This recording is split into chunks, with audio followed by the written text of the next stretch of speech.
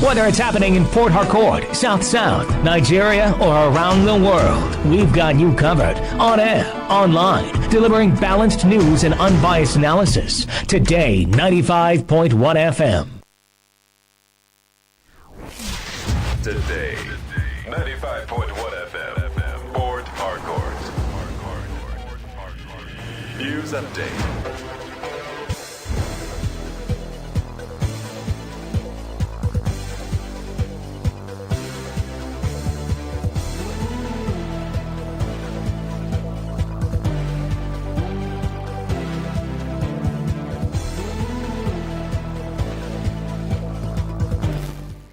Good afternoon. Here's a business news update on Today 95.1 FM. I am Anastasia Benjamin. Dangote Group has dismissed a viral publication alleging that its president, Aliko Dangote, distanced himself from Tony Elumelu and financed the Dangote Petroleum Refinery through personal borrowing from friends. In a statement issued today by the group Chief Branding and Communication Officer Anthony Chijina, the company described the report as false, malicious, and a deliberate distortion of facts. Chijina said the organization and its president never made the statement being circulated online.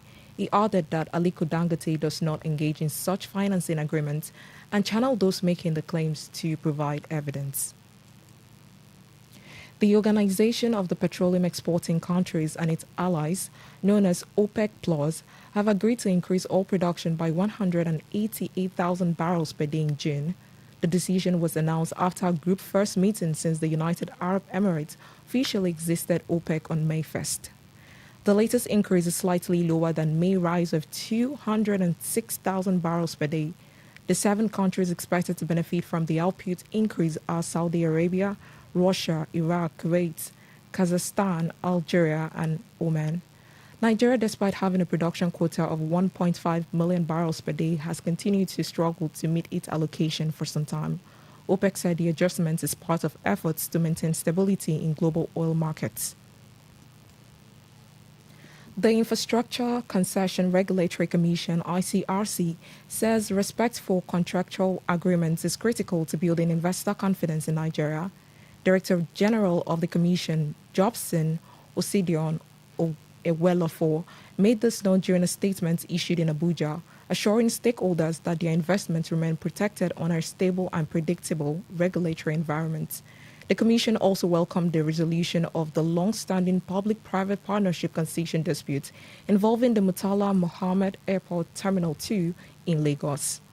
Osidion Ewelofo said the development sends a strong message to local and foreign investors that Nigeria remains a reliable and credible investment destination. He added that the presidency demonstrated commitment to the rule of law through a coordinated process involving the Federal Ministry of Aviation and Aerospace Development, Coordinate Aviation Service Limited, and the ICRC. The Chartered Institute of Forensic and Certified Fraud Investigators of Nigeria has asked Nigerians to adopt a forensic-driven governance. CIFCIN said the move will strengthen accountability, transparency, and curb leakages. Speaking at the induction of fellow and licensed practitioners held alongside the Institute's 4th Annual General Meeting in Abuja, Eliasu Gash Shinbaki, founder and chairman of the governing council, warned about the rising financial crime risks. He said the financial crime have become more sophisticated, technology-driven, and transitional, while Nigeria continues to face challenges such as public finance leakages, weak project execution, and rising debts with limited development outcomes. Gashkin Baki, represented by Johnson Oluwata, first vice president of the institute, said over 6,000 professionals have been trained since the institute received charter in 2022. He also participated that emerging threats such as cybercrime and cryptocurrency fraud require constant skill upgrades. On the foreign scene, Turkey's inflation rate has risen again, with official figures showing annual inflation climbed to 32.37% in April, up from 30.9% in March. The data released by the Turkish Statistics Agency came in higher than market expectations, signaling renewed pressure on the country's economy.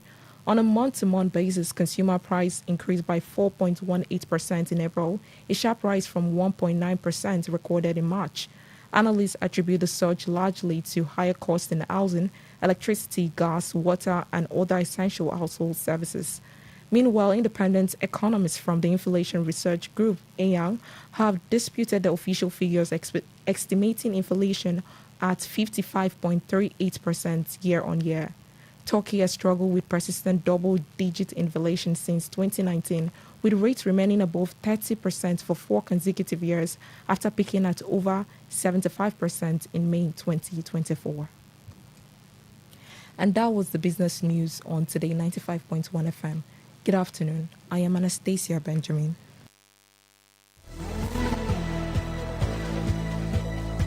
Today's news, today's entertainment, today's sports, today's issues. Today on Today 95.1 FM, Port Harcourt. Talk radio. I listen to a lot of talk radio. 95.1 FM. Here's the breakdown from BBC Pidgin.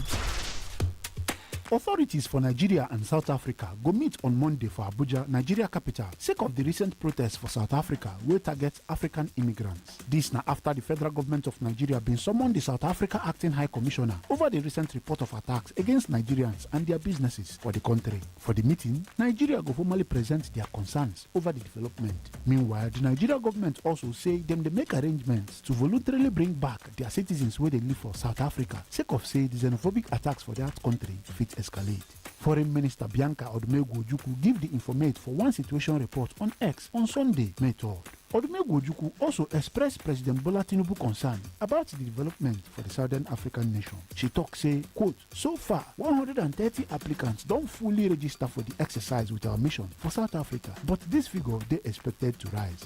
She say another demonstration they planned for May 4th to 8th, 2026, and President Bola Tinubu don't direct say make the situation they monitored very closely. At least 2 Nigerians don't die so far because of the crackdown on the people where them consider illegal immigrants for South Africa. Many also they face threats for several parts of the country, and these don't raise concerns about the safety of foreigners, especially business owners. Nationals from other African countries such as Ghana and Ethiopia don't also express discomfort with the ongoing situation. Ghana being also summoned South Africa top envoy over such cases of harassment and intimidation against their citizens and other African migrants. Meanwhile, South Africa President Cyril Ramaphosa being condemned the xenophobic attacks, but also cautioned foreigners to respect local laws. Enter bbcpidgin.com for more to read and follow us on top all our social media platforms, including our WhatsApp channel. That's not the breakdown From BBC Pidgin. Talk radio. I listen to a lot of talk radio. 95.1 FM. Let's take you into a realm, another dimension, a reality of higher intelligence, discovery, and quantum possibility. Tune in every Monday, 1 p.m. to 2 p.m. on this station and be part of this journey as we address issues that relate to you and your tech life. It is Today's Tech Show on your premium talk, news, and sports station. Today, 95.1 FM.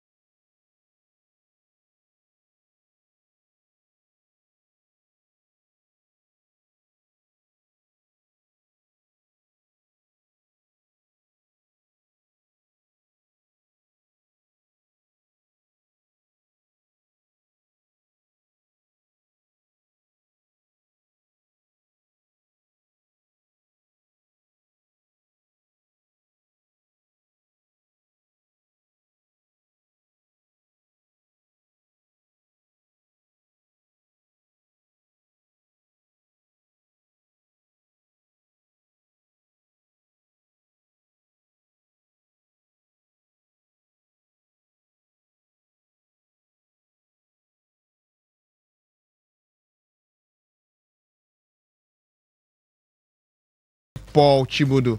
On the show today, reps move to extend phone number recycling window to protect users. Nigeria adds over 650,000 new internet users in March. Plus, fiber cuts disrupts telecom services as operators back dig once policy. We also hear that over 600 Nigerians benefit from 3MTT digital skills programs. On the Tech Talk segment, I'll be joined by my second guest to discuss, can Africa build its own AI ecosystem? All this and more you'll be getting from the show today. Just stay with us. After the break, I'll be giving you the tech trivia question for this week, where you stand a chance of winning our recharge card. Just stay with us.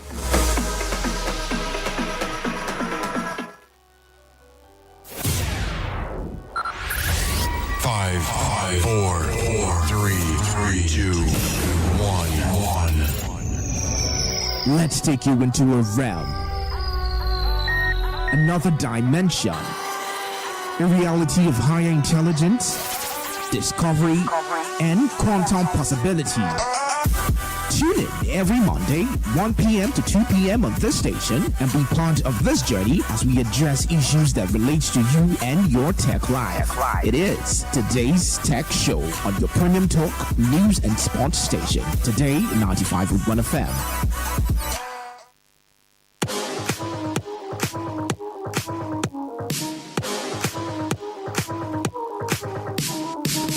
Yeah, thank you for staying with us on the show this week. Now, our tech trivia question for this week, we're asking you, what was the first country to officially appoint a minister of artificial intelligence?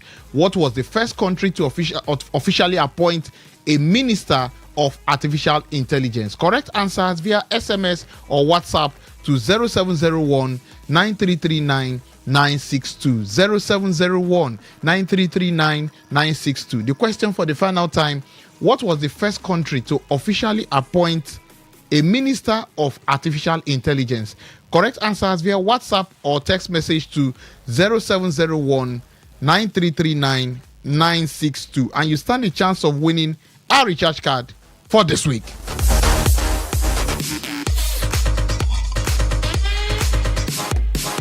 We move straight to the tech trending segment, where we hear Nigeria's House of Representatives is considering extending the time frame before inactive phone numbers are reassigned to new users.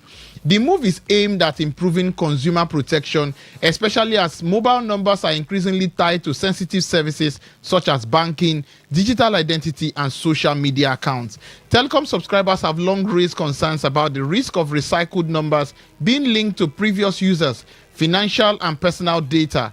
Lawmakers believe extending the recycling period will reduce fraud, identity breaches, and unauthorized access to digital platforms. If implemented, the policy could force telecom operators to revise their number management system, balancing efficiency with stronger data protection standards in Nigeria's growing digital economy. I'm joined in the studio by Charles Atta, digital strategist.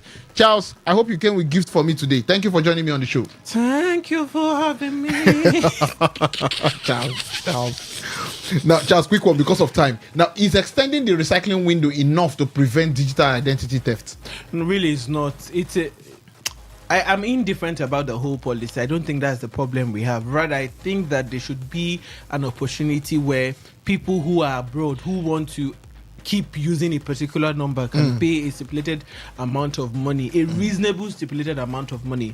I use Kenya, for instance. If you are a Kenyan in diaspora, you pay about $50 to keep your line active for 2 years, whether you recharge or not. So we can have that. I mean, $50, that's not even up to 80,000 naira.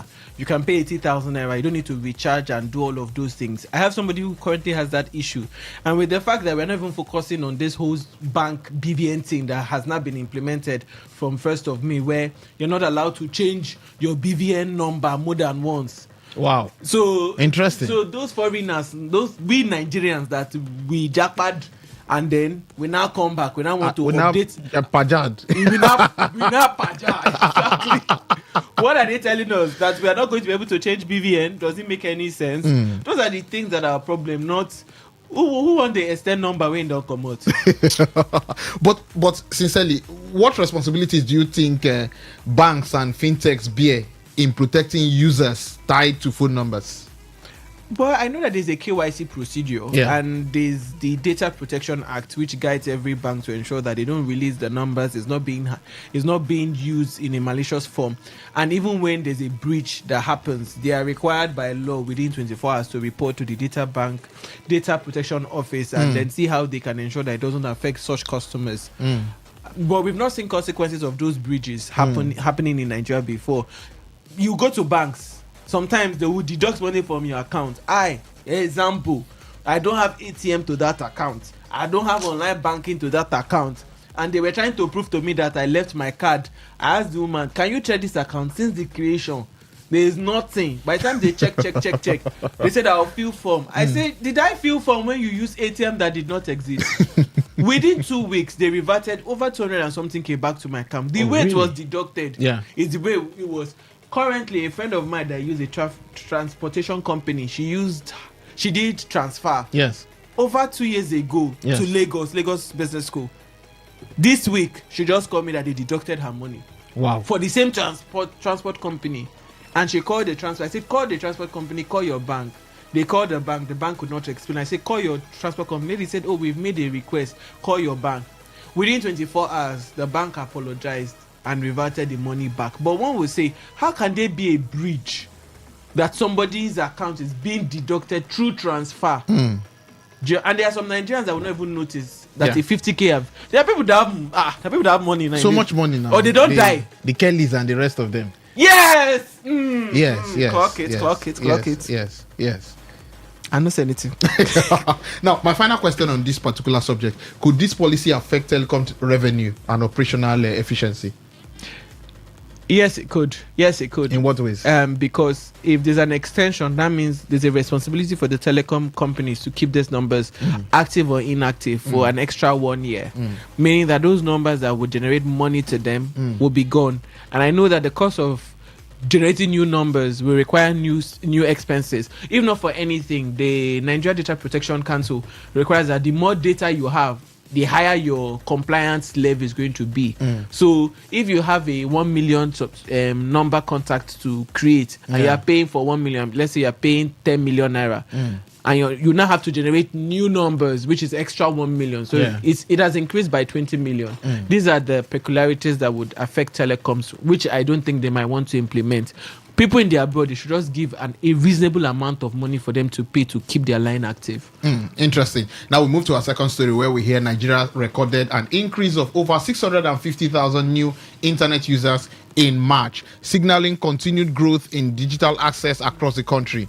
The rise reflects expanding mobile broadband penetration and ongoing demand for online services, including streaming, fintech, and e-commerce. Despite this growth, concerns remain around the quality of internet access, affordability, and uneven distribution between urban and rural areas. While more Nigerians are coming online, the experience is not yet consistent nationwide. Charles, do you think this increased internet access automatically translates to economic growth? That's why they increase the data. You didn't ask the question. This internet, I don't know the data they are using, but me as a Nigerian that I am, not as a lazy Nigerian youth, but as a hardworking Nigerian youth, I know the reason why I have 2 new SIM cards to connect to internet is because the 5G they say they have, there's no 5G. There have been complaints recently. There's no 5G in my area. Let me be specific. Peter Delas will be no 5G. And one telecommunicator sold me a 5G device only for me to go. Do you know that there are still areas? There are still areas, Charles, that still complain about 4G services. Go ahead. There are still areas that still complain about 4G services. Yes, 4G. Do we have a 4G actually? That's the question people are asking. When you go abroad and you see 4G, you know that what we have is not 4G, it's 3.7G that we're using. But joke apart, I don't think this is anywhere reflection of economy. In fact, I would say that this is a reflection of a failed system when it comes to internet connectivity. And the reason why people are getting more devices, more internet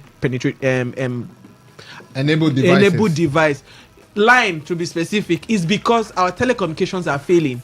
Just the other day, somebody went to one of the telecoms to complain that he paid for 1 terabyte and it finished. Unlimited is no longer unlimited. I'm speaking from personal experience. I have 4 telecom users in my house. 4.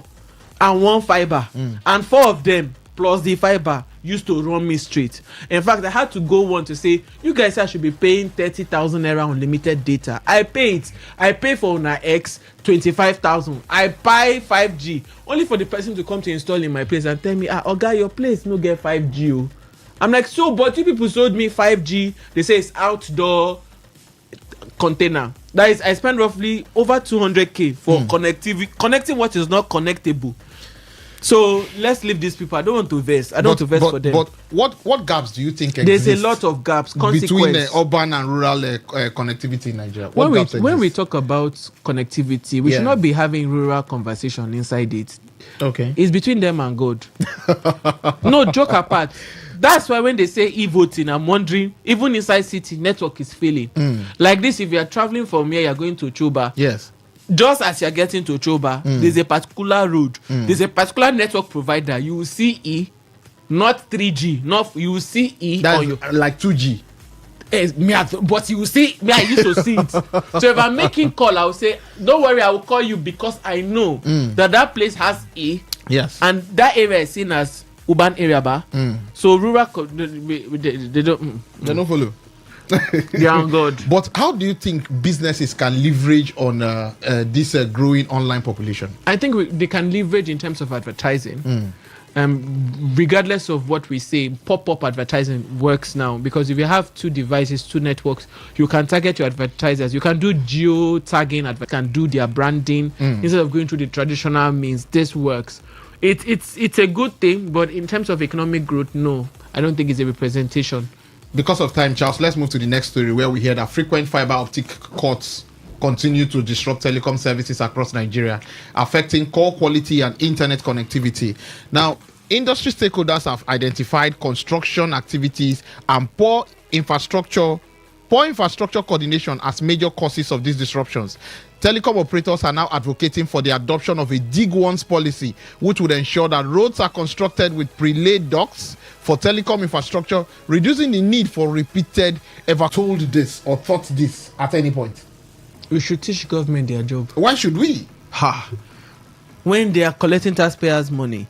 And you know the funny thing, the MBS, the telecom agencies, intergovernment bodies have released report that shows that governments are 70% the reason why we don't have good internet and core connectivity in the country. Why? Because they award projects without doing due needs assessment diligence, aka Lagos Calabar Express way. I'm not here for that conversation. It's Exhibit 101. We have entered courtroom. They award contracts and destroy fibers. 70% is not my data, it's their data. Yeah. They realize that most contractors, when they are constructing, they don't factor the fact that these fibers passes these areas, and therefore, in terms of construction, they destroy these fibers. So yes, there's theft and all of those things, but 70% of construction is the reason why we have poor internet connectivity. Policy-wise, we've not seen any contractor, I don't know who would arrest who. Because if it's a government contractor that destroyed the fiber, it means that it's a government police that is going to go and enforce, and then it's going to be the judicial system, this same government, federal or state. So when money is involved, when billions and trillions is involved, who is going to enforce who? Me, the common Nigerian youth. I really want to go and enforce the law.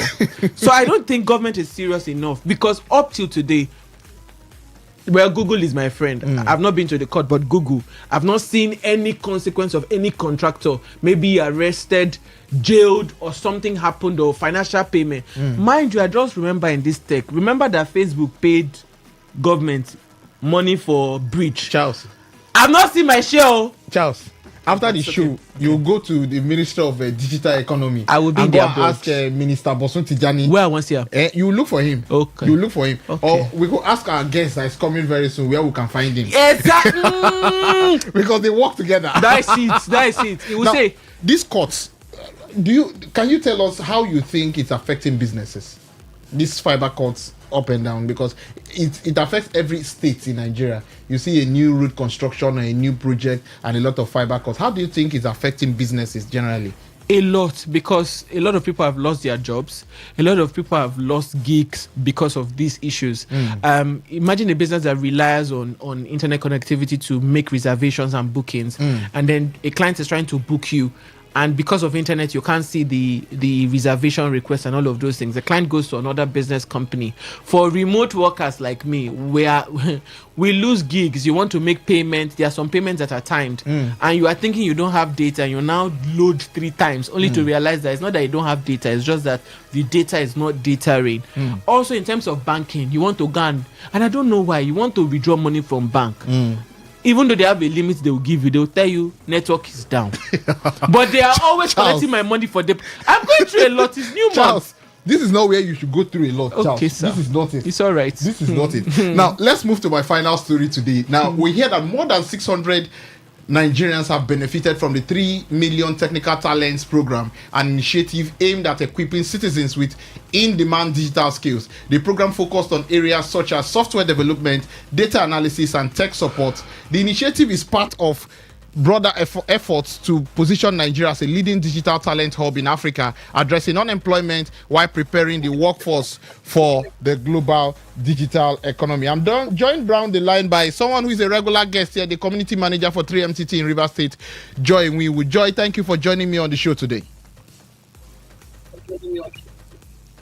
Thank you so much for having me, Paul. It's always a delight to be on your show. Interesting. Now, is the 3MTT program sufficient to meet Nigeria's tech talent demand?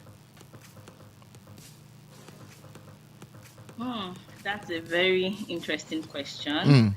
But let me start by saying that, yes, the numbers speak volume about the appetite or interest for digital skills in this country, because as the 3MTT program, and particularly this cohort, the next gen cohort, received several submissions from across the 36 states and the FCT for just this impact challenge alone. And when the applications first opened, over 1 million registrations, if I'm not mistaken, a lot of registrations came in, right, exceeding the initial target of the 3,000 trainees. That's referring to the 3MTT program now. And that even tells you the demand for tech talent and skills is real. Now, the question on whether this program is sufficient on its own, I would say that, to be very honest, no single program can really be, because when you look at Nigeria, the population of Nigeria, you look at the tech positions we have around the tech industry or tech ecosystem, there are more than half of Nigerians youth are unemployed or underemployed. But then what I would say that 3MTT is not just designed to be the only solution. It's designed to be that national infrastructure for talent development. And so far we are doing really great on that. And here in Rivers State, I've even seen how much the program is creating that pipeline that did not system building and not just like the numbers or the head count. So I would say that we're in the right direction on that. Joy, because of time, in 60 seconds, can you answer 2 questions at the same time? Now, how can graduates transition from training to actual employment? And also, what's the role of private sector partnerships in scaling this initiative? If you can just try to do this in 60 or 70 seconds, I would appreciate. Okay, so from very quick, and from what I'll say that from what I've observed, first of all, what we need is like structured internships and pathways into, opportunities. The 3MTT program, which is roughly 12 weeks, gives the people in the program the foundation, but it's not enough. We need, to strengthen our job matching infrastructure and even integrating AI-driven learning right into what we do. And maybe to your second question, I'll say that private sector involvement is not optional. It is very necessary. And the good news is that it's already there. 3MTC tries as much as possible to partner with private sector organizations. And also, I want to also challenge the private sector in Rivers State that, investing in talent or in people is not just the work of the government. It's something that everyone, both the public and private sector alike, are to contribute to. So just to keep it brief, I think that's what I'll say. Joy Wiwu, Community Manager for 3MTT in Rivers State. Thank you for joining me on the show today. Thank you so much for having me. Charles, before we run off, what do you think about 3MTT? A graduate of 3MTT, so I can say I'm an alumni. So I'll just end by saying it's a good project, but I think that they've not met their targets and they can do better in terms of transitioning from graduates to actual employment. And in terms of the numbers that they've given out, 600 is good, but it's very poor. For the budget that 3MTT has stated, and for the impact that they say they want to impact, the number is not numbering. But it's a good one. At least this is one of the few federal government projects when it comes to tech that we can say is actually giving some sort of positive report. Charles Atta, digital strategist, thank you for joining me on the show this week. Thank you for having me. After the break, I'll be joined by my next guest and we are discussing, can Africa build its own AI ecosystem? That's the question I'll be asking him. Just stay with us. We'll be right back.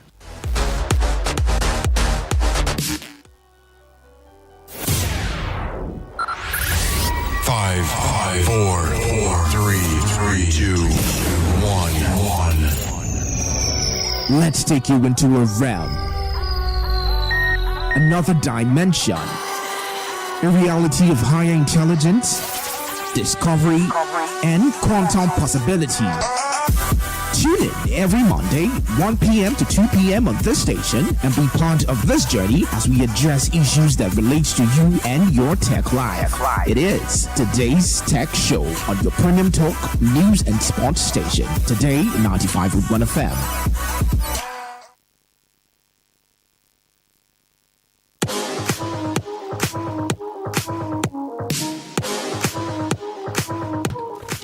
Thank you for staying with us on today's Tech Show, and we are now on the Tech Talk segment of the show.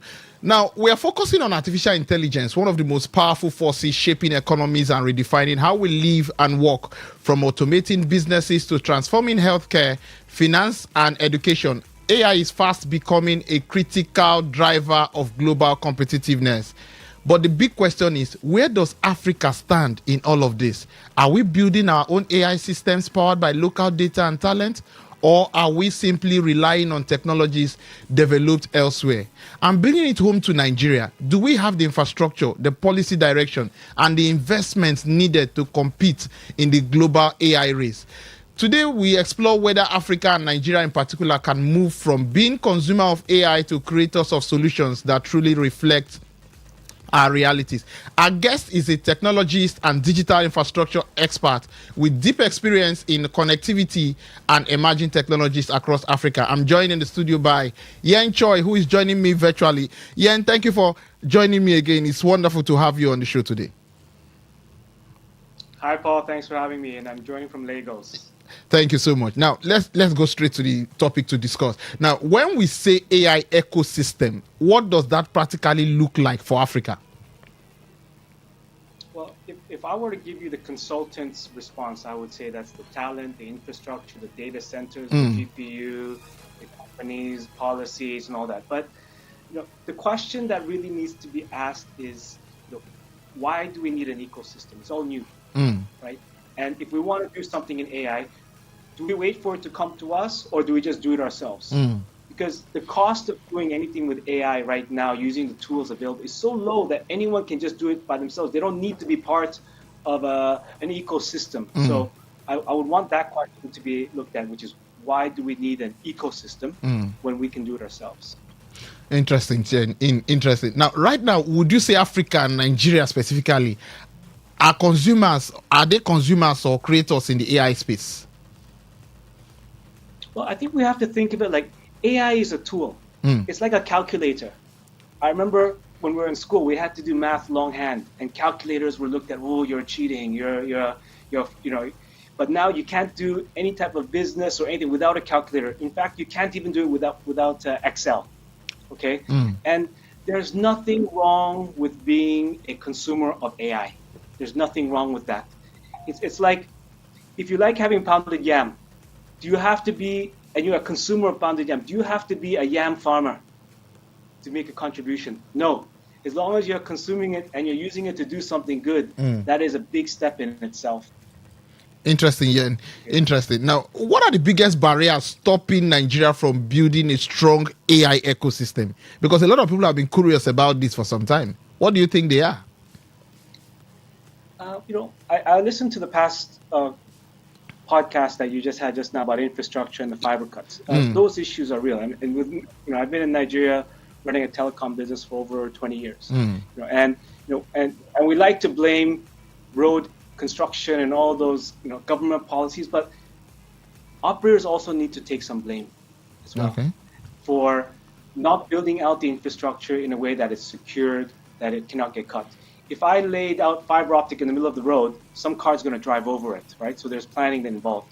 And so infrastructure itself is a big concern. If you do not have internet access, it becomes very difficult to access AI resources. It's not to say it's impossible. You still can.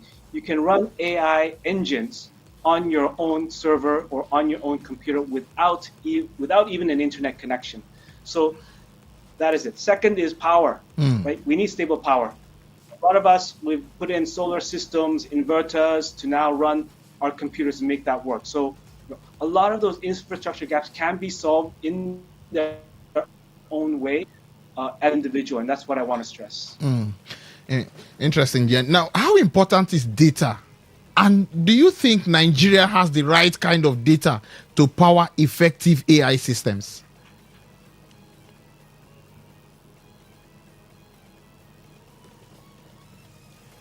Yen, are you there? Did you get my question, Yen?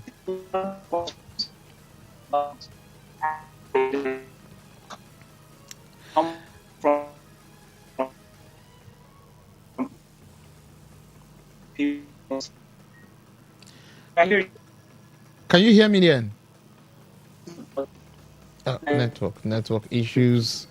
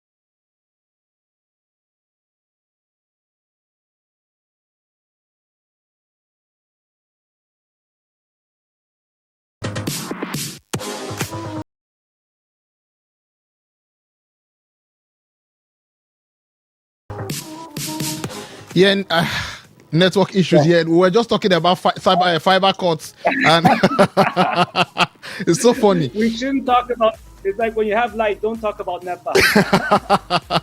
Now, let me ask you that question again. I said, how important is data? And do you think Nigeria have the right kind of data to power effective AI systems? I'm going to be very blunt. I think when people ask that question, they haven't used AI yet. They haven't used it yet. So, 90% of the things that we need to do in Nigeria with AI, we can do it without the Nigerian data. Obviously, let's solve 90% of the problems first. Once we do that, there's that 10% of the problems that we solve using very, very specific data trained on the nuances of Nigeria. Generally speaking, a lot of problems that we solved using AI depend on global data. So that's my view on that. I just hope if you can repeat it, because there was some slight network issue while you were giving that point, so that people will understand what you talked about in terms of data.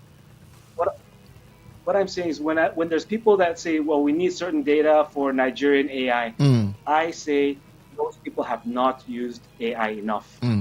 Okay, because with global data, we can solve 90% of and do 90% of things we want to do that AI is capable of doing. Let's focus on what we can do and focus less on what we cannot do. And every time I speak to somebody about AI, they always say, oh, but AI can't do this, AI can't do that. And a lot of times they're right. But that's today. Next week, it can do it. So we need to now focus on, let's use it to be productive. Let's use our calculator to set up a business. Let's focus on the tool. But are we becoming too dependent on foreign AI tools and platforms? And do you think, or what sort of risk do you think that poses for a country like Nigeria? There was a recent military action in Middle East and Iran in the Middle East, and they bombed data centers in the UAE, around the surrounding area.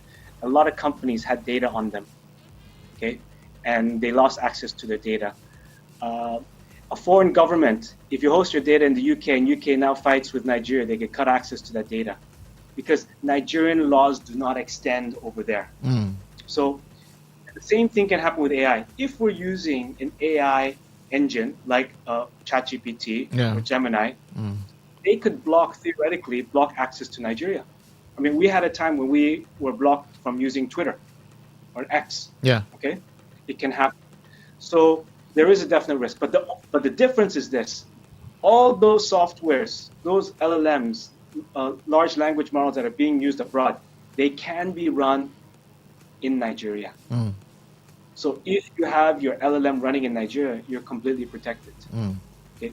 In terms of capability, they're almost exactly the same. So we can do it here. It's just a matter of, do you have the computer that can run it? Is it large enough to do the large model that you need that's needed? So I don't think we're too dependent.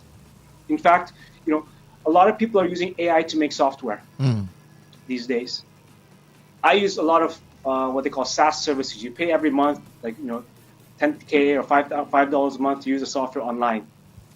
I've eliminated over half of the softwares I use because I used AI to make the software so I can do it myself. Okay. So AI is now making software that uses AI. And so are we being dependent? Yes, today, but maybe not next year, because we will start developing those softwares to use in-house within the country. Interesting, Chen. Interesting, Yen. Now, how does Nigeria's internet infrastructure affect its ability to develop and deploy AI solutions? Internet is key. Like, this question is like asking, how does Nigeria's electricity infrastructure, or how does the roads affect the development of anything? Right? Energy, key, roads are key.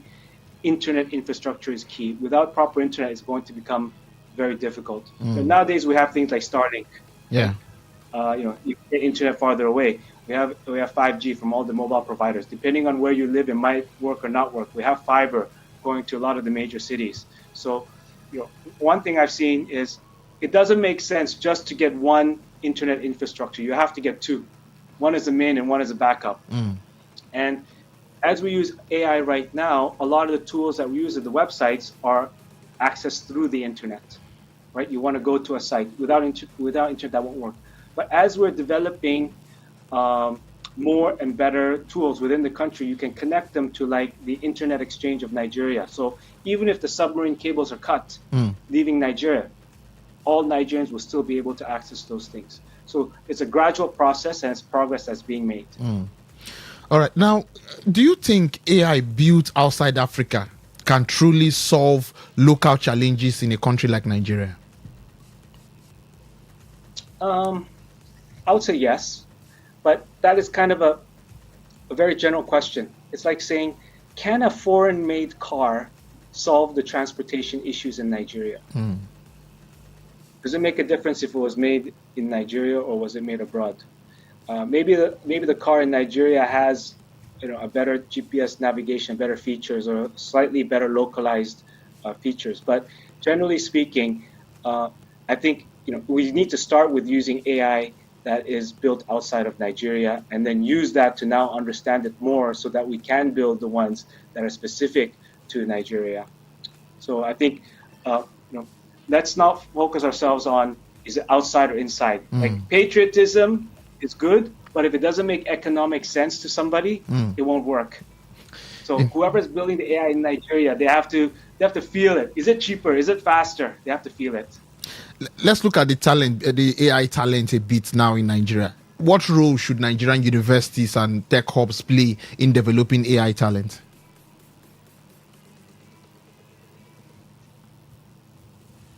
Can you hear me? Ian, did you get my question? Are you there, Ian? Can you repeat the question? Okay, now Yeah, can you repeat the question? I said, what role should Nigerian universities and tech hubs play in developing AI talent? Okay. You know, my mother and father are both professors. Okay. I grew up in an academic family. Okay. My siblings, they have PhDs. I'm the only one in my family that doesn't have a PhD. Okay. And so my father calls me every day and says, "Yen, when are you getting your PhD? You're not contributing to society. Nobody will respect you unless you have a PhD." So they're very education centric. But my personal view is the education system today is broken. Not just in Nigeria, globally, right? To spend 4 years to learn so many different topics, and when you graduate, you can't even get a job. That's the problem. So how do we solve this? Is that AI is relatively new. If a teacher is supposed to teach AI, when did they learn it? And whatever you're going to learn is going to be what they've learned. It's old.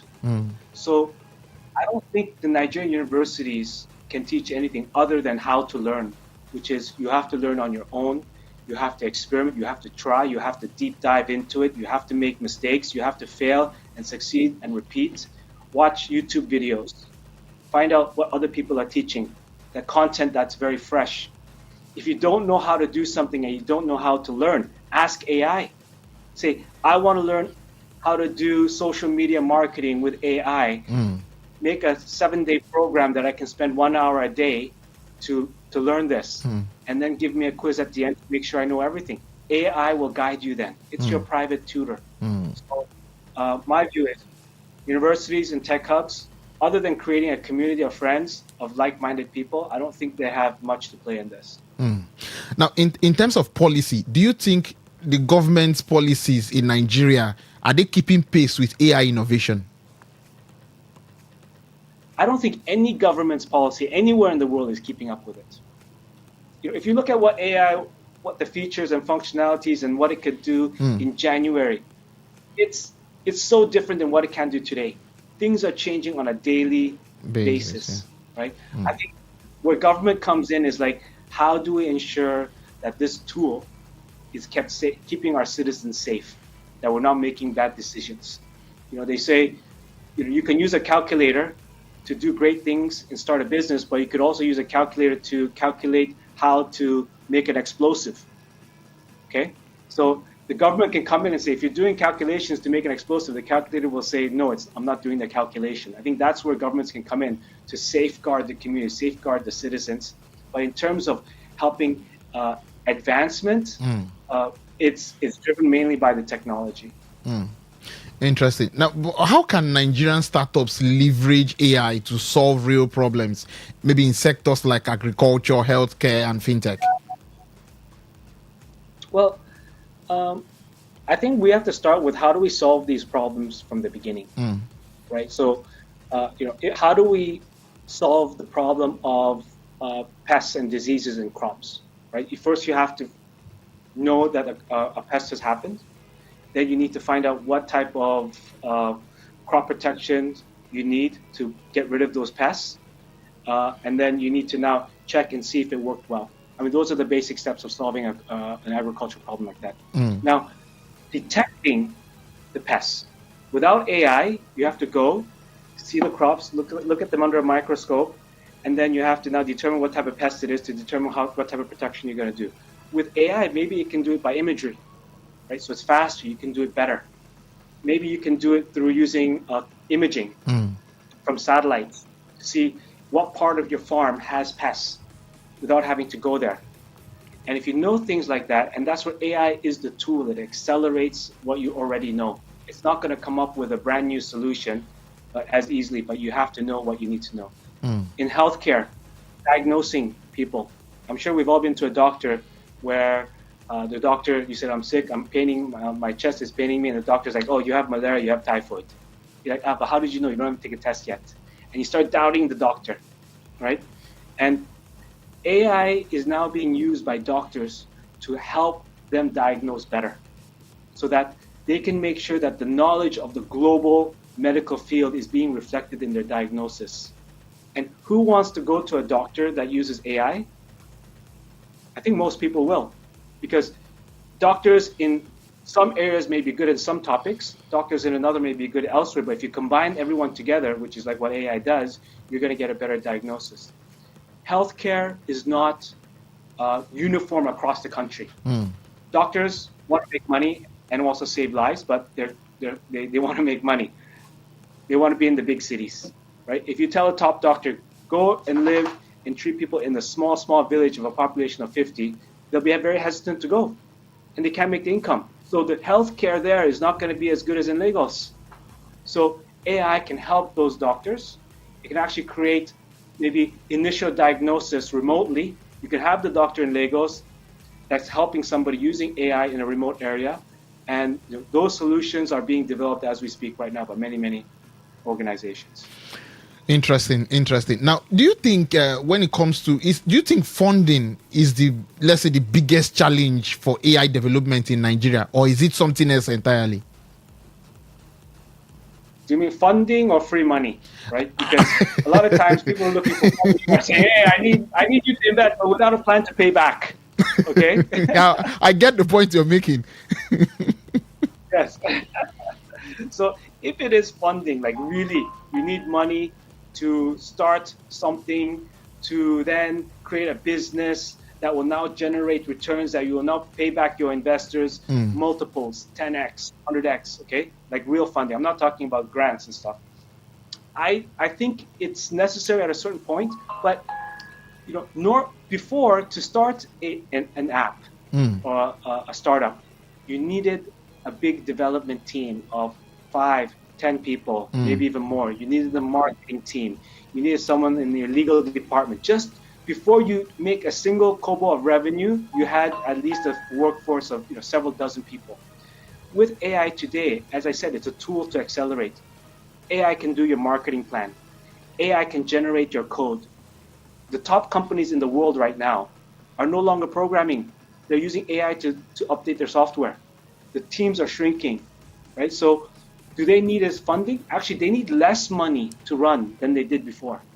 And we're at an age now where we see companies that are one founder companies, so one person generating $1 billion company. That's 1.5 trillion naira company. One person, because what they've done is they've made all their employees and all their specialists AI. The only thing that they're paying for is the usage of the AI, which they could use it online or run it themselves locally. And even at my desk right now, I've got different LLMs running on various computers doing different tasks. It saved me so much time. So much, in fact, I don't want to deal with people anymore because I never forget. I get things right most of the time. Interesting. Now, do you think, or should Nigeria focus on building its own AI models or adapting existing global technologies to local needs? I would say start with adapting technology to meet local needs. Nigeria is one of the top countries on this African continent in many aspects, right? Strongest workforce, the greatest, fastest growing economy, most natural resources. Nigeria, everything, culture, right? We've got great culture. So a lot of African countries look up to Nigeria to see what is possible. So as Nigeria needs to be the role model to say, let's use the existing technologies to create and solve problems which are big, which can be applied across the continent. And that's where the start should be. As I said, using other systems, you can solve 90% of most problems. So let's do those big steps first. Interesting, yeah, and interesting. You're really making great points here. Now, how important is our cloud and edge computing in making AI accessible across Nigeria, including maybe rural areas? So what is cloud? Cloud means it's a server that's somewhere where you don't know, that's connected to the internet. It could be a server in Abuja, it could be a server in London, it could be a server in Dubai. We don't know where it is. Like your iCloud, like your Gmail. Where is your Gmail stored physically? Nobody knows, right? It's called a cloud. So in order to use cloud, you need a connection coming to your device, and that is the internet. Okay, and that can be unreliable. It can cost a lot of money, and that's where edge comes in. Edge means closer to where your computer is. And edge could mean a computer in your office network. It's there. Can we run AI in your office network? Yes. Will you need internet to use it? No. So if you're talking about very remote communities without internet, all they need is a computer, and they have access. They can get almost the same responses that you would get using of ChatGPT. You can use that computer to start generating software for you to solve problems without even internet connection. So edge computing is very key. We need to bring that AI closer to the people, but in an economical way. Not many people can afford the brand new server that costs millions of naira. So when you have that in a small community, they can share it. Interesting. One of the things I wanted to say is like, how do we have a Nigeria free AI LLM accessible to all Nigerians for free? And I did some calculations. It's going to cost the price of maybe 2 diplomatic missions to go visit another country in the transport, hotels, and all that stuff. And it will be free for everybody. That's quite cheap. That help everybody? It's very cheap. Yes. Yes. To start. It will grow, but to start, right? And so we will have our Nigeria GPT. Yeah. And if you have any questions about agriculture, about medical, you can ask it, and you'll get the answer. It'll be free, right? Interesting. And it doesn't cost much money to start. We can do it. Interesting, yeah, interesting. My final question to you. In the next 5 or 10 years, what would success look like for Nigeria within Africa's AI ecosystem? 5 years is a long time. It's been growing so fast. Like, it's hard to predict what's happening next year. But I would say what success looks like is Nigeria is known for creating innovative solutions that work, that help people, that makes lives better, that makes people more financially buoyant. There's going to be so much abundance of finances, of income from organizations who leverage AI that they can share it with everybody else. So can you imagine a few companies making so much money, they don't even know what to do with it. Now they're providing grants, giving funding to different states, helping children go to school, helping them with education, building new roads. Like, that will become the future of where we should be.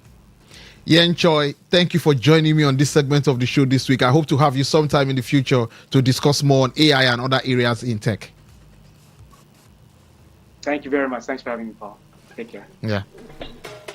So that was Yen Choi. He joined us all the way from Lagos to discuss AI ecosystem. Before I run off, happy birthday to my friend Purity James. Happy birthday to you. Wishing you all the best now and in the future. That's the show for this week. Talk That Talk is after the news at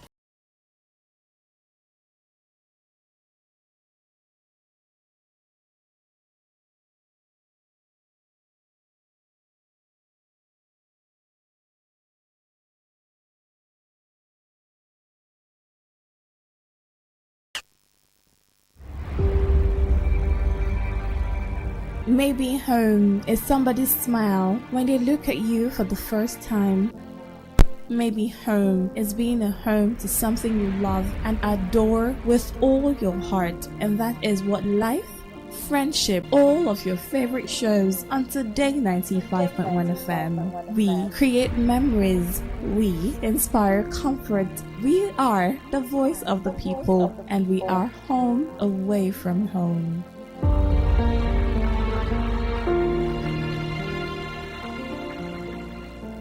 Whether it's happening in Port Harcourt, South, Nigeria, or around the world, we've got you covered. On air, online, delivering balanced.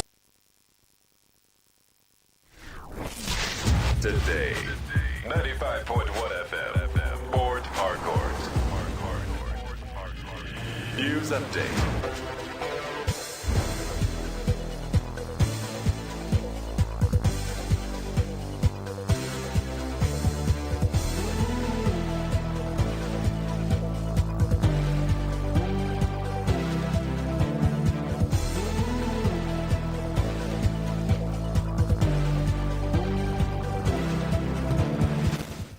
Good afternoon.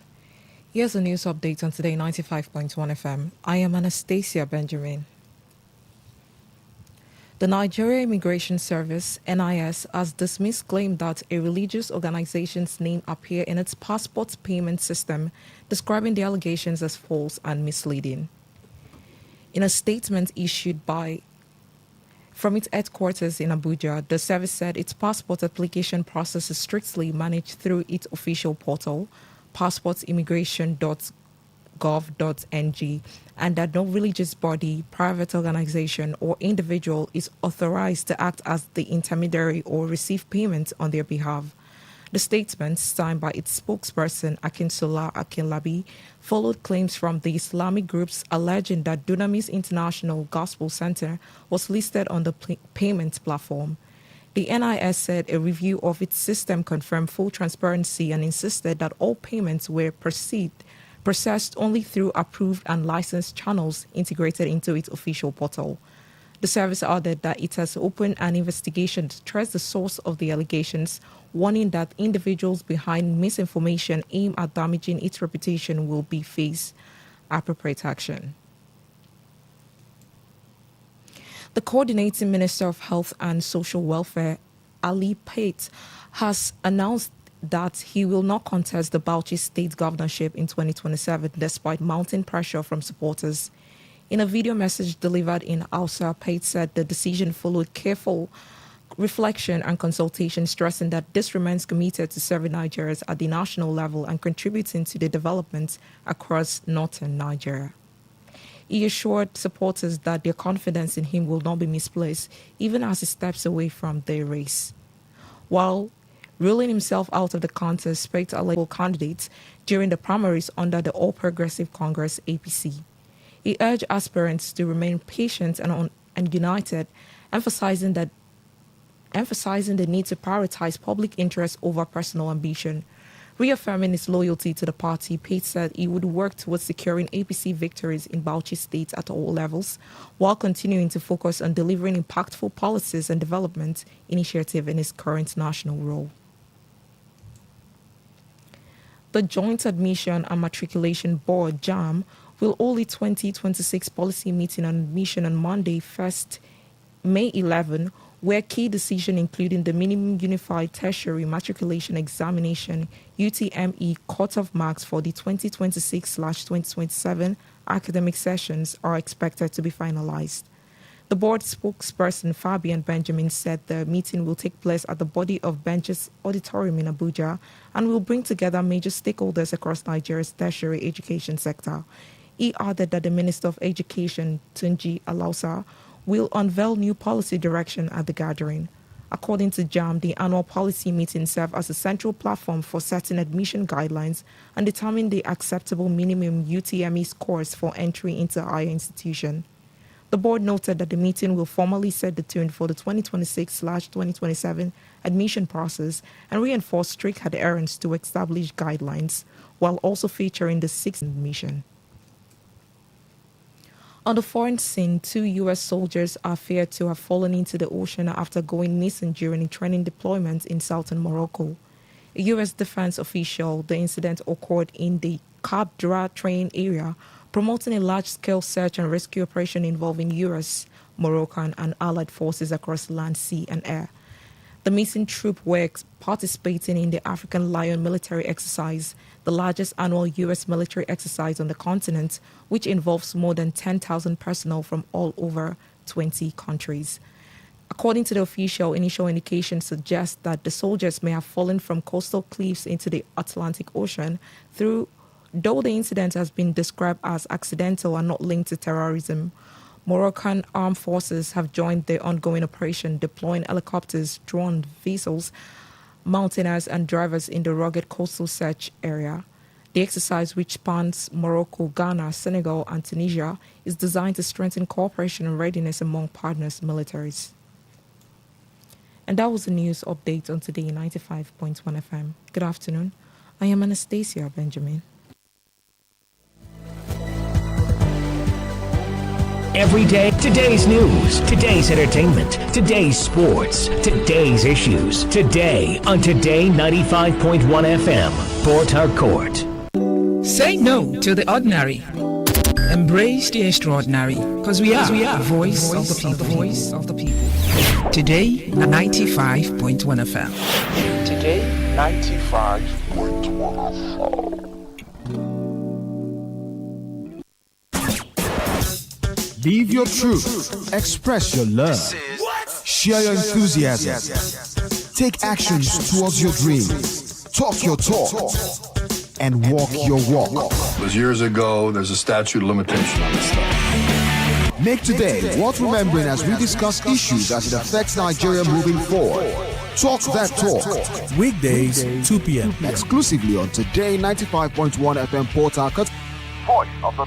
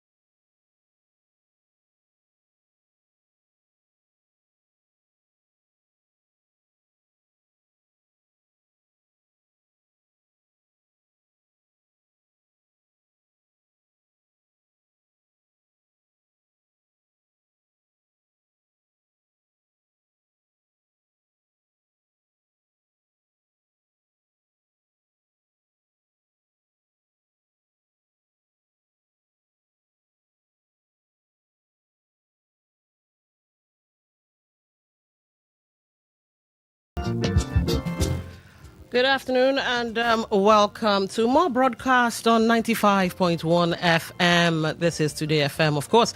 My name is Dawn Wilson. It's 7 minutes past 2.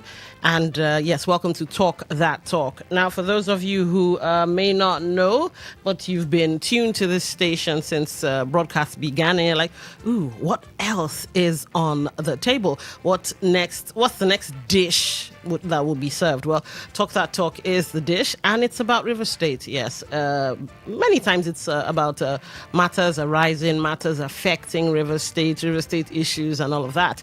So yes, if you love River State and you enjoy a bit of politics, then this is the place to be. All right, so let's start the show off. You guys already know, I usually say there's a method to my madness, and sometimes I say I'm going to take you on the rigmarole, and today will be no different.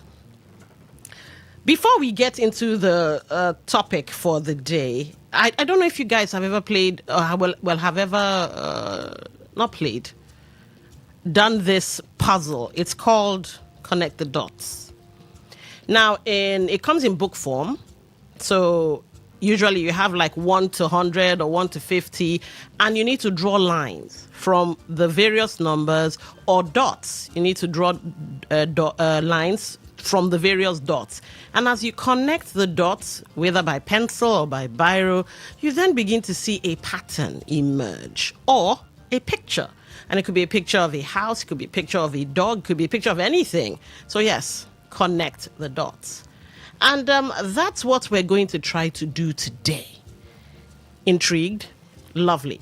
Now, as the intrigue and the conversation continues, and you find that you want to be part of the conversation because, well, your interest has been piqued, here are the numbers and our social media handles to be part of the show. 0810-9510-951. 0810-9510-951. For text messages, voice notes, and WhatsApp messages as well, 0701-9339-962.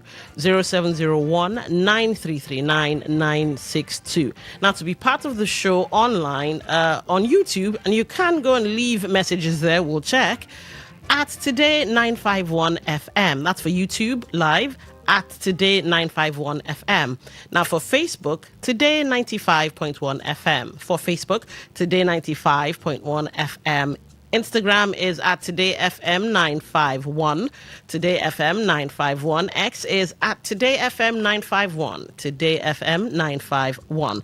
We are also on Twitch, TodayFM951. Now, for those of you who like to enjoy the show online, you're not really particularly interested in visuals, but audios, all right. www.todayfmlive.com. That's the website, www.todayfmlive.com. Right in the middle of your screen, you should see Listen Live. That's it. Just tap Listen Live, you're in. For app lovers, Radio Garden and radio.org.ng. All you need to do is Today 95.1 FM. Now, for those of you who might be like, ooh, I'd like to listen through an app. Well, Google Play Store or the Apple Store, and you find the apps in there. All right, now let's get into it. We've talked about connecting the dots, right? Okay. So some time ago, the president, President Bola Ahmed Tinubu, when some high-powered senators came to meet him in Abuja in the State House, and they were like, oh, we need automatic tickets for continuity's sake and this, that, and the other. And the president was like, oh, no. I'm going to paraphrase, of course. I'm not going to say it verbatim how the president said it. But, he said, oh, no. No automatic anything. I think even the national secretary of the APC or so came out and also said, no automatic ticket for anybody. So he said, go align with your governors. I'm paraphrasing. That's not how he said it, but well, that's the intent. Align with your governors. Your governors are the ones that have the power to do and undo. Your political career basically rests in the hands of the governors. So go and do the needful. Kiss the ring, as they say. Now, of course, days after that directive, or weeks, governors in various states ran with the directive. You have it happening in Gombe, you have it happening in Ebonyi, even in Lagos. Governors are beginning to endorse who they want, and they're beginning to bring out who they want, to the point where I think even Adelabu, the former Minister for Power, came out to say, oh, please, people should not do anything because I'm the, how do you put it? I'm the son of the president and all of that. So, yeah, he's fighting his own battle. So governors have gone to town with that directive. Now, the thing is, one would expect that, that means it's the same that should apply for River State because, well, Sir Simnilahi Fubara is the governor. But, let's cast our minds back to when the issue of state of emergency and the Wahala was we were in the thick of it, that the president said to the governor, for all things River State, APC, PDP, this, that, and the other, defer to the FCT minister. There was a time when the president said that. So maybe it doesn't apply to River State. It applies to any other state that doesn't have this River State issue, except River State. But anyway, let's move away from that. Small. Given that directive, given the silence in River State, because people are like, where's the governor? Why is the governor not speaking? The governor hasn't said anything, this, that, and the other. On the heels of defer and not deferring and all of that, we now heard that I think it was Abiante and some other people who, went and picked a nomination form on behalf of the governor. And they even said, that was last week, of course, they said they would be giving it to the governor on Friday. And I was expecting that, come Friday, would hear the governor say, oh, okay, because Rivers people have spoken or this, that, and the other, I'm going to run for office a second time and blah, blah, blah. Nothing happened on Friday. I was like, carry us along now. Are you running? Are you not running? Because it's a fact. Yes, the 1st of May, Daily Trust came out with their own post. They said, silence in Wike's camp as Fubara gets re-election forms. So just to read a little snippet, there is uneasy calm among the supporters of the Minister of the Federal Capital Territory, Nyesom Wike, in Rivers State over the purchase of All Progressives Congress expression of interest and nomination forms for the governor, Simnilahi Fubara, ahead of the 2027 elections. That's just a snippet. Because the part that struck me, uneasy calm, that's a kind of silence, by the way, uneasy calm. uneasy silence. Same way the governor is also being silent. I mean, it looks like we are in the era of silence, or we are in the era of, should I call it political silence? Okay, maybe we can call it political silence. Maybe we can call it that. But you see, the thing about silence, especially when it comes to politics, silence doesn't mean nothing is happening. Silence doesn't mean that, okay, everybody has forgotten about the politics and this and nobody wants to talk anything. No, that's not political silence, especially when it comes to River State. Many times silence in that regard means something is quietly being negotiated, something is happening underneath, and only the people who are moving in silence or moving in the dark maybe, or moving silently in the dark, know what's going on. Now, here's the thing. Given the silence, we were waiting for all of them to come out and talk, for reactions from, the usual quarters, and nothing is happening. Word on the streets. Something came out, I think either on Saturday or Sunday, depending on the site you're using. So this site has, let me bring out the news. This site has a picture of the former Obiakpo local government area chairman, Honorable Chijoke Ihunwo, and he posed with his APC assembly nomination form. Now, some people will tell you that, he is aligned. Let's use that word. He's aligned with the incumbent. Now, another blog post, Rivers lawmaker, Right Honorable Victor Okojumbo, has picked up the APC expression of interest and nomination form to seek a second term as member representing Bonny constituency in the Rivers State House of Assembly. Okojumbo said his decision was aimed at continuing his legislative achievements and developmental projects in Bonny constituency. He also appreciated Bola Ahmed Tinubu and Similaye Fubara for their support and leadership. And this was, according to this post, this was put up 16 hours ago. So between Saturday and Sunday, something happened. But wait, there's more. Now, according to, I'm not going to call their names, but a lot of blog posts have carried this. Word on the street, because this isn't in mainstream media, I checked.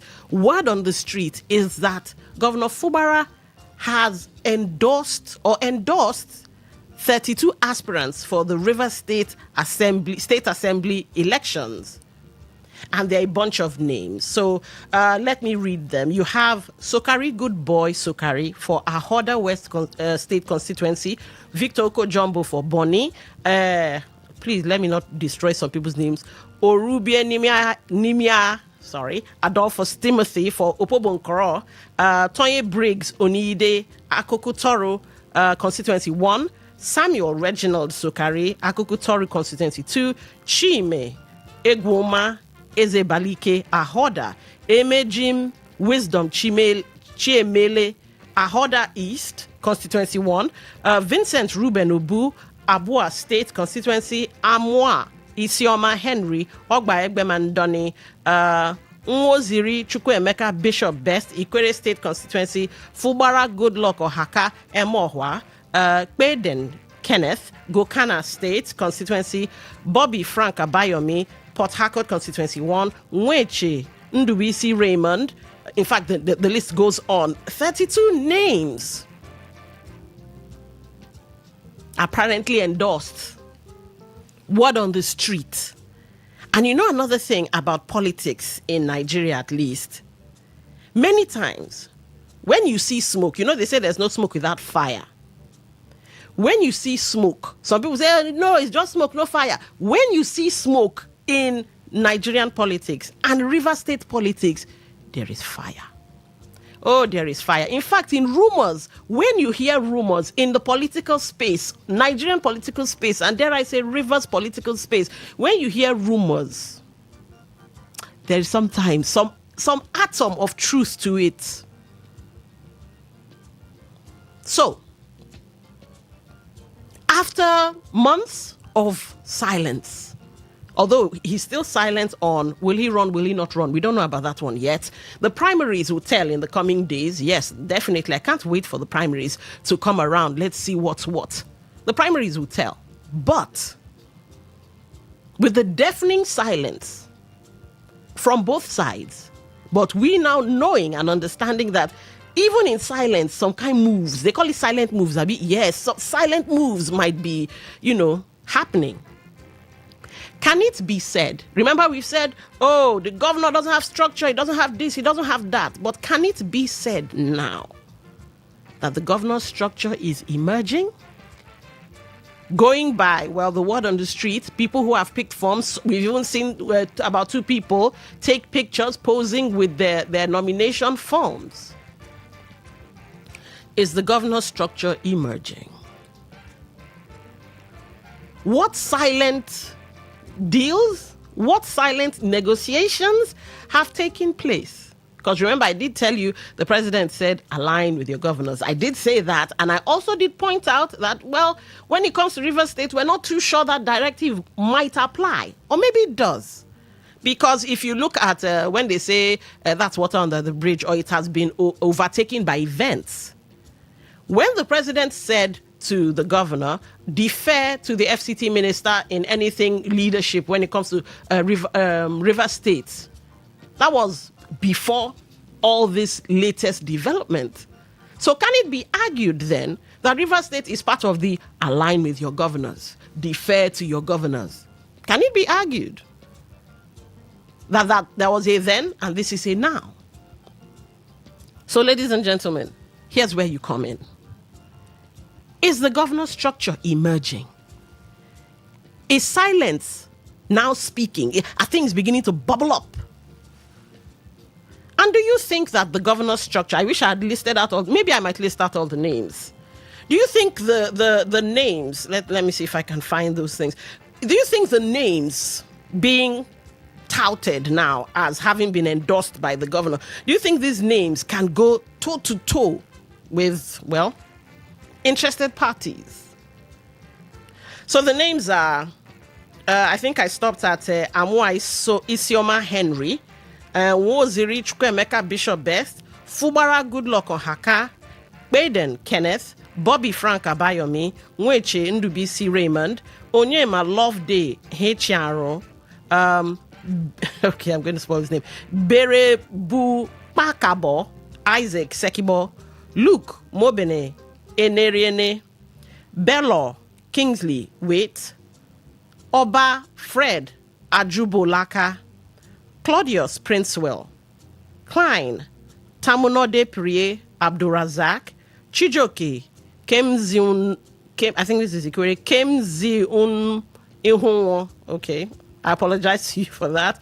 Chigozie MM, Morris Prince Lelesi, Jolly Benjamin Ingbo, Prince Acho, Tiger Enemenia Dumo, Ideye Granville, Gift Okere, Nwakwol Ala Paul, Prince Lezina Mbo, Chris Oke Ochije. Do you think they can go head to head?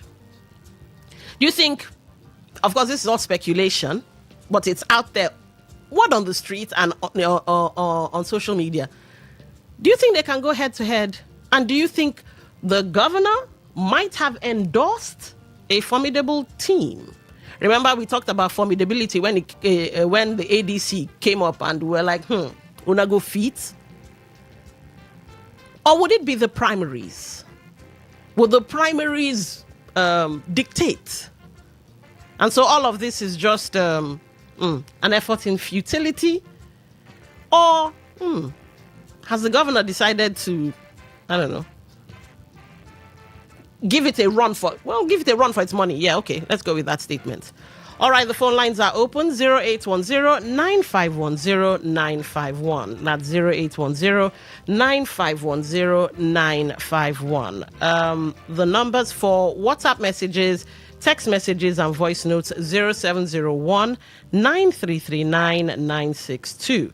0701-9339-962. Now remember, to be part of the show, All right, let's take this call, then I'll give out the social media handles again. Talk that talk. Welcome to the show. Hello. Yeah, this is Dixon calling from Uniport. All right, Dixon, go ahead. You have the floor. Yes, when you look at what is happening in the political scene, you see that the ministers' camp, they are losing out, both in the APC and in the PDP. And in the PDP, as also Fabara, people that are drowning, just looking for a way to sink every ship that belongs to. But the governor is in charge. We would like the silence of the governor, not talking out, doing his things the way he feel like doing it for the betterment of River State. So those that were fighting him, those that want to impeach him, bygone to all of that, they are no longer coming to the assembly. They should go and become former members of assembly.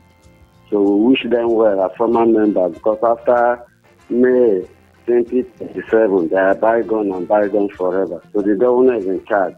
Everybody should stand behind the governor. The entire state should stand behind the governor. The governor is on course. He will take us to the promised land and will be much better than Abia State once again.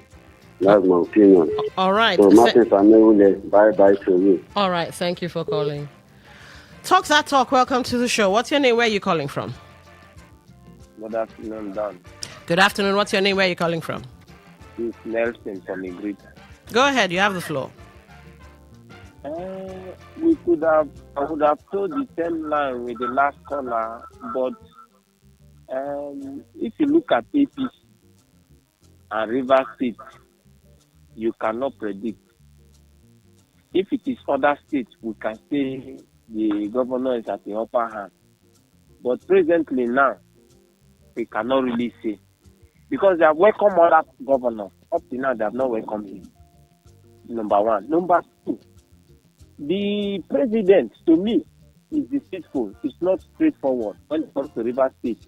The president and APC as a party, they are not sincere to River people, neither are they sincere to the governor. The president wants to use the FCT minister, also wants to use our governor. But as it stands now, we cannot fully jubilate. Person like me, I have to stand one corner and watch, because I'm not a politician. Because they have done it before. See, one thing that the governor of River State have not fully recovered is that state emergency till today. The governor have not recovered, because even the Supreme Court have the Supreme Court judgment and the state of emergency. So the governor, the president can just stand up today and change whatever I want to change. So we River people, we should look unto God that what happened in 1998 should repeat itself in Nigeria. Lesson from Igrita. All right. Thank you for calling in, Nelson. All right. Interesting perspectives at the moment. Some of you. All right. Let's take this call, and then I have this question. Why move in silence? Why move? Why now? Why now? Hello, Talk That Talk. Welcome to the show. What's your name? Where are you calling from? Hello. Chief Bernard from remote. All right. Go ahead. You have the floor. Okay, now the news that you are reading to us, I don't think that needs to be stand, in the sense that there must be primary, and the governor does not have the system to win primary, and those people that is appointed are not does not have the structure of the party in the local government and in the state. So will they be appointed by governor without the primary? So just appoint them. You are the member representative. So you are the member representative. They must go by election, and they don't have the capacity. So when the door opens, you will see the difference. That the governor is your people are started keeping him again. When the time comes, they appoint him. Those lists will not make it. I tell you. Thank you. All right, thank you for calling. But if you say that the governor doesn't have what it takes or doesn't have the structure, then why is he bothering? That's another angle to look at. Why would he be bothering if he doesn't have something up his sleeves? Hello, Talk. Welcome to the show. What's your name? Where are you calling from? Yeah, good day, my beautiful presenter. Good day to you. What's your name? Where are you calling from? Okay, I'm Destiny calling from Port Harcourt. Go ahead, you have the floor. All right. So, I want to congratulate the governor in advance, because what he has done is one of the best decisions he has ever taken. since I know him. And if Rivers people could be wise, I think this is the best time for us to reclaim our state. Because in my own polling unit, I know I'm going to deliver there. Because when it comes to genuine love, it cannot be compared to any other person. People love sin. And truly, sin is one of the best things that has happened to River State, no matter the principalities against him. I not believe in him. I'm not a politician. But from his first policies, when he first arrived as a governor, indicates that this man really meant well for River State. And for that reason, I tell you, if this man is given a chance with the people that is ready to serve River State, within the next 4 years, something great will happen. So I am of the opinion that he has done something good, and let us go and test our strength there. If they want it peacefully, no problem, we give. If All they right. want it anyhow, we are ready. Okay. Yes. All right. We are all. Talk that talk. Welcome to the show. What's your name? Where are you calling from? Hello, good afternoon. Good afternoon. What's your name? Where are you calling from? This is Imama, calling from Baisha University. All right, go ahead. Yeah, the endorsement by the governor is the right direction. But the issue that will it come to pass at the end? Because that was how he appointed commissioners. His own was kicked out. So the end should justify. The issue that our governor is, what I'm asking is that at the end, will it come to pass? I want to know that this issue that, are you aware that this 5,000 ongoing recruitment has been hijacked? Those who know the education and apply have not received message now. But those some people who have not applied have received message because of real positions, which is very unfortunate. What are the criteria for you to disqualify those who know the education? What are the criteria? You are disqualifying them. Then the government is giving talent. All right. You have a commissioner. Okay, we had to move on because you started taking the conversation elsewhere. Talk that talk. Welcome to the show. What's your name? Where are you calling from? Good afternoon. Good afternoon. What's your name? Good Where are you calling afternoon, from? Newton. Good afternoon to you. Wellington. You are talking about structure. The governor who conduct local government election without no police, no security, the election went successfully. Rivers people came out and voted successfully. The vote was counted without no rigging. That is the person you're competing with. What is structure? A structure is somebody who built a foundation from start to finish. And that is the governor, Amo Puseni Mosinala Efobara. With nothing, came with something and keep it on top of it, something. That is a governor. A governor who listens to his people. I want you to go to your archives. When people were complaining when the governor took over office, he was working seriously. And the president could attest that all the information they are feeding was false. That is why he said, go and meet your governors. They have the structure. The structure belongs to them. The people belong to them. If you want to succeed in River State, go and align with the governor. Amo Pusenebo Seminala Efobara. He will win you. And the president knows that it's only Amo that can give him the vote. Because the people are with him. That is why he's calling on him. Please, we need you, Amo Pusenebo. A man who has capacity All right. Talk that talk. Welcome to the show. What's your name? Where are you calling from? My name is... Turn down the volume on your radio, please. Honorable Brady from Echi. Go ahead. You have the floor. I want to speak on this issue. Nobody should jubilate yet until when the final whistle will blow. You know, in politics, it is not over until when it is over. So I want to urge Rivers people to still be calm and let's watch and see how it will look like. All right. And God bless you. All right. God bless you too. Thank you for calling. Talk that talk. Welcome to the show. What's your name? Where are you calling from? Hello, Don. Good afternoon. Good afternoon. What's your name? My name is Loud. I'm calling from Liverpool. All right. Go ahead. You have the floor. Actually, I am not an APC card-carrying member. But I like Seminala. But one thing I hate from him. Could you do me very secret? He doesn't do like other governors that command power. other governors that command power. Now, let me tell you what I. Last month or 2 months, he presented about 9 nominees for commissioners to the House of Assembly members. And they removed 4 or 5 thereabouts and confirmed the 5. And he's working with the 5 commissioners. You have to hurry up because I'm about to cut you off. Okay. He's working with the 5 commissioners. And the state has 23 local governments. Will he work with the 5 commissioners till the end of his, what do you call it, Senate?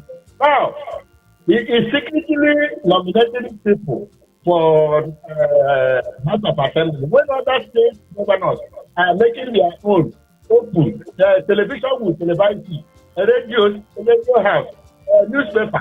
His own is on social media. Is that the right way to do? Let him come out and tell us his heart and his mind. Let us know where to follow. Thank you. All right. Thank you for calling. Okay, interesting perspective. Why is it shrouded in, is it secrecy, or why are silent moves being made? Yeah, that's a dot that one must connect. But I'm wondering whether there's this saying: beware the man who does not talk, and beware the dog that does not bark. I also said, could it be that given what the president's directive of align with your governors, maybe the past of align with, or rather defer to the FCT minister, maybe some people could argue that it's been overtaken by events, hence this move we now see? What do you think? Is the governor structure finally making an appearance? Has the time for silence passed, or has the time for silence finally passed? And now we're beginning to see different activities bubbling up. Interesting times we live in on the road to 2027. But yes, one thing you guys are correct about is the primaries will determine.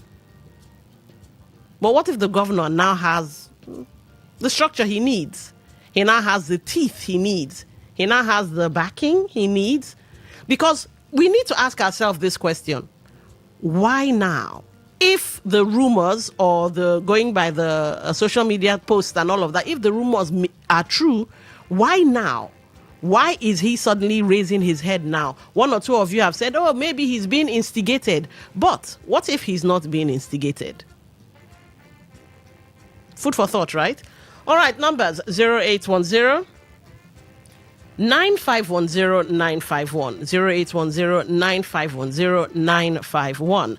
That's for calls. For text messages, voice notes, and WhatsApp messages, 0701 9339 962 0701 9339 962.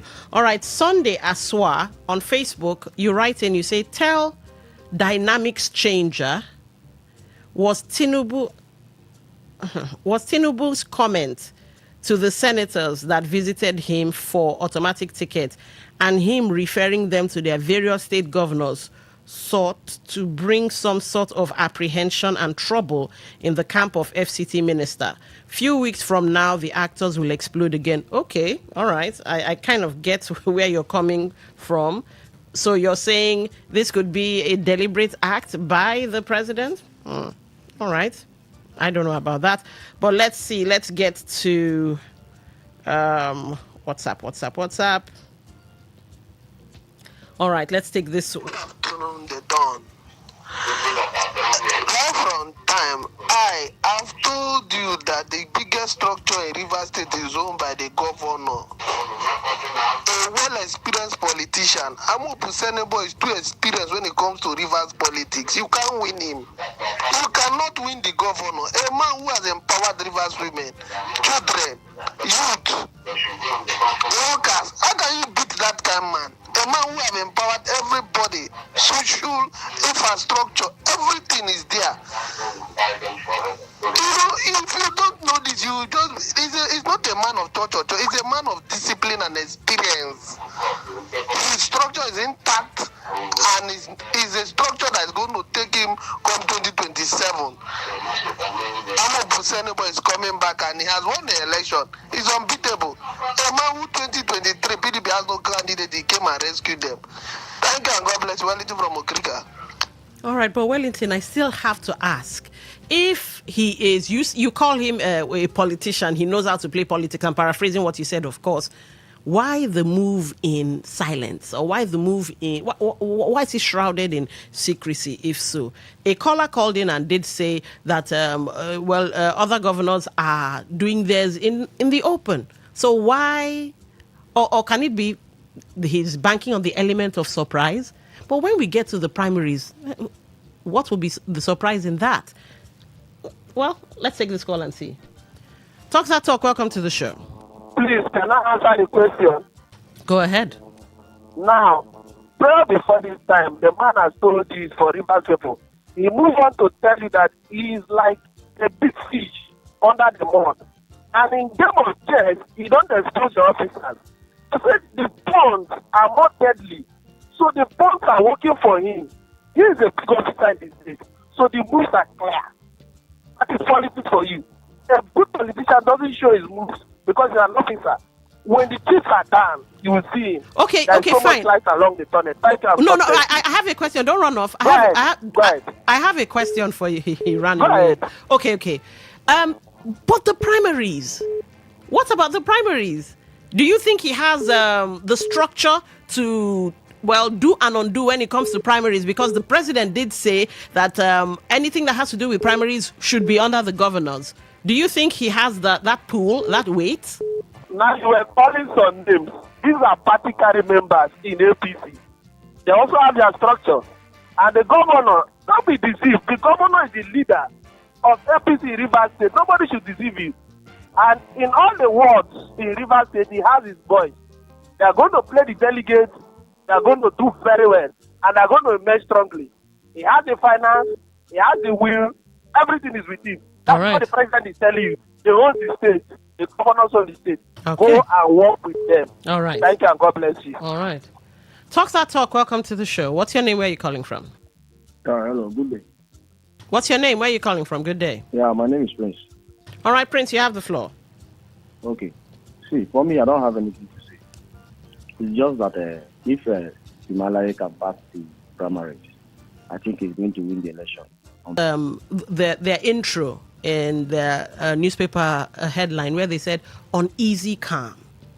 So is there something bubbling underneath when to use that expression uneasy calm in the camp of the FCT minister, seeing as the form was picked, although the governor hasn't come out to tell us, okay, he has taken the form and this and that.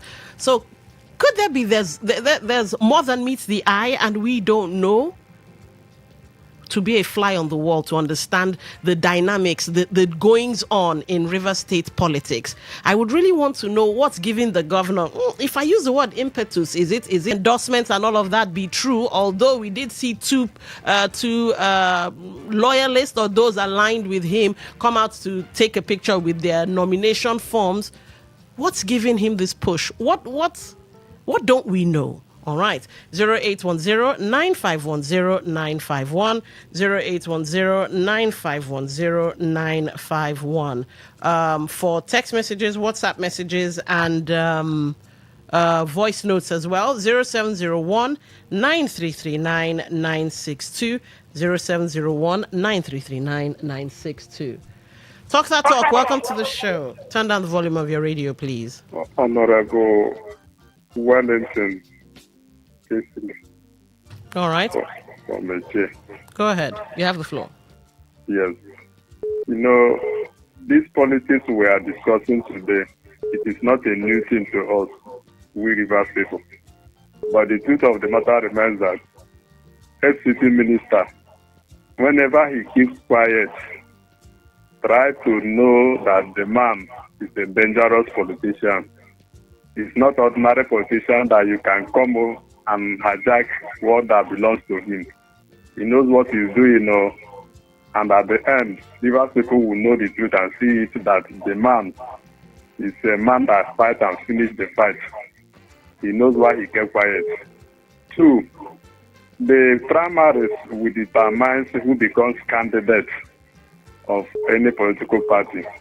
Yes, anybody can come and protest form, but what is important is that primary, that big day, who will emerge, who will win at the primary. You know that NCT minister is in charge of party structure, delegates and the APC executive from state and the world. So anybody jubilating and saying whatever the person is saying, the person should calm down and analyze the politics very, very, very well. All right. It's a mathematics. Okay. Thank you for calling. He says it's mathematics. So are you saying, or can we also look at the angle of this could be for show? No, really, for show. If the endorsements be real, or there's something we're not seeing. Because who would come out and do all of this, act all this drama for nothing? Talk that talk. Welcome to the show. What's your name? Where are you calling from? All right. Looks like we missed that one. Talk that talk. Welcome to the show. What's your name? Where are you calling from?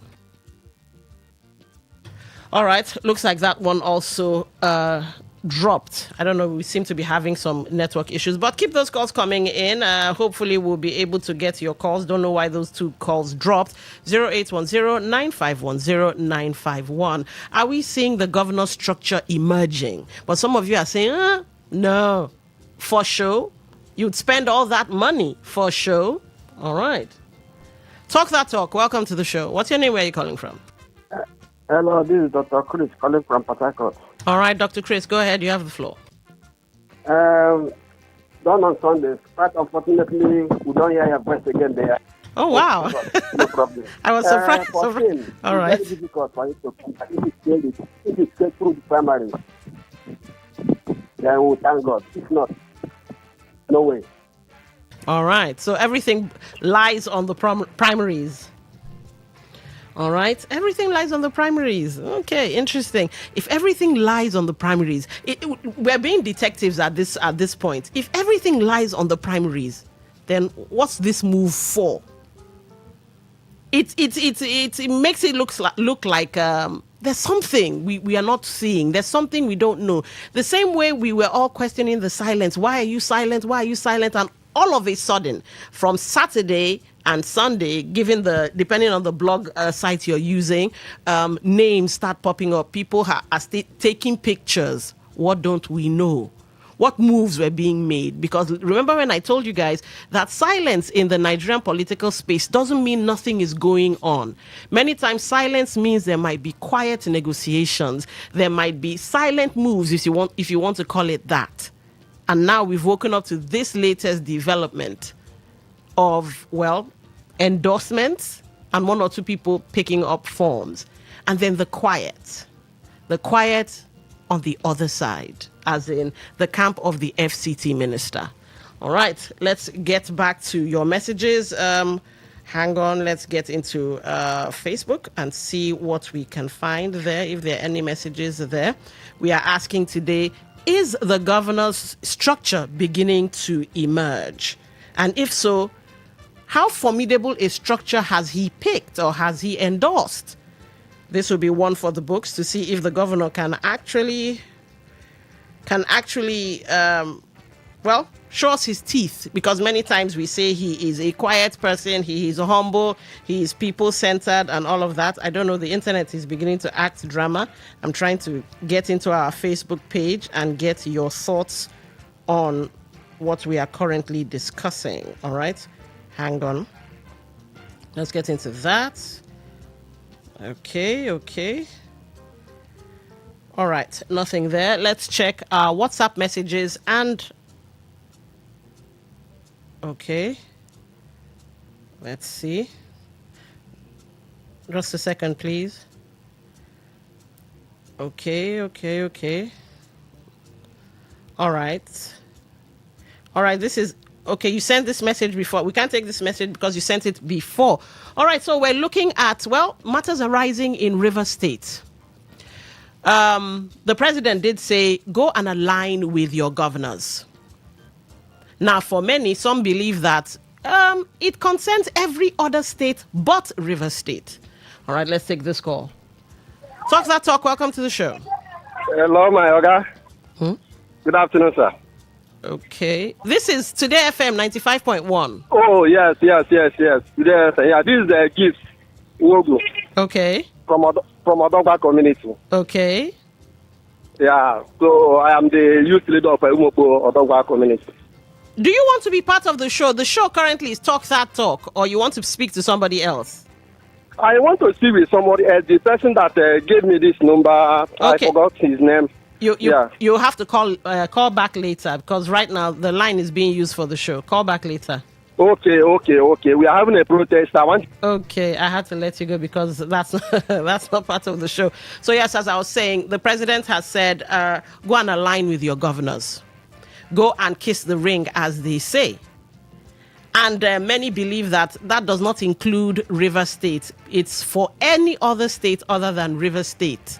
And yet we find the governor, endorsing 32 names. We've seen 2 people aligned with the governor taking pictures with their nomination forms. Is the governor's structure finally emerging?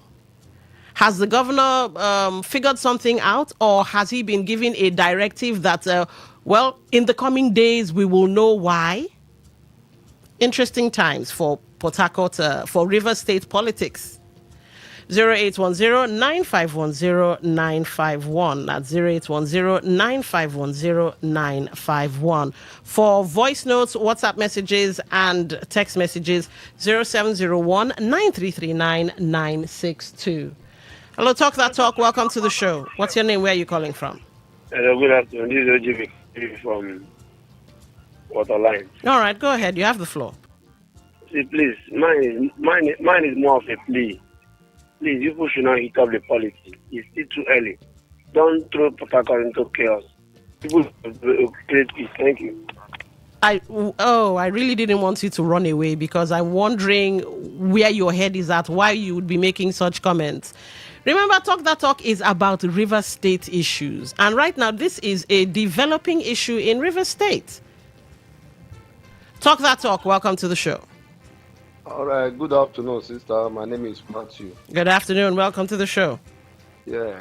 What I want to talk about is that some people are saying if Fubara succeed in the nomination, it will come out. Is Wike, APC, and PDP? Will Wike participate in the APC nomination? I want to know. Okay, interesting. Because if it's only Wike that will come and fight him, will Wike come and do nomination for PDP and still come and do nomination for APC?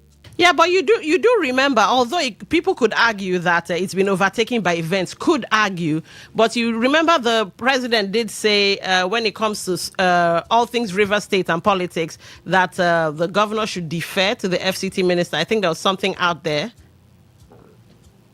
Yeah, well, now the governor is a member of APC, right? Wike is a member of PDP. Yeah, go ahead.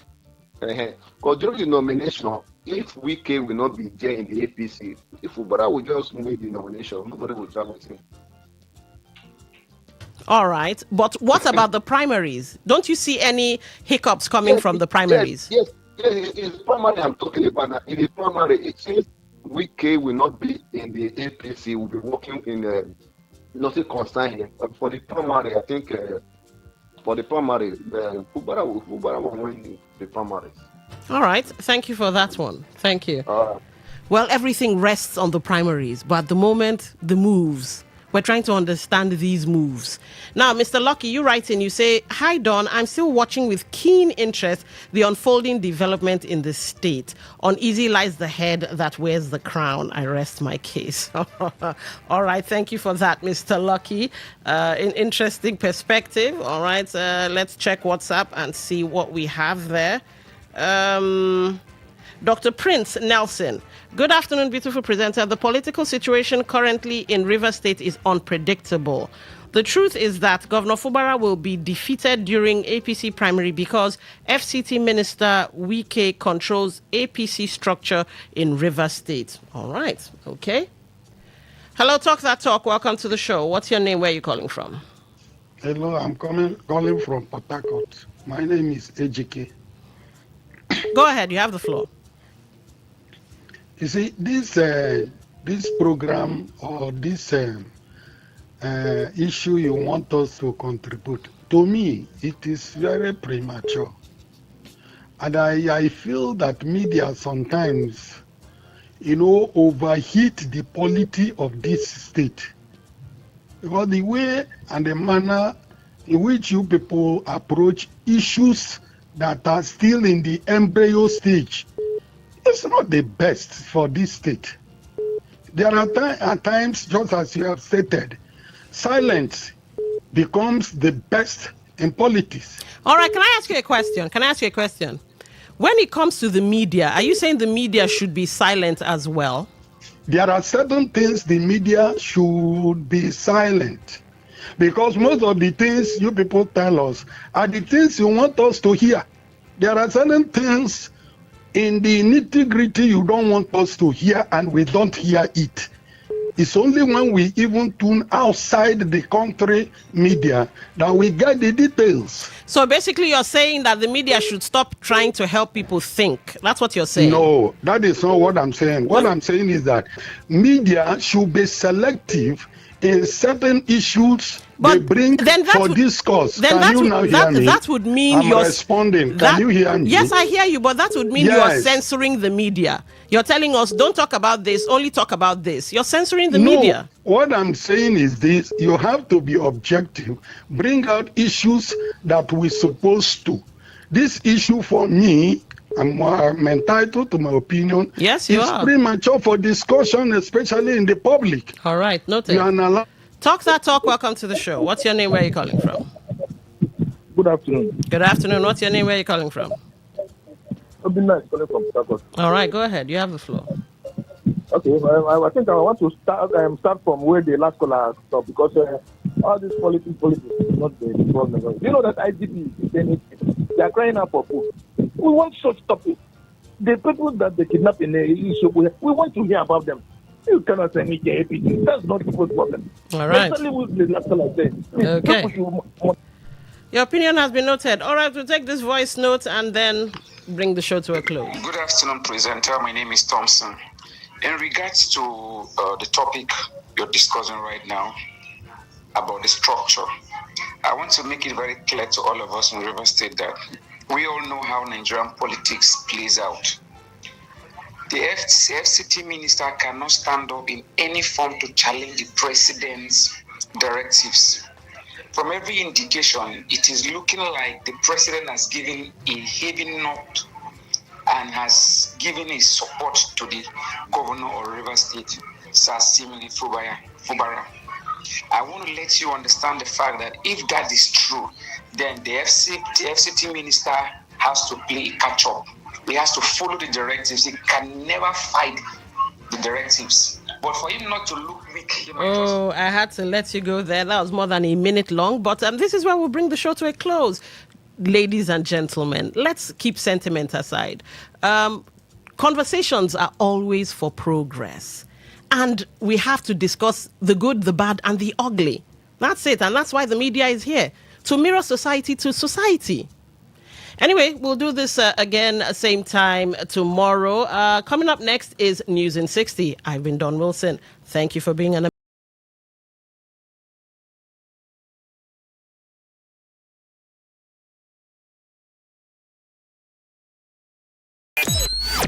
Talk radio. I listen to a lot of talk radio. 95.1 FM. Today's news in 60. Nigeria's dollar gross domestic product (GDP) increased by 22% to about $307 billion in 2025, rising from $252 in 2024, according to Dangote Group has dismissed a viral publication alleging that its president, Aliko Dangote, distanced himself from Tony Elumelu and financed the Dangote Petroleum Refinery through personal borrowing from friends. The Nigerian Electricity Regulatory Commission (NEC) has said it is working with the Nigerian Electricity Management Services Agency (NEMSA) to strengthen partnerships in the Nigerian electricity supply industry (NESI). The Organization of Petroleum Exporting Countries and its allies, known as OPEC Plus, have agreed to increase oil production by 188,000 barrels per day in June. On the foreign scene, Turkey's inflation rate has risen again, with official figures showing annual inflation climbed to 32.37% in April, up from 30.9% in March. Today's news in 60. In 60. Talk radio. I listen to a lot of talk radio. 95.1 FM.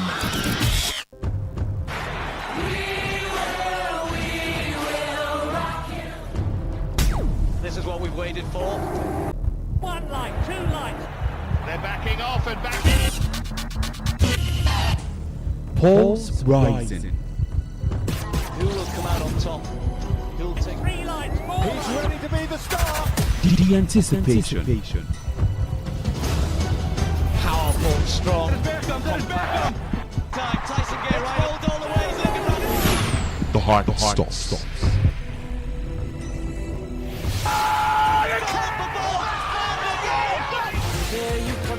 Catch the sports gang on Sports Attack Mondays through Fridays, 6:30 a.m. And today's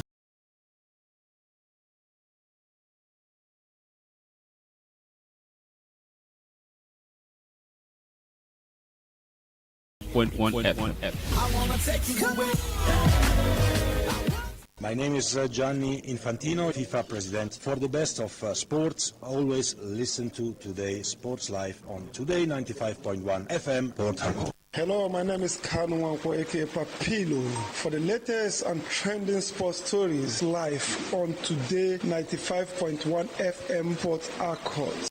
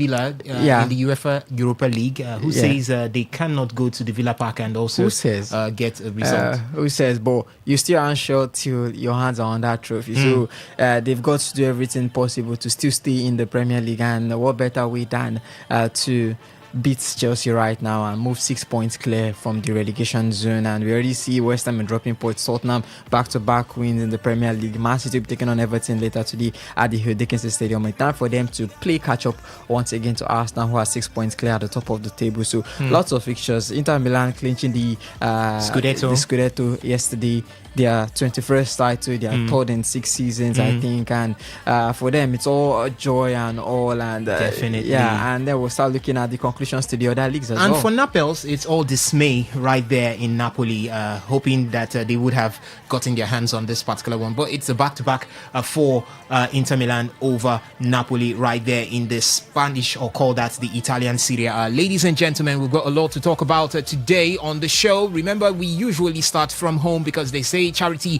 begins right here at home, and we'll start with the home stories coming from athletics. Then we move on to basketball. We'll talk a bit of Formula 1 and tennis, then switch things to talk about the round leader game, that is football. We'll start from the Nigerian Premier Football League and move up until we get to the European scene. So you are invited to be part of the conversation at any point in time. Remember that you can do that right from the get-go using the SMS and the WhatsApp portal, which is open right now, and the numbers to drop your reactions to are 0701 933 9962. That is 0701 933 9962. And for the phone line, take it down. When we throw open the phone line, you can be part of the conversation also. For the phone line, it is 0810 951 0951. That is 0810 951 0951. Remember, you can still join us via our social media handles. On YouTube, we're live at Today951FM, at Today951FM. On Facebook, the page is at Today95.1FM, Today95.1FM. By the way, there is a post right there for you to react to on Facebook, so you can go over to Facebook and react to that one, and we'll take your reactions as we go on the show. One of the questions talks about Victor Osimhen, our own Victor Osimhen, where Emmanuel Petit is saying that he will dominate when he comes to the English Premier League. Yes, that one is right there for you to react to. And Wayne Rooney is saying that Arsenal will not drop points between now and the end of the season and go all the way to win the English Premier League title. You can react to it also. Is he right? Do you think his predictions are on point right there? So you can react, and we'll take your reactions from there as we go on the show. Remember, on Instagram, you can find us at TodayFM951. On X is the same handle at TodayFM951. You can also get us on Twitch, which is at TodayFM951. And go ahead, listen to us via our website, which is www.todayfmlive.com. Go over there via the homepage or the menu list, click the listen live button, and you'll be here with us. You can also connect with us via the radio apps, TuneIn, as well as Radio Garden, and search for Today 95.1 FM, and you'll be here with us. Ladies and gentlemen, it's time for us to get down to business, so let's go. Hello, my name is Kanu Wanko, aka Papilo. For the latest and trending sports stories, always listen to Today Sports Live on Today 95.1 FM Port Harcourt.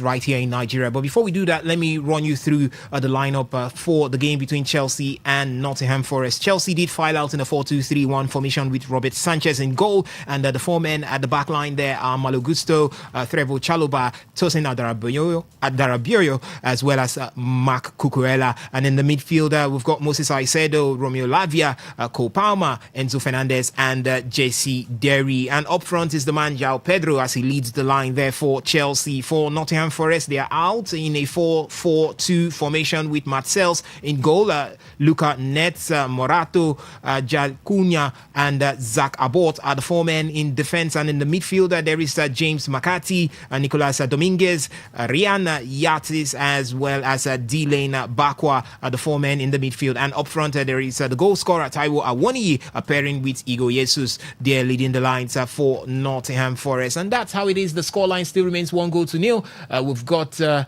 video assistant referee review for an incident right there, as it looks like the ball was crossed into the 18-yard box, and Taiwo Awoniyi was tripped there by Malo Gusto. So the video assistant referee is taking a look at that one to see if it's a possible penalty in favor of Chelsea. And here he goes to the pitch side monitor. Could it be a penalty? Could it be an opportunity for Chelsea to be 2 goals down to Nottingham Forest at this point? I think the centre referee will let us know what he sees from the pitch side monitor after reviewing this particular case. So we'll keep you posted with that, but let's go ahead to talk about what happened over the weekend right here in Nigeria. And we'll start with athletics, where Team Nigeria claimed 4 qualification tickets in Gaborone, far in Botswana, 3 World Championship berths for Beijing 2027, and a place at the World Athletics Ultimate Champion. Favor Ashi, Jennifer Chukwuka Obi, Chidera Eziako, and Maria Thompson Omogwe clocked a season's best of 40.24 seconds to finish 4th in the Heat 1, securing their ticket to the 2027 World Championship in Beijing. In the final of day 2, it was Nigeria's team who finished 6th in 4.203 seconds behind Jamaica, who had the record of 39.62 seconds, Canada, USA, Germany, and Spain. That 6th place finish automatically qualified them for the Ultimate Championship, making Nigeria the only African nation to secure an automatic ticket to the mixed 4x100 meters. In the mixed 4x400 meters, we had the quartet of Samson Nathaniel, Taiwo Kuduro, Chidi Okezie, and Patience Okon George, producing a season's best of 3 minutes 12 seconds in the repechage to finish 2nd behind South Africa, securing Nigeria's World Championship spot in the mixed 4x400 meters. Just to hold on that, it's a penalty awarded to Nottingham Forest, and it's about to be taken with Robert Sanchez in goal up against Igor Jesus. Igor Jesus with a chance to lift Nottingham Forest to a 2-goal lead over Chelsea. As it stands right now, he moves and he hits the ball and it goes in. It's 2 goals to Nottingham Forest, and yet we see Chelsea going down again right there at Stamford Bridge. So can Chelsea come back at this point to secure something from this centre? Because this is going to be a dart that goes through to the heart of qualifications for Chelsea for the UEFA Champions League for next season. The fight still continues. We've got games still to go till the end of the season. Never say die. It is right there for the Blues if they would want to get something from this season qualifying for the UEFA Champions League. But back to the athletics story for Nigeria. Women's 4x100 meters, Nigeria qualified. In that particular one, it was Chigozie Rosemary, Jennifer Chukwuka Obi, Maria Thompson, and Miracle Ezechukwu who bounced back strongly from a difficult batting exchange on day 1. In day 2, it was in the repechage as they clocked 42.92 seconds to finish 2nd, just behind France, who finished in 42.93 seconds. A dramatic sprint right there, and Nigeria aimed that one qualification right there as it does stand. They missed out in the men's 4x100 meters. In the men's 4x400 meters, they didn't do enough to qualify, and also in the women's 4x400 meters, Nigeria did not start in that particular one in the qualifying rounds, and that's the reason why they did not qualify for those ones. So the 4 tickets that we've got, it's in the mixed 4x100 meters, where they will be in the 2027 World Athletics Championship. They will be in the 2027 World Athletics Championship in Beijing, and the mixed 4x100 meters, where they will be at the World Athletics Ultimate Championship in Budapest by September 2026. And Ovie Wallace, absolutely a good outing there for Nigeria, or do you think that they should have done more at these qualifiers? Well, I think I expected more from the men. I think the women, you say, they did their own job. Too bad they could not qualify, or they did not start for the 4x400, as you would say. But you have to look at the other ones, the 4x100. They did make it through. Then you have to look at the mixed, where we always do the mixed 4x100, the mixed 4x400. Good time for them. I also setting personal best to have for those. Maybe one of these days we'll discuss why Nigeria is always doing well in the mixed events. In the mixed events, as I said, it's something that we're always good at when it comes to mixed events. Events there. But for the women's 4x100, a good outing for them, a good showing from the quartet: Chigozie, Jennifer, Thompson, and Miracle. They all showed good stuff. Just right behind 49.93 seconds, just 0.1 seconds, 0.01 seconds difference between them. Shows you how close they can go against the big guys and in the sport at the World Championship sport. So we'll see what happens for the rest. But I think for the men, they really need to work on their progress. All right. The 4x100 and the 4x400. Okay. At least we should have at least clinched one of their sports. All right. Let's talk basketball right now, where the weekend ended for Marktown Flyers. It was a couple of games. It ended 4-1. They just won one and lost 4. A quick run through on the games that they had at the Basketball African League, which they have been knocked out, or would I say they have exited. First off, they defeated JCA Kings of Cote d'Ivoire 78-68, and that was in April 26th. And on the 27th, the next day of April, they lost to FUS Rabat of Morocco by 72-97. On the 29th of April, it was Marktown who lost to Al-Akli of Egypt 80-89. And on the 1st of May, over the weekend, they also lost to Club Africain of Tunisia by 77-86. And on May the 3rd, yesterday, Marktown Flyers finally ended up losing to ASC Ville de Dakar of Senegal. And that was what gave them their exit from the Basketball African League for this particular season. But the truth is, it was quite clear that Marktown Flyers came with a lot of talented players, the likes of Butler Jr., Patrick Abba, and Chris Obekpa. They did do pretty well with these talents, but it's just a clear case of a huge gap in experience and physicality against the battle-hardened continental sides like the ones that we have called in at Lacley, Club Africain of Tunisia, FUS Rabat of Morocco, and all the likes. So, but it was a good outing for them, by the way. Hopefully they'll build on this particular one as they hope to return back to the continental stage for the Basketball African League in subsequent editions of that particular one. But let me quickly report to you, still on basketball, what happened in the NBA over the weekend as all series were completed. For the Eastern Conference, it was 7th seed Philadelphia 76ers who defeated Boston Celtics in what we call a huge upset. 4-3 it ended. They did come from 3-1 down in that best of 7 to defeat the Boston Celtics by 4-3 in that particular one. We talked about it yesterday. 44 years they haven't done that, and it's looking like a huge record set right there. And in another encounter, it was the first seeded Detroit Pistons who defeated 8th seeded Orlando Magic 4-3 on the series. And in another one, New York Knicks defeated Atlanta Hawks 4-2, while Cleveland Cavaliers were 4-3 better than Toronto Raptors from the Eastern Conference. And from the Western Conference, it was second seeded San Antonio Spurs who defeated 7th seed Portland Trail Blazers 4-1 on the series. Oklahoma City Thunders defeated or called that whitewashed Phoenix Suns 4-0 straight. It was a sweep in that particular series. Minnesota Timberwolves defeated third seed Denver Nuggets 4-2. Another upset from the West there, while the Los Angeles Lakers defeated fifth seed Houston Rockets 4-2 to make it into the second round. The second round will kickstart think on Tuesday for the East, where Philadelphia 76ers will take on New York Knicks in game 1. In that particular one, New York Knicks the favorites to go through. We'll also have Detroit Pistons up against Cleveland Cavaliers on Wednesday, May 6th. We'll report all of this to you from the Western Conference. San Antonio Spurs will start off on Tuesday in game 1 up against Minnesota Timberwolves, while Oklahoma City Thunders will find out if they could thunder across the Los Angeles Lakers in game 1 on Wednesday. They've got 90.9% favorite. They are the 90.9% favorites to get a win out of that particular one. But we'll just go over to tennis right now. That's where we'll have talking points. Over the weekend, it was the conclusion of the Mutua Madrid Open as Yannick Sinner demolished Alexander Zverev 6-1, 6-2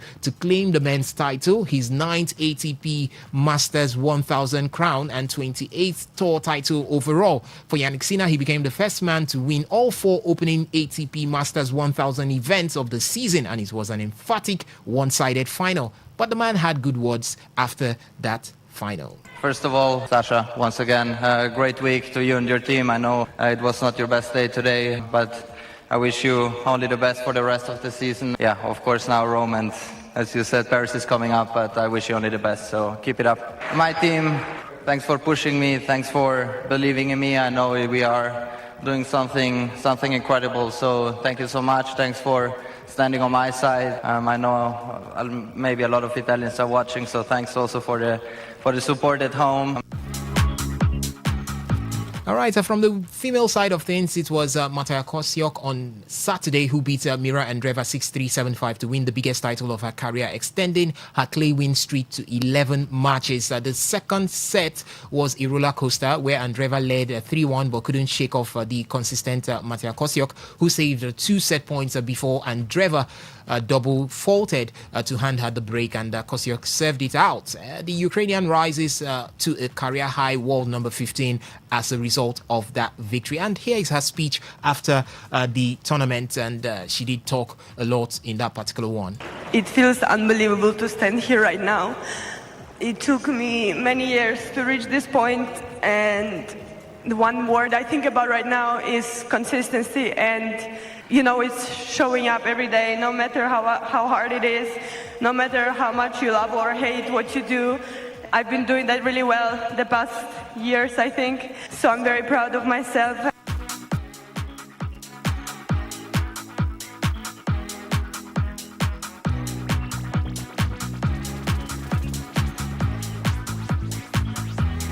Yeah, obviously, we're definitely proud of you right there, Matija Kosiok. And one huge thing that happened in the Madrid Open was, for the first time ever, the pitch at the Bernabeu, that's the home ground of Real Madrid, was temporarily converted into a clay court during the tournament. And I was speaking with Ovie Wallace before this one. First off, Ovie Wallace, was it what was expected over the weekend, most especially in that game between Yannick Sinner and Alexander Zverev? And second, how do you bring in clay on top of the grass turf right there in Madrid, and at the end of the day you take it out and the turf remains for Madrid to always have their home games to go forth? And I'm wondering, is there anything impossible to be done when you set your mind? I'm waiting for the day in Nigeria here where we'll turn the Godswill Akpabio International Stadium to a badminton court, and after that we use it again to play football. That's for another day. But for the match, Alexander Zverev, or they like to call it the Sasha Zverev, against Yannick Sinner, it's the kind of beating you expect from the world number one, and he dealt with Sasha very well. 6-1, that was 6-1, 6-1, 6-2, yeah. 6-1, 6-2. I think that's the kind of beating you show someone that you are the number one, especially now that Djokovic is not participating. This person is knocked out. What's his name? Carlos Alcaraz is knocked out. The first man now to win 5 straight 1000 ATP events, all the way from the Paris Masters to now the Miami Open, the Madrid Open. Man has Indian Wells also. The Indian, I said from the. I did not mention the ones in between. But even look at the ones in between. Look at the Paris Masters, in the Indian Wells, the Miami Open, the Monte Carlo, and now the Madrid Open. So those 5 1008 events, the first man to ever do that. And you have to look at the next event. That is the big one. That's going to be the Paris Open at the Roland Garros, and Carlos Alcaraz is not around.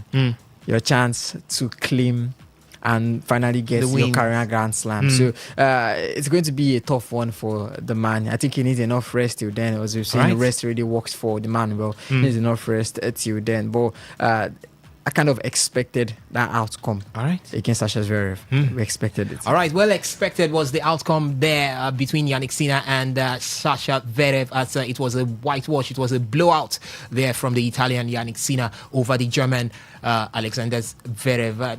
Going further to reaffirm his claims that it's just myself and Carlos Alcaraz and the rest. That's what we have at the ATP side of things when it has to do with tennis.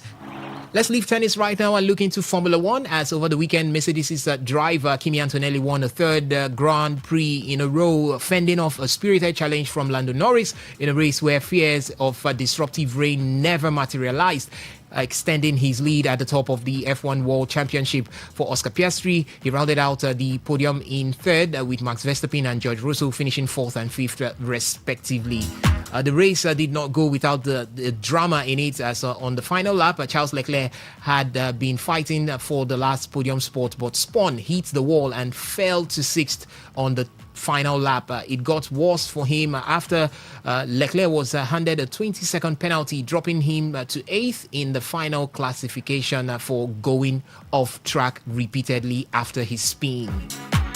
There was also chaos to be recorded from that particular one at the early hours or early periods, as the start time was brought forward to avoid forecasted thunderstorms, and there was also chaotic action from the very first lap with Max Verstappen tumbling down the order after spinning from the front row. In all, a frantic 57-lap race with Antonelli firmly in command of the championship. Lando Norris and McLaren will be frustrated to have come away without a win from this one. And the winner of the race, Kimi Antonelli, young man, 19-year-old, just breaking records. He reflected on a difficult start, saying that he didn't expect Charles Leclerc to break so early and lock up, trying to avoid him. There's still a lot to improve, but definitely in terms of driving was good today. Keeping it cool after a bad, difficult start, and also trying to apply pressure and then trying to keep it cool under pressure. So we had a bit of everything today. But it was good. I'm very happy with that. I feel like we should have. All right, for McLaren's team principal, Andre Stella, he says that we had an opportunity to win 100%. We were chased by a car that was a little bit faster than us. When Kimi pitted, his out lap was just mega. We couldn't match it with our performance in the lap. He also argued that even a lap behind on strategy, Norris could still have held on, saying execution was the decisive factor. It's a combination of driver stopping and the pit stop itself, and we lost something in the lap as well. And the rejigging of the rules and regulation. Are we supposed to be expecting complaints coming again right now? Mercedes are still on top, telling you that it's not really an exploit. Yes, we have been seeing other constructors come to the table with good performances, but the Mercedes double of Kimi Antonelli and George Russell are still saying it, are still living it, are still performing it out, saying that we actually know our onions. We are not just here as a result of a fluke. Well, for the race, I think from the upgrades, we've seen some that have stepped up and we've seen some teams that have dropped. After the upgrades, I don't know what happened to Ferrari. They've just kind of dropped performance so far. They've kind of dropped their performance so far. Then you have to look at Red Bull, new upgrades they've made, and if not for, you see, Max spinning out during the first lap, I think maybe he could have finished in the points, and for Isaac Hajar also crashing out, I'm sure they could have finished in the points. So a lot of things to look at. For the McLaren, they've stepped up their game, and you have to say they finished in a P2, P3. I think that's also good. Charles Leclerc, Lando Norris said after the game that after the race, that P2 was also good. But I also have to give it to Kimi Antonelli. The boy could drive. He started, we talked about it on Sunday. He didn't start really well, yeah. We talked about it on Sunday. The man started late, but you have to say good strategy and good racing. The man was able to come back, beat Lando Norris in his own game, beat Max in his own game. I was watching the race and I say, the boy can actually drive. Maybe this new specs, this new cars, this new era does fit the man's style. So we'll see what Canada has to bring. It's a 3-week break, a good time for teams to go look at all and the data and all and reset for Canada. All right, so Formula One moves over to Canada as 3 weeks from now would have the drivers back on the grid again to flex their muscles and see who wins. Before we leave to talk football, let me just update you with the top 10 coming from the Miami Grand Open. It was Kimi Antonelli who ended with P1, Lando Norris in P2, P3 was Oscar Piastri, George Russell for Mercedes in P4, Max Verstappen, Red Bull in P5, P6 was Lewis Hamilton with Ferrari, Franco Colapinto with Alpine in P7, P8 was Charles Leclerc after a 20-second penalty for Ferrari, and P9 10 in Alex Albon.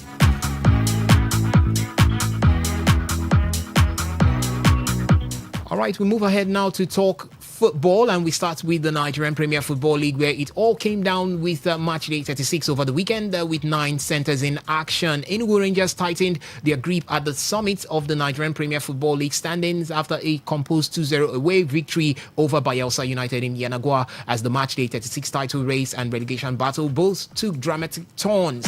The Flying Antelopes remained at top of the table with 62 points, keeping their destiny firmly in their own hands, while the Prosperity Boys slipped to 20th place with 40 points, staring at relegation despite having 2 games remaining. For Rangers' title push, it continues to gather momentum under Fidelis Ilechukwu, with Rivers United still breathing down their necks. In Port Harcourt, second place Rivers United, now on 61 points, delivered a commanding 3-0 win over Abia Warriors to stay within touchable distance of the leaders.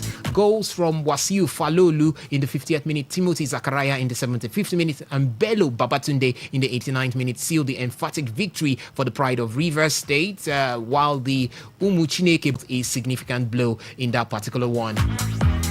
All right, a quick look at match day 36 results from top to bottom. It was Barao FC who defeated El Kanemi Warriors by 3-0. Niger Tornadoes played 2-2 with Kwara United. Eyimba Football Club of Aba defeated Remo Stars 2-1 right there in Aba, while Bayelsa United lost at home to Rangers International. Rivers United defeated Abia Warriors by 3-0. It was Kun Khalifat who are struggling to remain in the MPFL by defeating Kano Pillars 2-1 right there at home, while Warri Wolves managed a 1-0 victory over Plateau United. It was Shooting Stars who defeated Nasarawa United in a 5-goal thriller. 3-2 that one ended, and the game between Bendel Insurance and Castina United was abandoned yesterday due to heavy downpour, but that game has been concluded today with Bayelsa United defeating Castina United 1-0 at the end of that particular encounter.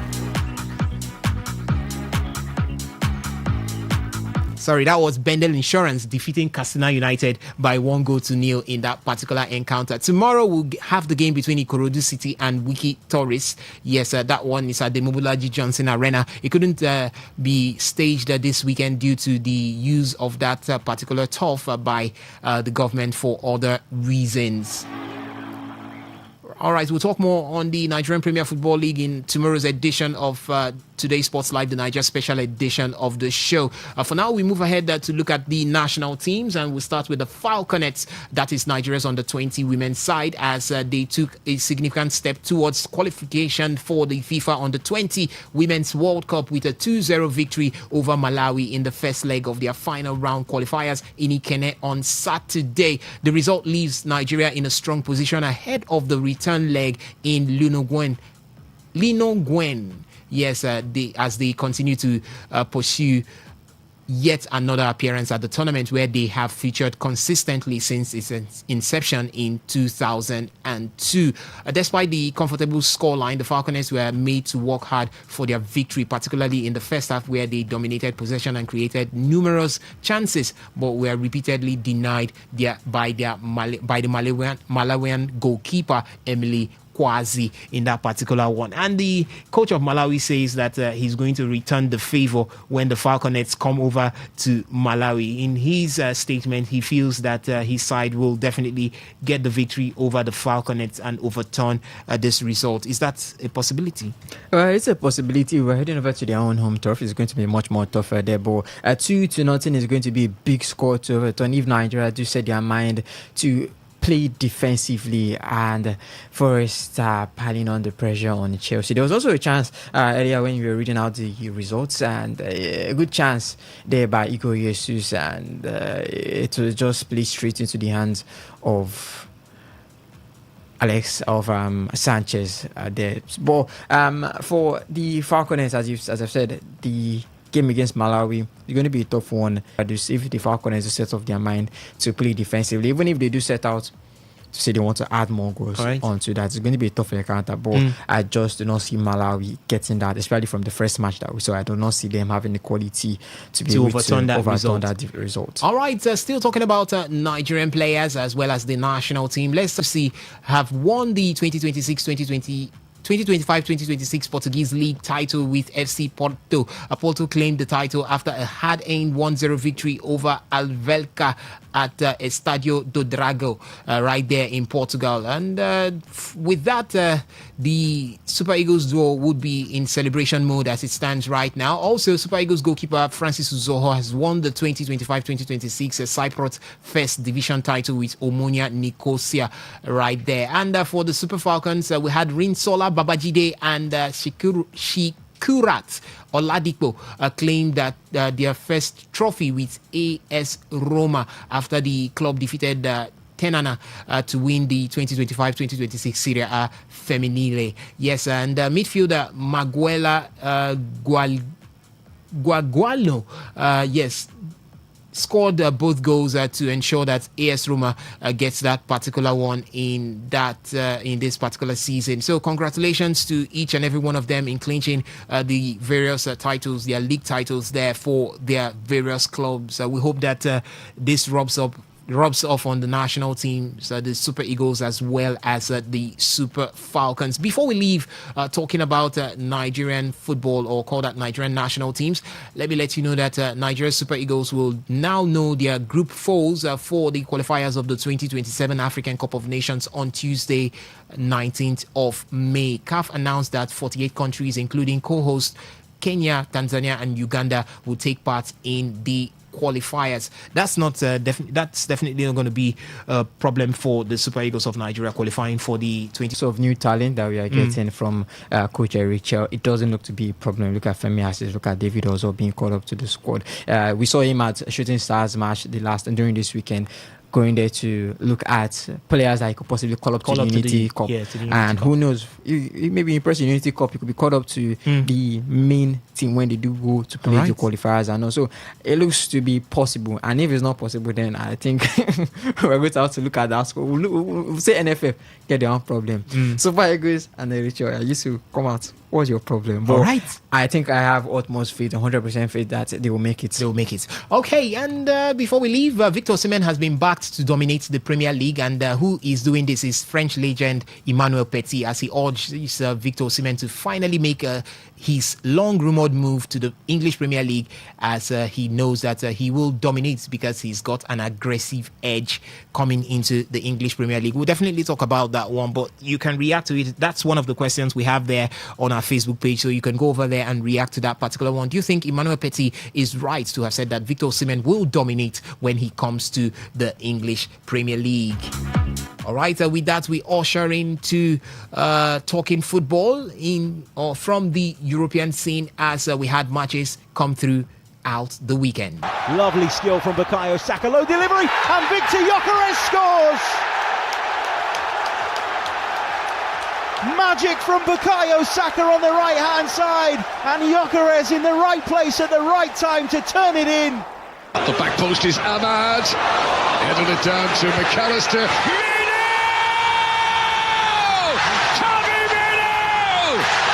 Re-establishes Manchester United's lead. All right, Arsenal moved 6 points clear of Manchester City and boosted their goal difference with a dominant 3-0 win over Fulham.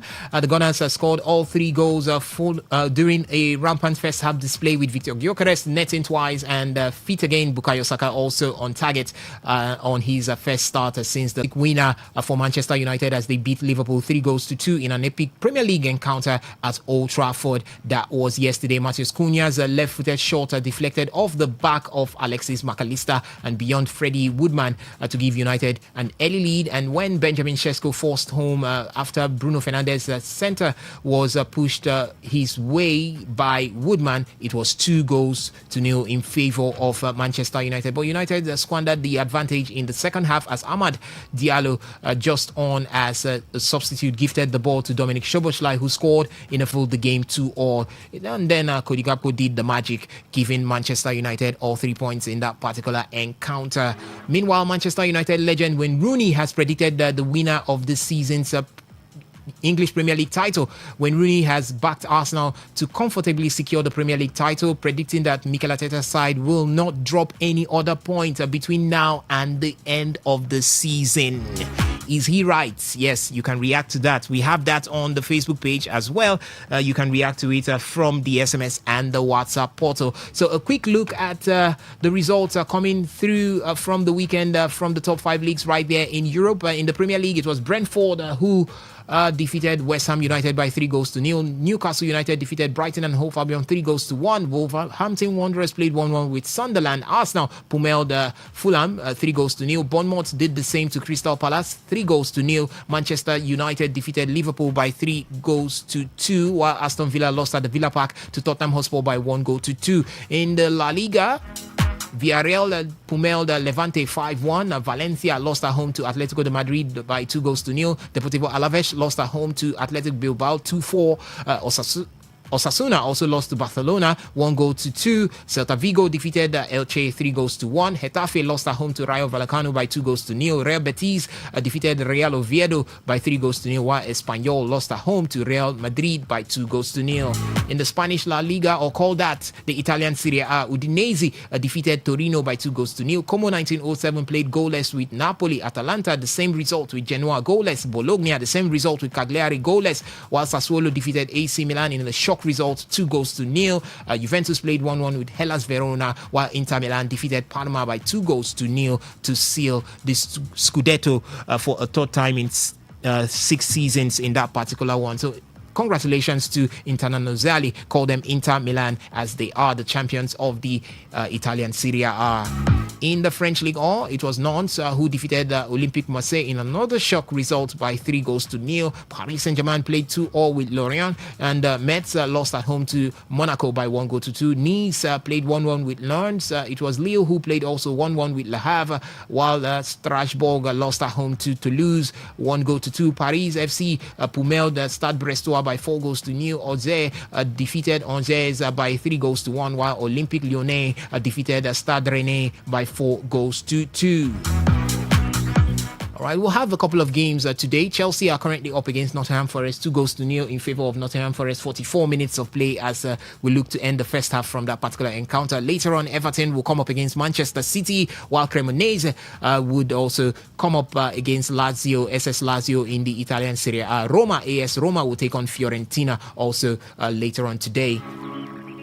Let's go to the phone line now to take your reactions for all that we have been talking about right from the beginning of the show. 0810-951-0951. That's the number to call to talk to us right here in the studio. You can react to any of the talking points that we've had. Good afternoon to you. Welcome to today's Sports Live.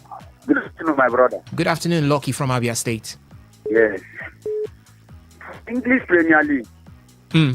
How many matches remain for Arsenal? That should be 3 more matches to the end of the season. Yes. What of Man City? Man City has got 5. They've got 2 matches. If they play today, they will have 4 more. Okay. Match is still there. Yeah. I bet. Play with Remo Stars. 2-1. Eyimba defeated Remo Stars. They defeated Remo Stars? Yes. Probably, Chelsea won't become the lowest team here in Nigeria. Yes. Chelsea. Now, I don't know whether we carry all those. We get some boys where you don't have to play more than players. Where them here. Whether they go replace Chelsea players. Okay. Because Chelsea very shameful to Chelsea Football Club of England. All right. Yeah. My brother, okay. I'm not happy. All right. Thank sorry. you. Thank you so much, Loki, for your thoughts there. Good afternoon to you. Welcome to the show. Yeah, Kabulobari, welcome. On the show. Go on. Yeah, I greet the guys in the house. We greet you. And the Chelsea fans, I tell I'm sorry, because that man, in always they predict game when they go through. And I thank God say then they lose today. Then for my own issue this afternoon, now for Rivers United. All right. See the suffer where we the suffer now. People will get how many matches where they no play. Then lose all those match finish. Now on they fight to even win league. So even they play with Enugu Rangers. All right. Now like this way better club they dey. Club where then they run well. So you get how many matches. You know if you win those matches. Now you they struggle to qualify. The only problem with a guy with Rivers United is say then use them as tribal club. Check inside the board. check the people where they run the football for River State here. All right. Now from two sides. And the man where they run our football as a FA since Dolphins, the Rivers United in the there. How many titles where Rivers United don't win under them? How many times where we don't qualify for continent, where we don't do well for continent? I mean, see they there, they clap and they sit down. Say in the Rivers United chairman. I don't blame him because na chance. This is when they happen for Rivers United, the team they pay me. Okay. I swear, I not tell you like the team they pay me. And I pray, make them no win if it go come out. Okay. Then for Premier League, when I call now on Saturday, I tell them, say, and stop. Say, I don't trust that man. And waiting at the talk. Now waiting, it just happened. Once I just see the lineup, now I know say the man. Me, I go the support Liverpool, he go come out. If you no one know waiting to do. All right. Thank you. Thank you so much, Akabulobari, for your thoughts there. You can keep the calls coming in 0810-951-0951.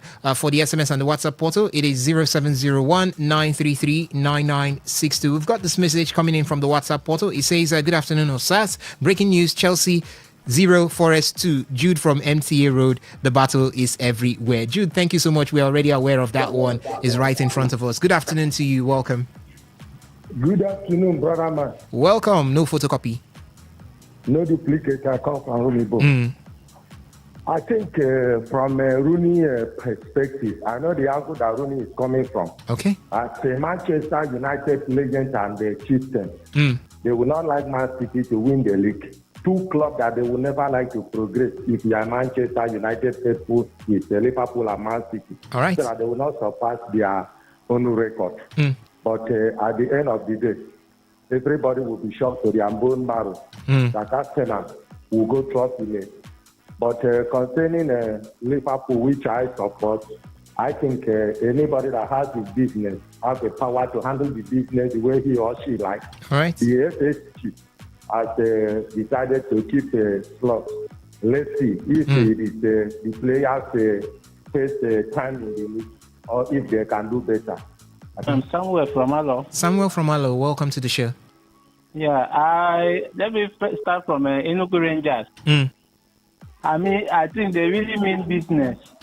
For them to go away from home and win 2-0 at this time of the season where everybody is trying to see how they will survive. It's a very, very, very good result. I was surprised when I checked last corner. I saw they winning 2-0, which means they really want to win the title. And I don't know what is happening to Chelsea because I think the player need to be asked. They need to ask the player questions because those players, even though there is no coach, they at least they should do something. How can you be losing 2-0 to Nottingham Forest? It's very, very bad first half, and they're not even playing as if they will even do something. So it's not making any sense. That's my contribution. All right. Thank you so much for your thoughts there. Good afternoon to you. Good afternoon, guys. Welcome, Simon. Thank you. I will just stand up for waiting cancer. People that did not believe in Arsenal, all of them will be the same at the end of the season. I don't want to talk too much. All right. Say after the season. Okay. Then after the season, people will cram me. Not only in Rubodimania, but in this Port Harcourt as a whole. All right. As chief, in fact, number one Arsenal supporter. Even in east of the Niger, in fact. All right. All right. Thank you. Thank you so much for keeping it short and simple there, Simon. Good afternoon to you. Welcome to Today's Sports Live. Good afternoon. Welcome. Daniel, welcome. You're not speaking up. Please speak up. So, can you hear me? Yeah, I can hear you now clearly. Go on. Thank you. My brother, anything that Arsenal Football Club now, let them do. Okay. Can they say this is Manchester City will carry profit? All right. That's it. Arsenal, they will lose all matches, but they will still lose the profit. All right. Because with this now, City, if they play today, it will remain 68. And the City have a champion match. Which is cannot say whether Arsenal, they will focus to win the Champions League. It's not possible for them. But City don't have any competition. The only thing they have is the FA Cup final. Okay. Okay. Now this now City have upper hand. Then next tomorrow, Okay, Arsenal the match. Okay, are you aware of the score between Nottingham Forest and Chelsea? See, my brother, Nottingham Forest and Chelsea, there is no issue there. Okay. Because Nottingham Forest, what they are waiting for now, Europa League. Okay. Don't forget that the people have to win the first leg, 1-0. They will channel them today. They will settle them at so that they should win Europa to qualify. They are not really selling it to Chelsea right now because Chelsea are being beaten by Nottingham Forest by 2-0. First half it is. Okay. All right. Thank you so much for your thoughts right there. We've got some messages coming in from the Facebook page. We've got this one coming in from Simon Van Noble. He says, good afternoon, sports people. Even Arsenal will win the whole of their matches. Still, they will not. Okay, even if Arsenal wins the whole of their matches, still they will not win the English Premier League trophy. As for Emmanuel Petit, he's right. Osimhen's agility will set him up to do excellently well in the English Premier League. Efrebo Ibietele, he says, good afternoon, sports gang in the house. Rooney is not far from the truth. Arsenal will win their remaining matches. If you watch their match last Saturday against Fulham, you would notice that they have got their mojo back, thereby dismantling Fulham the way they did. And for Osimhen, he can only rule the English Premier League if he joins Arsenal. His perfect positioning will combine with Arsenal's fluid football, where he will always be fed with the passes to always make opposition goalkeepers fetching the ball from their goalposts. That being said, one thing his agent must guard against is for Osimhen going to Chelsea. Those kindergarten footballers there will always want to compete with Osimhen and in the process get him frustrated and not feeding him with the ball. Amiti Prince says injury will not allow him to dominate Premier League. That's talking about Victor Osimhen. With Championship League games at hand, Arsenal will not win all their games. Ukosumvi Mian Obo Anthony, he says, a good day presenter. What Rooney said might be correct. I'm also very sure Osimhen will be a nightmare in any league. He's such a good striker. Thank you so much for your messages coming from the Facebook page right there. We'll head back to the phone line now to take some reactions. Good afternoon to you. Welcome to today's Sports Live. Yeah, hello. Good afternoon. Welcome. Yeah, this is Cletus from Rumors. Cletus from Rumosi, go on with your thoughts. Yeah. Victor Osimhen, who is talking about him going to the Premier League, dominating the Premier League. That's Emmanuel Petit. I'm not sure Victor Osimhen will do well at the Premier League. He should try his best and go to the La Liga. Barcelona is calling for his attention. Let him give Barcelona attention and replace Lewandowski. And as I want to know if Baridigi Adam is watching this game, whether he's aware of what Nottingham Forest, what they are doing at Chelsea now. Okay, I really want don't to hear know. the voice of Baridigi Adam. All right. Thank you. All right, thank you so much for your thoughts there. 0810-951-0951. That's the number to call to talk to us right here in the studio. From what we are seeing, Chelsea just lost the penalty via the man Cole Palmer. I wonder what... Cole Palmer has been good with penalties. What's happening? Well, it's not the first time he's missed a penalty. Remember last season when our Chelsea fans were clamoring, he never lost a penalty. I think we lost it too, but that was during the down spiral when they were on poor form and he was having the bad form. That's why. All right, to the phone line we'll go. Good afternoon to you. Good afternoon. Welcome. You have to ask a question. I forgot. You said that also win the league. But I noticed that Mourinho has been playing unbeaten with them. Yes, he has, but was somebody that playing unbeaten league to league to somebody that has lost up to 2-3 games. He had many draws. He had many draws, about 8 draws. Yes, he had many draws, about 8 draws. So the unbeaten is not just wins, draws. So many draws. Yes. Okay. All right, that's a no photocopy there. So Jose Mourinho's Benfica have accumulated so many draws. That's the reason why they finished points behind Porto, and Porto won the Premier Liga, or call that Primeira Liga in Portugal right there. Hello. Good afternoon to you. Welcome. Welcome. All those Chelsea players, my brother, everybody supposed to stay for the house, so go to your house and stay. Confirm I don't miss penalty. I know to make a ball and dog. It's okay, please. Oh my God. Oh my God. Lucky. It's well. All right, we've got this one coming in from the WhatsApp platform. This one says, I hear say them they beat Chelsea. NS from Moji. Yes, NS, they are beating Chelsea by 2-0. It is there. Nottingham Forest beating Chelsea at the Stamford Bridge. Good afternoon to you. Okay, I just want to say, Chelsea fans, thank you for releasing the top 4 for Liverpool. May they carry on. All right. I said that, thank you. All right. They will hear you. Thank you so much for your thoughts right there. Ladies and gentlemen, let's see if we can take one or two more calls before we run out of the studio. 0810-951-0951. Yes, 0810-951-0951. You can also make use of the SMS and the WhatsApp portal. It's doubled at 0701-933-9962. It's 58 minutes of play. That's still in the first half. So much of time added there. 5 minutes of added time. Is that what I'm seeing there? Yeah, there was an injury to a player. So 5 minutes of added time from that one. Still first half, and Nottingham Forest still leads Chelsea by 2-0.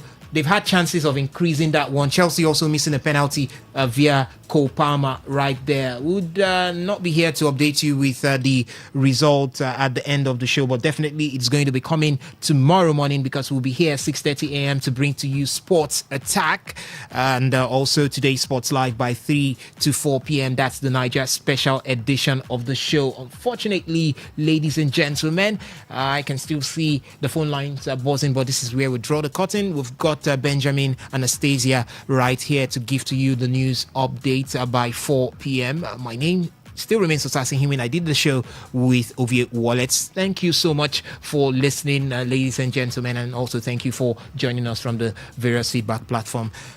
Do keep it locked on Today 95.1 FM and stay blessed.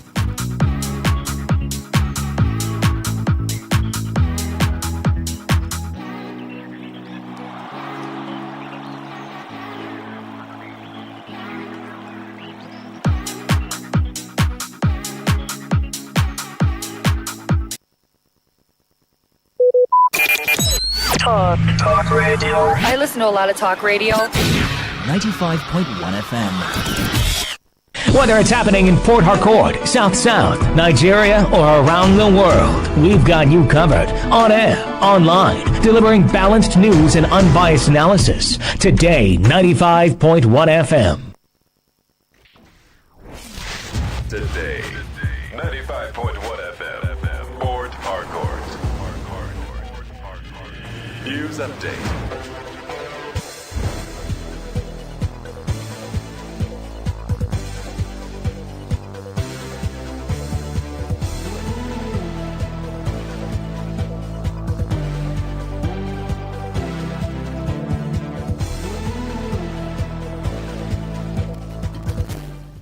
Good evening.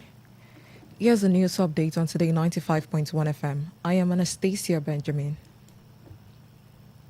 The federal government has intensified efforts to prevent a looming pension shortfall by directing full compliance from ministries, departments, and agencies, MDAs, in the ongoing verification and enrollment exercise for civil servants with accrued pension rights.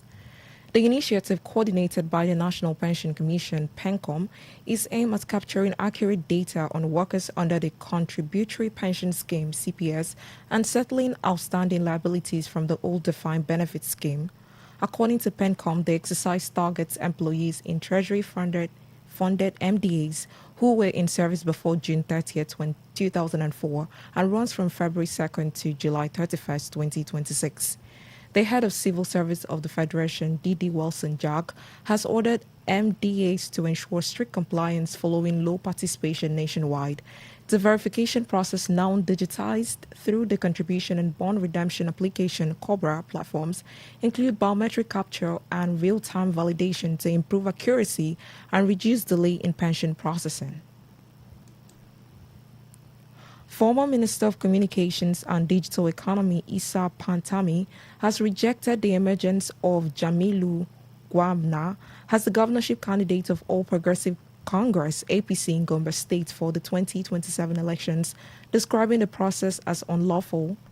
In a statement shared on his social media page, Pantami, who is also an aspirant in the race, said he learned of what he termed coronation of candidates while in Abuja, arguing that the procedure did not meet the requirements for a valid consensus under Nigeria's electoral laws.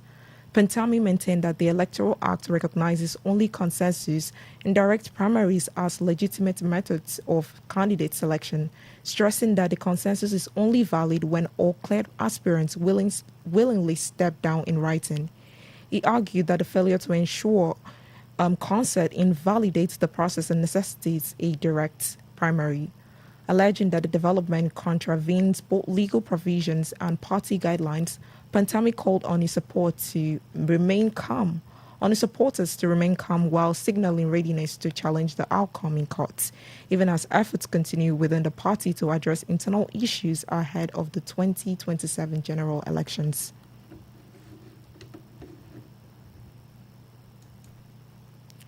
The Nigerian Electricity Regulatory Commission, NEC, has announced closer collaboration with the Nigerian Electricity Management Service Agency, NEMSA, aimed at improving safety, reliability, and efficiency within the Nigerian electricity supply industry.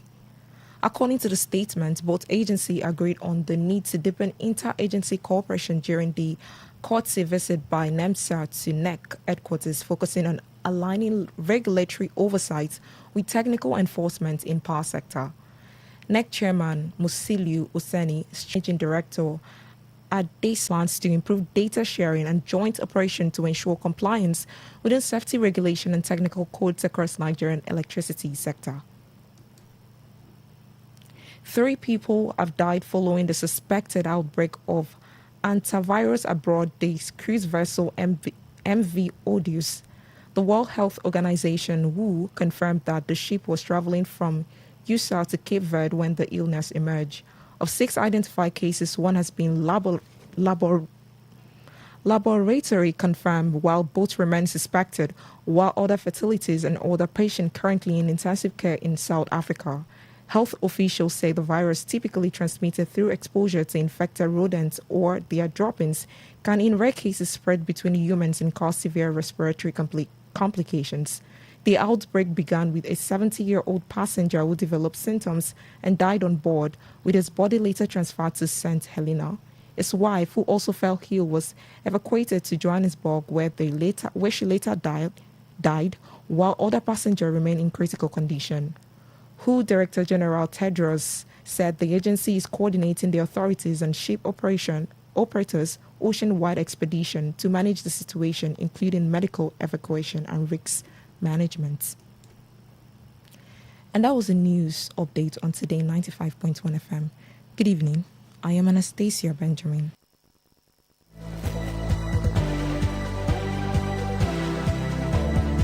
Today's news, today's entertainment, today's sports, today's issues. Today on Today 95.1 FM, Port Harcourt.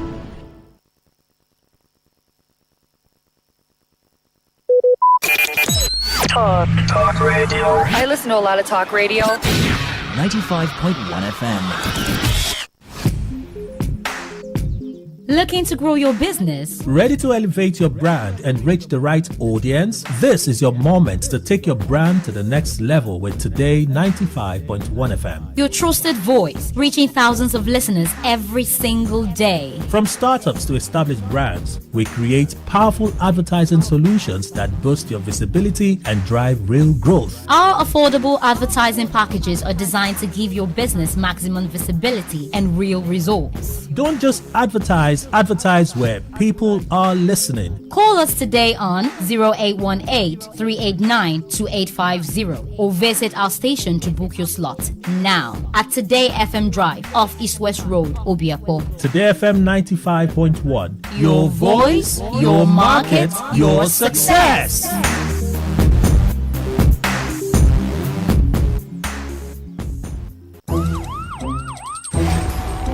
It all begins with breaking news. Now make no mistake, this is a difficult mission, and it will remain difficult for some time. Then it keeps trending. Events, issues, personalities, all all struggling to gain attention. But in the race with deadlines, the intrigues, power play, undercurrents are often missed or underreported. Insecurity here is basically a product of poverty. But not anymore. As the platform on radio steps in to fill the missing links on events, issues, and personalities in the news. We are not afraid of anybody. The platform on radio serves all the hottest topics and trending issues. Only on Today 95.1 FM. 95.1 FM. Port Harcourt. Weekdays, 4 p.m. Get on the platform on radio and be served.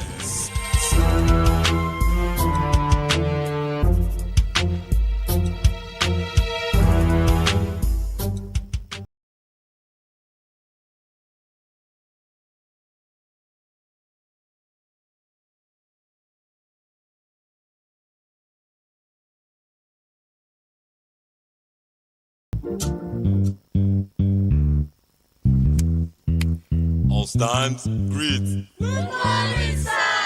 Good morning. You're welcome to Jagbajantis High School. My name is Sound Sultan, your new mathematics teacher. By the way, do you understand Pidgin English? Yes, sir. Okay, now what we go use henceforth? Okay, carry your pen. Carry your paper. Them for my class. People of this world, them plenty. Sins of this people, many. So many. Many times plenty, multiplier. Many times plenty, multiplier. All right, with 8 minutes past 4 o'clock, welcome to more broadcast on 95.1 FM. This is Today FM. Welcome to another edition of the platform on radio on your premium talk station. I am Dawn Wilson, and I shall give you insight into some of the news reports making the rounds. Now, the platform on radio is a program where we come to dissect trending issues with correspondent reports. Our correspondents are out there sourcing reports from the field, and on this program, we take their reports and have them give us more details. Perhaps you get to hear what's not entirely in the news. And on the menu this evening, man cries out over detention despite bail. River students protest over poor living conditions in hostels. RSU anti-drug chairman raises alarm over online drug content influences on young people. All right, let's get into the show. Now, here are some ground rules, especially for those of you who are not sure what we're doing. I'll read out the story and then get your perspectives on each story. Now, when we're done with story 1, 2, 3, it then becomes a free-for-all. It's open for all. So any of the topics you'd like to still touch on, yeah, you can call us and we'll let you have your say on whichever topic we've put on the table for discourse. Now, for those of you who would like to be part of the show, here are the numbers. 0810-951-0951. That's 0810-951-0951. For voice notes, WhatsApp messages, and text messages, 0701-9339-962. 0701-9339-962. Now, if you'd like to be part of the program via YouTube, sure, you can go there and leave your comments and we'll check. For YouTube, Today 951 FM. That's for YouTube, Today 951 FM. Now, for those of you who'd like to listen via our website, that's online followers, www.todayfmlive.com, www.todayfmlive.com. Simply go click listen live. It's right there in front of your screen and you're in. You can also be part of the show via apps, Radio Garden and radio.org.ng. All you need to do is look for Today 95.1 FM on said apps, and that's it. You're golden. All right, let's kickstart the show. A man battling serious kidney-related health challenges, Chief Ugochukwu Lucky Ibekwe, has accused a senior police officer in Port Harcourt of unlawfully detaining him for over 65 days, despite multiple court orders granting him bail. In a petition filed through his lawyer, Senior Advocate of Nigeria, Damian Okoro, Lucky Bekwe alleged that CSP Omar John Sini, head of investigation for the Special Prosecution Team on Petroleum Product Theft, has kept him in custody since his arrest in February over unproven allegations of illegal bunkering. He argued that his continued detention violates the constitutional presumption of innocence and described the bail conditions initially imposed by the police as excessive, punitive, and deliberately designed to keep him incarcerated. Following a legal challenge, the Federal High Court in Umuahia granted him bail, but he was rearrested immediately after his release on April 2 of this year on fresh allegations of money laundering without being formally charged to court. A subsequent ruling by a high court in Oyibo on April 21 of this year as well again granted him bail on liberal terms, yet his legal team claims the police have refused to comply with the order, prompting further petitions to top government officials, including the Inspector General of Police and the National Security Advisor. The petition emphasized that Lucky Bekwe, a kidney transplant patient suffering from acute hypertension, has experienced worsening health conditions due to prolonged detention, raising serious humanitarian and legal concerns. In response, CSP Omar John Sini confirmed awareness of the court orders but justified his refusal to release the suspect by citing plans to appeal the ruling and alleging threats to his life from Lucky Bekwe, a claim the detainee's legal team strongly disputes. All right. So, ladies and gentlemen, what does this say about respect for the rule of law in Nigeria? Do cases like this affect public trust in the police and justice system? We'd like to get your thoughts on that. Remember, I've already given out the number 0810-9510-951, 0810-9510-951, and also 0701-9339-962. Now, let's get your thoughts. Let's have your say. I know what I'd like to say, but you know what? You first. The platform, welcome to the show. What's your name? Where are you calling from? Good evening. What's your name? Where are you calling from? This is Akuku from Abokiche. All right, go ahead. You have the floor. Let me say something to my sister. You know, Nigeria, we don't obey law again because of the way the judiciary keep themselves. When a court will give order, people will be doing a different thing because they have killed by politicians. I even say police themselves doesn't obey the law again. The Nigerian police are not performing well in this country. We don't exercise ourselves in this country again because of the Nigerian police. I don't know the kind of society they are. Because of the bad egg in Nigerian police, because they depend on getting money from people. Nigerian police have been crossing over.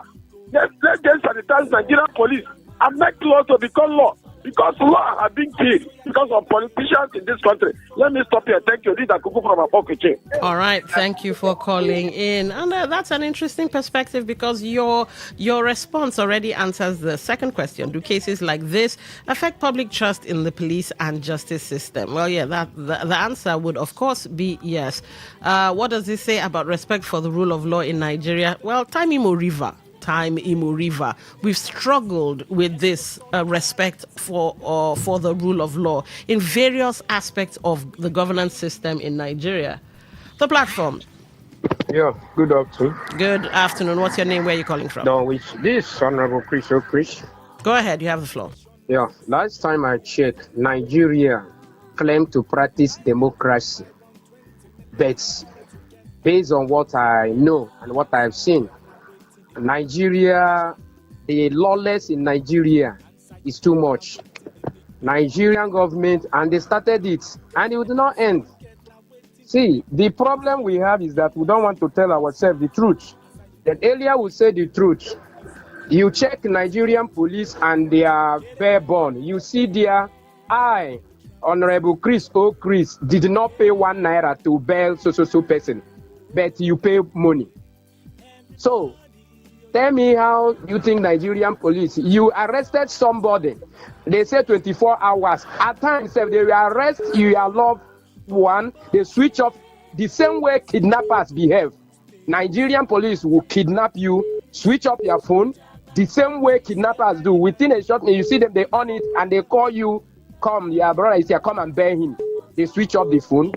What kind of kidnapping is that? Not arrest, kidnapping, where you kidnap somebody for 3 to 4 days. The wife and the family, the children will be calling. Even to the extent you say that it's not here. Is it not kidnapping? Okay. They should stop with this kind of kidnapping, not arrest. All right. Nigerian police. All right. The platform, welcome to the show. What's your name? Where are you calling from? Obina is calling from Port Harcourt. All right, you have the floor. You know, I blame the judiciary because they are the one causing this problem. Who is police? And this current commissioner of police is not checkmating this lawless police force that is committing this kind of atrocity. The courts have given order. They are still holding the person and they are arresting the person. Now look at what the police want to say. A threat to life. Which threat to life? It's a lie from Peter. Maybe demanding for good amount of money from that man. All right. Unless the man dies in the custody now, they will release him. All That's right. what they want. Okay, thank you for calling.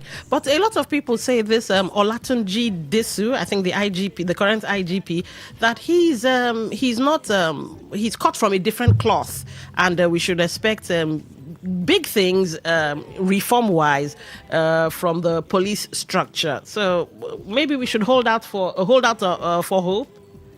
The platform, welcome to the show. What's your name? Where are you calling from? Yes, good evening, my sister. Good evening. What's your name? Where are you calling from? I'm Coach Andy. I'm calling from Go ahead, you have the floor. All right. You see, my sister, what is actually happening in this country shows that the judicial system is actually going down gradually.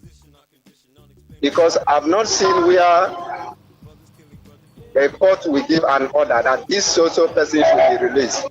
And police that even they are the one to charge the person to court stand and say no, it will not happen. It's because the rules of law is no longer being respected from the top. But that is the reason. Should we be blaming the judiciary if they have given him bail? In fact, one of the paragraph says liberal terms. So is it the judiciary per se or the police more? A politician or whatever will stand there and say, no, let him go, release him, let him go. All right. Or do not allow him to go. You see, so there are cabals who are giving order why the judiciary have already, because they don't have power again. Okay. And they have been bribed all over. All right. And the police also, they should do the right thing. Thank you. All right. Thank you for calling. The platform, welcome to the show. What's your name? Where are you calling from? Lady Tom. Yes. Good afternoon. Good afternoon. What's your name? Reginald, I come from Perfection. All right, go ahead, Reginald. You have the floor. Yeah, let me say, I agree with the last caller. You know that the judiciary is the problem we have. Because you know that the laws in Nigeria is only the poor people that are meant to obey the law, and they will enforce the law on the poor people. But when it comes to rich people or government agencies, they don't obey the law and they don't enforce the law. Otherwise, if the judiciary knows their position, the critical position they are holding in the society, it is their duty that both government, irrespective of their status, or the government agency that you claim to be, you are meant to enforce, in as much as you enforce the law, you also meant to obey the law. So why will the court give an order that somebody should be released and then the police is still holding the person? So why? The judiciary must wake up and ensure that whichever judgment or order they give must be obeyed, irrespective of the agencies or the statutes in government. Thank you very much. All right. Thank you for that message. Let's see. Okay, you know what? Let's give you guys one more chance before we move on to the second topic. 0810-9510-951, 0810-9510-951. For text messages, 0701-9339-962. And for those of you who are watching on YouTube, you can leave your comments on YouTube. I promise you, we will check. All right, so we're still talking about, what does the story we have in, we've been talking about the detention of the man with a kidney issue. He's a kidney transplant person. What's his issue now? What does this say about respect for the rule of law in Nigeria? Do cases like this affect public trust in the police and justice system? Could it also be that we kind of like laid the groundwork, the foundation for the disrespect of the rule of law because of the things we allowed? When a government official will go against judgment of the court and all of that, or anybody in government or anybody empowered by law to enforce or interpret or whatever, and we don't do anything, we just take it as is. Can we, the people, not also be blamed for what's going on, for the trampling of the rule of law? Because, we turned a blind eye and a deaf ear. But at the moment, we wish Lucky Bekwe the best of luck, because this is one fight. I'd really love to see how this matter ends, especially this last paragraph.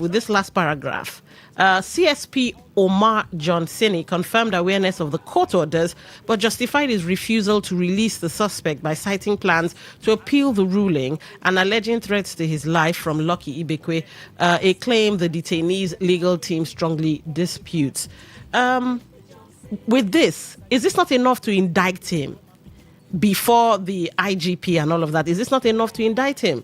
Is this not enough for any judge, especially the judges who gave the bail orders, to say, okay, you know what, we hold you in contempt or something, and then throw the book at him, as they say? But anyway, like I said, we wish Lucky Ibekwe the best of luck as he battles this current issue. All right, we'll move on to the next story before we take a short break. Students of the Rivers State College of Health Science and Management Technology have blocked the main entrance of the institution in protest over poor hostel conditions and lack of basic amenities, disrupting access for staff and other students. Today FM's Uchendu Ejowo reports that the aggrieved boarding students accuse the school management of prolonged neglect, citing months without electricity, inadequate water supply, and overflowing unsanitary toilets that they say pose serious health risks.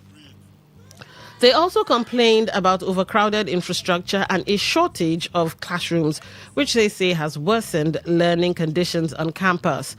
The protesting students called on the River State government, led by Simnalaye Fubara, alongside the State Commissioner for Education and the Ministry of Health, to urgently intervene. They lamented that despite paying significant hostel fees, they are forced to source water outside the school premises along the Ikwere Expressway, describing the situation as unsafe and unacceptable. Let's take a listen. Poor water supply, poor environment, poor power supply, bad environment, and lack of classrooms. The students are actually suffering from infection because of the bad toilet. The food cost here is very, very high. So these are the problems passing to the College of Health. The school environment is not looking like a health facility. We don't have light, and bed bugs is disturbing us, and our toilet has filled up. They are not saying anything about it. No conducive toilet. We need constant water. This bed bug that is disturbing us, we don't want it again. We need new beds, construction of the old stairs, and toilets that is filled up. We don't need it. We want them to work on it. All right, let's get to talking. That was quite graphic. Bed bugs. That's something I don't wish for anybody. Those things are really I don't know. They're a menace, a plague. All right, let's go with plague. So should school authorities be held accountable for poor living conditions in hostels? And if so, how? Do you think poor infrastructure reflects a larger problem in our educational system? All right, let's get your thoughts. The platform. Good evening, my doing well sister. Good evening to you, doing well. Welcome to the show. Yeah, so not doing well. I'm calling from my forum. Go ahead, you have the floor. My doing well sister, the students have said it all. Because if the school is doing well, or the school is doing what is required for them to do, those students will not come out and be complaining. They will even be praising the school. So I don't know why our government school, our government institution is so, the system is so deep in. Hello? So deep in corruption. Okay. In outside countries, not like that. So even Ghana here, Togo here, their government school is good. So let government listen to those students, because I believe that those students will not be lying against them. All right. Yeah, let them listen to them and do what is necessary for them. All right. Thank you for calling. Okay, so Doing Well says the school authorities, the government has to listen to the students. Yeah, that's a good one. I'm even wondering at this point. You know, in Nigeria, you provide your electricity, you provide your water. The students are providing water for themselves. They're providing water for themselves now by going out to fetch water. So should the students also be providing, I don't know, sanitation for themselves? Would that make the school authorities wake up to their responsibilities? The platform, welcome to the show. Hello, good evening. Today FM. Welcome to the show. What's your name? Where are you calling from? I did Dakuku from Apokeche. All right, Dakuku, go ahead. You have 1 minute. We need to go on the break. Okay, so let me be sincere to you. The poor education we are having today is from the government of the day. Are you hearing me? The government are not doing well pertain in education because their children are not here schooling. They are outside country, so they don't care for the people of here. Like that bad boy you are talking in this whole school like that. I heard this is school, an institution. How can this happening? What are we talking about in that area? The government should look into these things. Forget about their children who is schooling outside. They want to kill education in this country. Hopefully, it's so alarming. All right. Who cannot hold the management of the school? It was the government. Thank you. All right. Okay, we need to take a short break, but let me leave this to marinate in your head. Doesn't the government, usually they have a budget, right? And the monies are shared to, this is a government school, obviously. The monies are shared to these institutions. What do they actually use the monies to do? When we come back, we'll continue the conversation about this school, bed bugs, and unsanitary toilet infrastructure. It's really terrible. It's still the platform on your premium talk station, 95.1 FM. So, we go use takes of mathematics.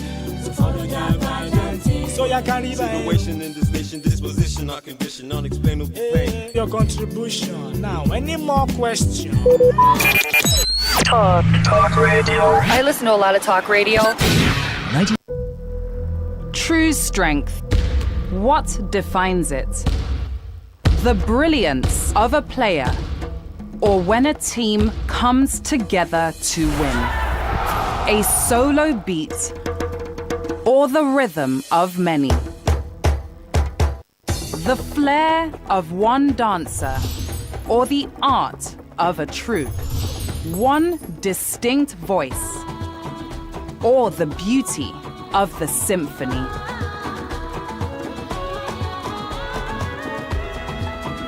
At FCMB Group, we build ecosystems, empower communities, and create the future.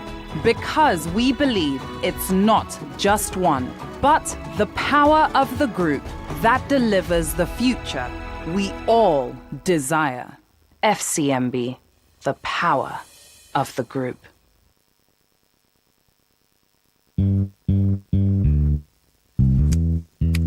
All stands, greet. Good morning, sir. Good morning. You're welcome to Jagbajantis High School. My name is Sound Sultan, your new mathematics teacher. All right, welcome back. It's still the platform where we take the reports from our correspondents and then give you much more to talk about. Currently on the table is, well, the lamentation, the protest by students of the River State College of Health Science and Management Technology. Apparently, they've blocked the main entrance of the institution in protest over poor hostel conditions. From unsanitary toilets to having no electricity to having to source water for themselves and all of that. And they're calling on the governor and the commissioner for education and Ministry of Health to intervene. And so we're asking, should school authorities be held accountable for poor living conditions in hostels? Yes, 100% yes, because they're the managers. But if so, how? Let's get your thoughts. The platform, welcome to the show. Hello? All right, that's lost. The platform, welcome to the show. What's your name? Where are you calling from? Reginald, I call back. All right, Reginald, go ahead. You have the floor. Yeah. In as much as we know that government has failed when it comes to issue of maintaining infrastructures such as schools and our health system, government has failed completely. But that is not to say that the management of schools on their own too, they have also failed. Because the reason why you are there is to manage the schools, these institutions. And there are budgetary provisions that government are giving to these schools, these institutions to fund the schools. And the schools too, the management of these schools too also source money, internally generated revenue that they make from the schools. So some of these infrastructures, some of these issues that the students are complaining, is supposed to be taken care by the school management. Okay. What will you take the school management to look for fumigation and then fumigate the areas? How can children be battling with bed bugs? All right. Something that we have not heard from years. You know? All right. It's too poor. All right. They should wake up and do what they are supposed to do. All right. Thank you for calling. The platform, welcome to the show. Yeah, good afternoon. Good afternoon. What's your name? Where are you calling from? This Honorable Chris. All right, go ahead. I may ask, which of the government, before you blame the school authorities, most of the Ministry of Education, some of them have private schools where they have interest. Like one of the schools in my own community, I posted on Today FM platform there on WhatsApp. Go and watch it. You can't even train dog there. So this one, high institution, universities, they are crying. Then what of the primary schools? The ones in my own local, you don't even know my compound because we have school is opposite my house. That joy, my mother, that joy, I want to go and do this. That joy, you want water. That joy, you want this. Like saying my mother, the Ministry of Education. So to me, and if you now say, okay, let me go and put the toilet for them, you still see the same government come and arrest you. Why? Who tell you? Why you didn't seek permission from us before you want to? If I want to dig a toilet for students, I can do it with my money. But will government allow you to do that? Won't they arrest you? All right. That's another problem. Okay. How can we help? We can't help. In Nigeria, good thing in Nigeria look like bad thing to them. Okay. Thank you for calling. But I think you can help. You simply need to go to the Ministry of Education or the Ministry of Health and see how you can do a PPP with them. It's very possible that that's a way to get around the situation. The platform, welcome to the show. All right, we lost that one. The platform, welcome to the show. What's your name? Where are you calling from? Good afternoon, Faustina, right? Wrong. Okay, sorry. Can you please remind me of your name? My name is Dawn. Okay, Dawn. Mm-hmm. Yeah, my name is Chima Dike. It's like this is the first time I'm talking to you in this radio. No, it's not. You've talked to me before, several times, actually. All right. My sister, sorry. Mm-hmm. The issue is that education in Rivers State has gone belly up. The people of Rivers State have been so encapsulated by the governor of this state that we could not even talk about our children's welfare.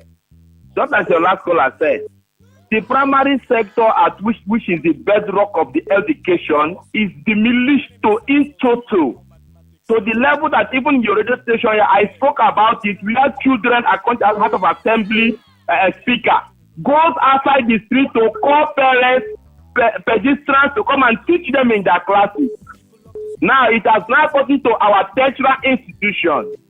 Now before those children went to protest by blocking their school gates, do you know series of letters they've written to Rivers State government? And as of last week, they led the protest to the house to the government house. And nobody came to address them. All right. They were humiliated. Chimadike, wait, just slow your roll. Do you have evidence of? Remember the protest, but do you have evidence of the letters that were written and all of that? Because right now it sounds like allegations. That is one. Two, you have the Ministry of Education, you have the Ministry of Health, but you seem to be blaming the governor for other people dropping the ball. Don't you think if you must blame from those who did not do their job, then down to the governor? Don. Yes. Who has the power to sack civil servants in this state? Who has the power to employ civil servants in this state? The superintendent of this state is the governor, and if the people that he's not working with failed, it's not them, it is him that has failed. Just as your last speaker said, that he could go and do a toilet for them, but he will be arrested for it. Now, what am I saying in essence is that the fatigue that we are seeing in this state concerning governance is alarming. It's very bad. To the level that now, those people that you see that are protesting are the engineers, the doctors, the lecturers. Now, of what magnitude are they going to sit down to learn so they can now exhibit that in the future? That is why I said that the governor is trying to weaponize illiteracy so that there will be nobody in this state in the nearest future that can stand up to him. Okay. My name is Chima Dike Porumokuta. Thank you. Thank you for calling. The platform, welcome to the show. What's your name? Good evening. Good evening. Please always turn down the volume on your radio first. My volume is off. No radio here. Go ahead. Yes. Educational system. Protest and no protest and all the rest. I think the protest started when Amici left office. After Amici left office, 8 years of wiki, they had been to schools, no chalk, nothing. He didn't do anything to the system. Nobody came in and people from problems here and there were unable to be able to actually govern the state well. Hello? For me, I think if it comes back the second time, then we can actually give attention to those things. Distraction has made him not to be able to carry out what he intends to do for the educational system. But the problem started from Wiki. Okay. 2 years of Wiki. All right. The platform, welcome to the show. Hello? All right. Let's move on. The chairman of the Anti-Drug Abuse Committee at Rivers State University, Promise Anele, has raised concern over what he described as the growing trend of content creators publicly engaging in illicit drug use on social media. Speaking in an interview with Today FM's Uloma Nwosu, Anele condemned the behavior as unacceptable, warning that such online displays risk normalizing substance abuse, particularly among young and impressionable users. He noted that social media platforms now play a powerful role in shaping attitudes and behaviors, making it important to scrutinize the kind of content being shared. Anele cautioned that glamorizing drug use online could worsen existing substance abuse challenges and mislead viewers into perceiving harmful practices as acceptable or desirable. He urged greater responsibility among content creators and stakeholders in addressing the influence of digital media on public health and youth behavior. Let's take a listen to that. It's totally wrong because it creates a negative influence on the citizens, especially the young ones. They may wrongly think that that is the way to go. It's unacceptable. It should be discouraged. You know, social media has become a huge influence in our society today. We need to monitor what is put out there. We need to be sure that we're putting out the right message. So smoking illicit substance, posting for whatever reason is totally unacceptable. It should be discouraged because it has a lot of negative influence, especially on the young ones. All right, so should content creators be held accountable for promoting harmful behaviors online? Why or why not? And should there be stricter regulations or penalties for posting drug-related content online? Oh, let's get your say. The platform, welcome to the show. All right, it looks like that one dropped. Okay, let's try this one. The platform, welcome to the show. Yeah, Lady Dawn, I saw that, Reginald. All right, go ahead, you have the floor. Yeah. I think some time ago, during the administration of late President Buhari, the issue of social media regulation was being introduced. But unfortunately, Nigerians saw it in another way. They say that the government wants to cage the voice of the people.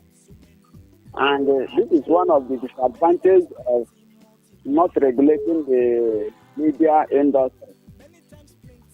So I think I will be of the opinion that there should be the agencies that are supposed to regulate whatever thing that is being posted in social media, because social media has a way of influencing the society, either positively or negatively.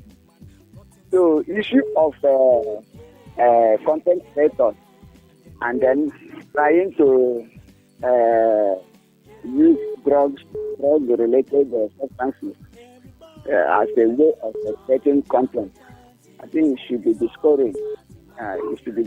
Government should do something, monitor them, and then ensure that those who are supposed to be punished receive adequate punishment for their wrongdoing. All right, Reginald, just so you know, the Nigerian cyber law, primarily under the Cybercrimes Prohibition Prevention Act 2015 and NDLEA regulations, treats posting drug-related content as illegal if it involves trafficking, selling, or promoting prohibited drugs online. Offenders face severe penalties, including 15 to 25 years imprisonment for promoting hard drugs, or 3 years plus for sending. Now that the law, yes, now that the law is there, the one thing that we lack is the implementation of these laws. So maybe we should be blaming the NDLEA, or blaming we the people who are not tagging the NDLEA when we see drug. They have people at the media. They have people that monitor all these things, even at the media. Okay. So they don't expect me to tag them or to trying to give report to them. They should do their work and then ensure that they should do proper enforcement of this law. All right. The platform. Welcome to the show. What's your name? Where are you calling from? Yeah, Don. Yes, I can hear you. I get pissed off when I hear NDLA asking people to report. The NDLA are asking people to bring petition. Are they in Equatorial Guinea? Are they the citizen of Nigeria? Are they the one? Are they on ground?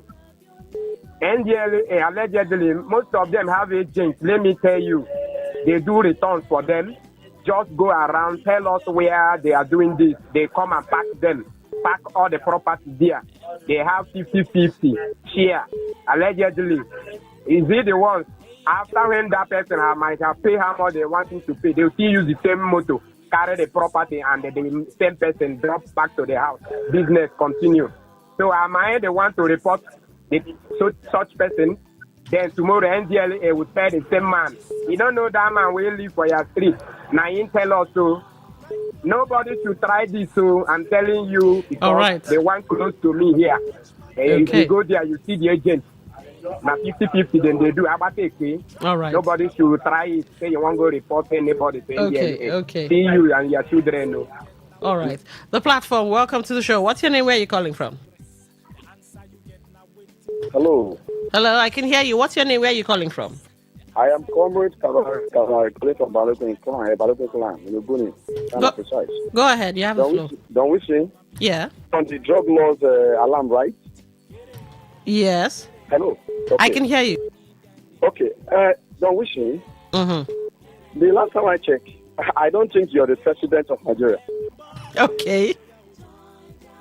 And I am not also the president of Nigeria, and the rest commentators on this platform. We're waiting for you to land. Go ahead. Are you with me? Sure. Look, Nigerian government encourage drugs. Nigeria government encourage drugs.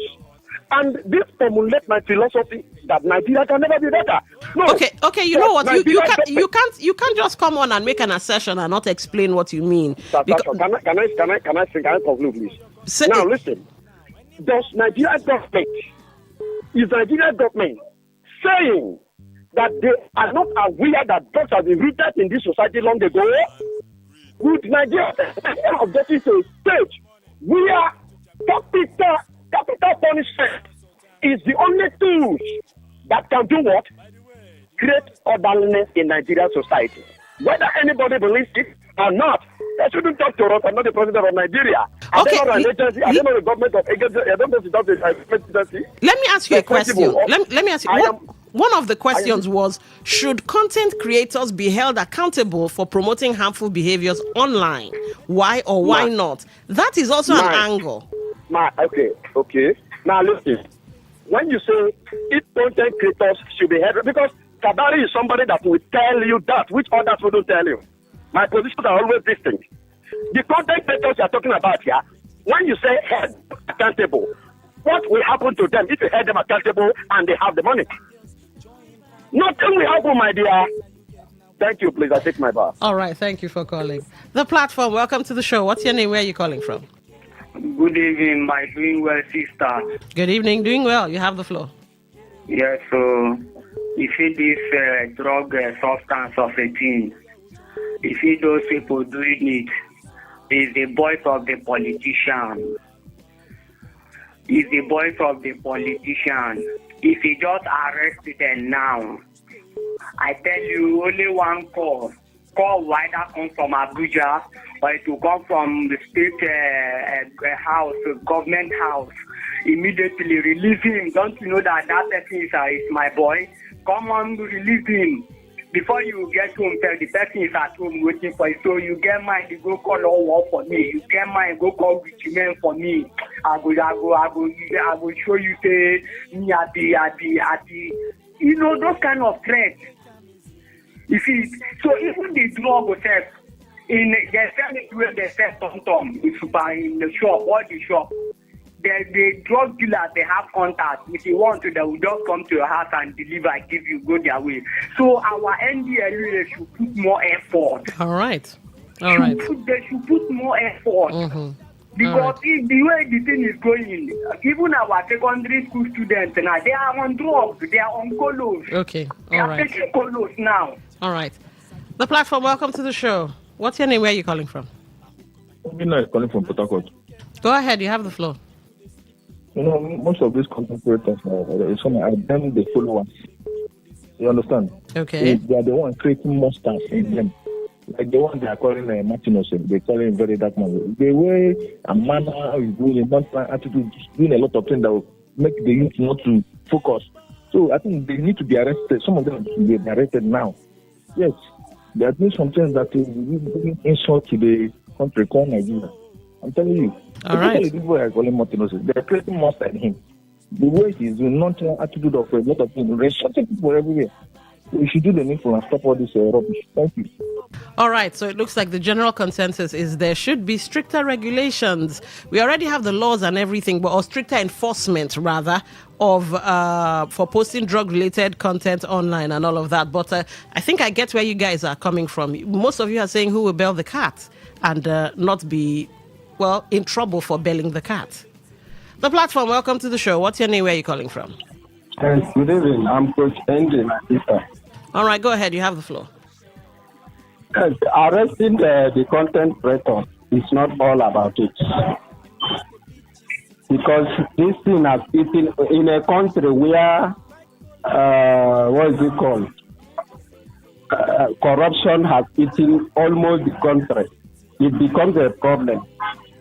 You see, if they want to eradicate this drug, something of a thing, they should start from the top. There are people who are pushing it. There are people who are getting it. We are sending it to where it's supposed to go to. Like this election period that will take place now. Watch what will happen. Let them start the cleansing from the top, from the politicians on top. And I don't know if you can remember, before Tinubu come to power, there is an allegation against him concerning drugs. So after then, till now, have you heard it again? Have they come up with such issue again? It died. Then as it died like that, do you think that it has ended? It has not ended. We know everything. So let them start the cleansing from the top. All right. Thank you for calling. Okay. All right, so please remember that the opinions of callers remain the opinions of callers and in no way, shape, form, means, or manner reflect the opinions or feelings of Today FM 95.1. All right, we have here, greetings to you, Lady Dawn. I'm Friday Olu Uniport. When I hear people, including the Nigeria Police Force, say the police is your friend, I kind of wonder whether the friendship, without the friendship, all right, when disheartening stories like this linger around the police like a bad smell. If the man dies in police cell, given his critical health challenge, they, the police, will have succeeded in prosecuting, convicting, and sentencing him posthumously without the court. Can there be a better description of a brutish and nasty state than the Nigerian state? I guess not. Okay, let's go back to the phone lines. The platform, welcome to the show. Hello, good evening, Today FM. Good evening. What's your name? Where are you calling from? This is Dakuku from Apokeche. All right, go ahead. You have the floor. Let me talk about the issue of drug we are talking about. This drug is so obvious in this country. It's too alarming because why I'm saying this is because our youth cannot live it. Look at the young ladies of 10, 15 years, they are taking drugs. And the worst part is that this habit is too alarming because of our politicians that are into it. As this kind of politicians, I go to their house, they were bringing drugs for all these guys to be saying like they can ask for them and just say the truth of the matter. If not, we cannot be having all this issue. They are the people corrupting all these our young boys and young youth of today. Are you hearing me? Our politicians are the ones. Let me stop there. Thank you. All right. Thank you for calling. This is Sam Okunkwa from Uzoba. All right. You say, presenter, good evening. Chima DK. All right. Okay. All right. I'll allow this. Chima DK never liked the governor since he was elected. However, his hatred, all right, no insult, can never do anything to the governor. All right. But your last line, I won't say that part. All right. We get you. The platform, welcome to the show. What's your name? Where are you calling from? Hello. My name is Mark. Hello? Oh, your line isn't doing you any favors. All right, I had to disconnect. You can call back and let's see if we can hear you much better. The platform, welcome to the show. What's your name? Where are you calling from? Yeah, Caption. All right, go ahead. You have the floor. I think we're talking about the governor and his political journey. No, not really. We're actually talking about several topics. One of which the school of I think it's let me find that name now. The School of Science. Hold on. Yeah, River State College of Health Science and Management Technology. They are protesting poor infrastructure and unsanitary environment, and they've taken their protest to the governor. And we're talking about all things connected to that, not particularly the governor, but what's happening in that school. Okay. Let me just dwell on that. You see, this poor infrastructural development in River State is becoming unbearable. And if you go to communities, even the little one government is trying to put is being destroyed by the same communities. And the stakeholders within that community are not doing anything. It's just not just in School of Health. If you go to secondary schools that domicile in some communities, you will find out nothing. If you go to the primary school built by government, you're blaming the community. What about the school management? Are they not supposed to be taking care of these infrastructure as well? See, the body language of the government determines the direction of the workers in that area. Let me tell you, when you go to the government is making forms available for free for WAEC and the rest of them. Just take your whatever, go to some schools and see what is happening there. Have government sanctioned any of them for collecting money where government say don't collect money? So when government puts a law and somebody violates that law, there is no sanction. What do you expect? That is taking around all areas in River State that there's no place you go as far as schools go. Even universities, as people into universities. I was in Uniport the other day. See how filthy that school looks like. So it's not only in that School of Health. The thing has become order of the day in River State. Thank you. All right, thank you for calling. We have a rather long one here. Good evening, Don. The issue of disobedience to court order is not peculiar to Abia State Police Command, but strongly aided by... I'm confused now. Christian from Rumokoro. A situation where a traditional ruler took Dr. Alex Oti, Anthony General of the State, and Ministry of Local Government and Chieftaincy Affairs to High Court in Obehi and got a favorable judgment against Abia State government to return to his throne. Do you know that a permanent secretary in the Ministry of Local Government and Chieftaincy Affairs sat in her office and nullified the declaratory ruling of Justice Eruba on the grounds that Abia State government has appealed the ruling without any valid stay of execution from any superior court? It is my appeal. All right. Yeah, it's connected and then it deviates. It went left. So well, thank you for writing in. The platform. Welcome to the show. You have 1 minute. Hello. We need to go. Okay, Mohammed Don wishing Comrade Kabari called back. All right. 1 minute. 1 minute. Yes. Mohammed Don wishing we will cap him. Now, as regards that protest, can you hear me? I'm struggling. You will agree with me. That there is a lack of good behavioral instincts environmental-wise in Nigeria. Okay. Are you with me? All right. We have the mother of government. The government have delegated an agency to manage the environmental. The students, as they said, they have the blame. All right. We really need to go. So up next would be News in 60 and, of course, Waiting They Happen. Thank you guys for being an amazing audience, and thank you for the plethora of messages. You've been amazing as always.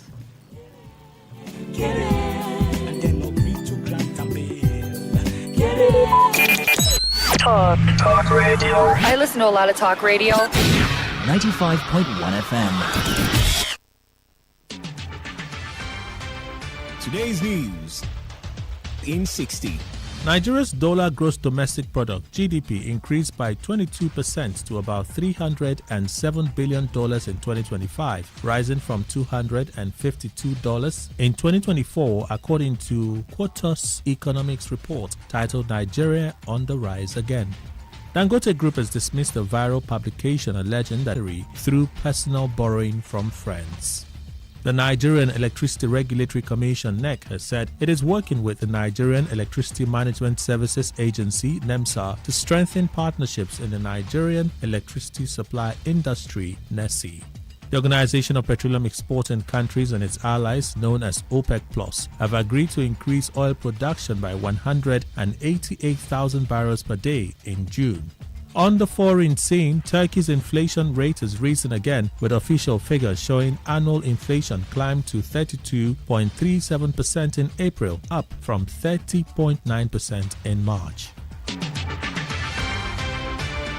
Today's news in 60. In 60.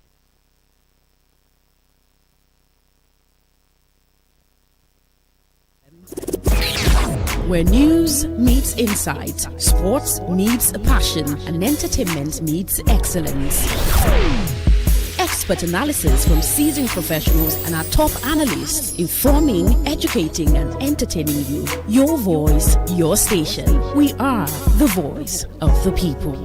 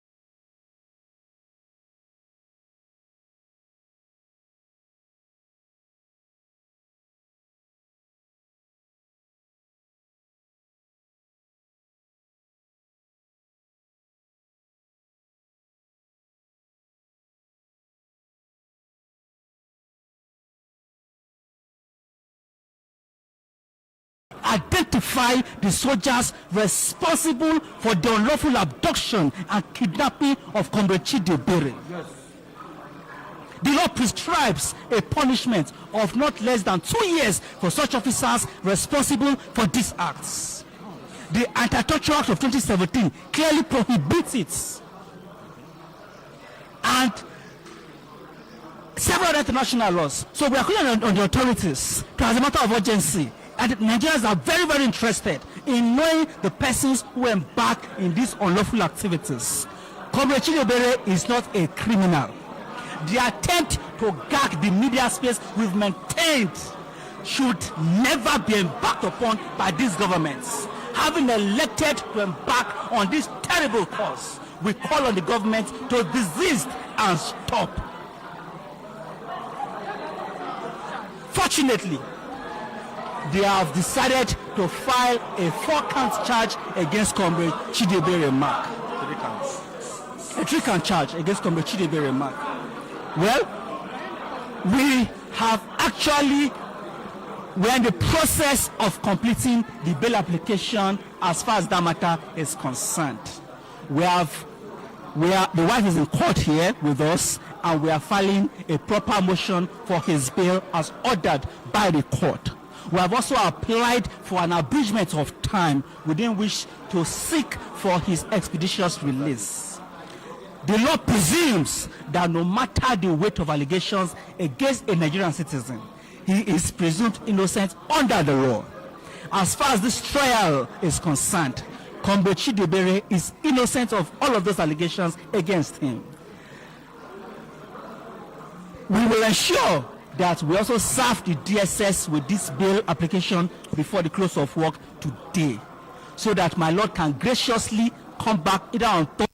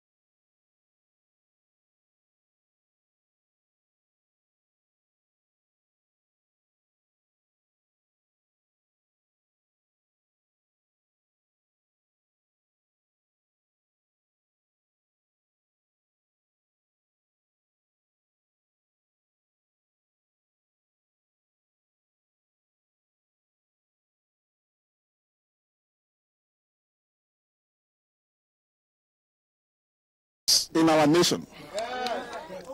Okay. Yes. Okay. Yes. And yes. And so, thank you. And so you can wait. Take it easy. We never start a campaign. No. Okay. When we start, we will tell them. So you can imagine our pride, our happiness, and our pleasure today that you are leading Nigerians to invest your time and your confidence and your personalities in this party. We are grateful in receiving you, and we know and we trust and believe. We know what you are bringing on board. The Nigerian people know what you are bringing on board to the NDC. There will be time enough for campaigns. There will be time enough when we unfold the political processes within the party. But you know, there is a saying in my place that if you have a beautiful daughter and you have suitors several of them coming. When you see a very handsome, good-looking, and good-looking doesn't feed a daughter, so you will also be interested in waiting in the pocket. By the time you like that suitor, my people say, you don't even wait. You don't even wait for the bride price to be paid. You don't even wait for the marriage ceremonies to be concluded before you begin to treat that particular suitor as an in-law. Before you okay. Oh, before you okay. In fact, before anything.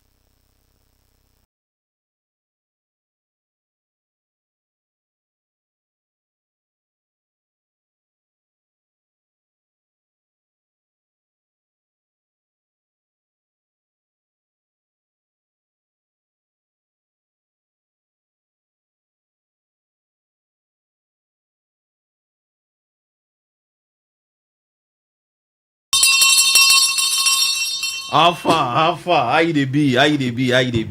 Port Harcourt people. Mary Queen, how far are you dey? I'm good. What's happening? Everything nice. I'm good. It look like everywhere just hot today. Not only today, for like... No, the policy is still cool. It never starts. No, it's still cool now. Never see people where they pick from. They just they pick now. I see Chijoke woman don't pick from. So. With him big belly. You know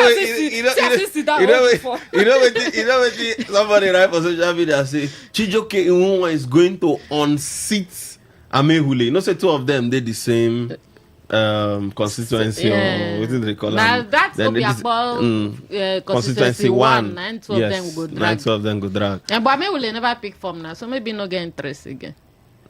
Not true, Amehule never pick from. So maybe you want pick from for governorship. For governorship, governorship don't suffer. Who self don't pick from for governorship like this now? Where you don't hear governorship, they don't pick for them. Okay, they don't pick for them. All pick na pick. They don't pick for them. Who again? Tonyeko now. Tonyeko. They don't bless Chinda, but we'll never know whether they don't give them before. I even the year of Dark Skelly as of this afternoon now. For which party? For I think PDP. Which faction? Which faction were they again now? Now the rainbow on. You know what? Somebody write for social media say some people don't go pick for APC and PDP. Anyone know? In case APC don't favor you, you go PDP. No, but by the INEC act where they sign, I know if you do. You know if you do, you know if you belong to two political parties at the same time. So you know if you pick here. So just pray, say, wait, make the Godfather tell you say pick or no pick. No go throw away your 20 million. But what I observe, I notice the same people, all of them don't pick their forms. I even see Okojumbo don't pick him form. I see a lot of persons don't pick from same. In fact, all same people, I don't see everywhere don't pick form when they come for assembly. Maybe assurance cover them now. Weekend people too, I don't see some people with it. I think Opwene don't pick form. One Opwene for assembly. I think that's Toro. I don't see some people for weekend camp for APC. Yes, we won't come back. But this time around, now them they pick. They still bought for everybody. No, I want take buy for everybody this time. What did they tell us before? No, that was then. Okay, now the money don't finish. You know, you guys fight for your head, because the way it be now, you know, go easy. And that is why at least you save them the grace to buy the form. And this woman too don't pick form. Ipalibo Bani go Harry. So now Ipalibo versus Felix Obua. What if that nickname? Go round. River State politics go sweet oh. Hey. You anyone go pick your own form now? Sponsor me now. Why do I have How much is it for APC? Which one you want me to go for? Which one go fit me? Just look me, tell me the one will go fit me. If I go for councillor, I rebuke you in the name of Jesus.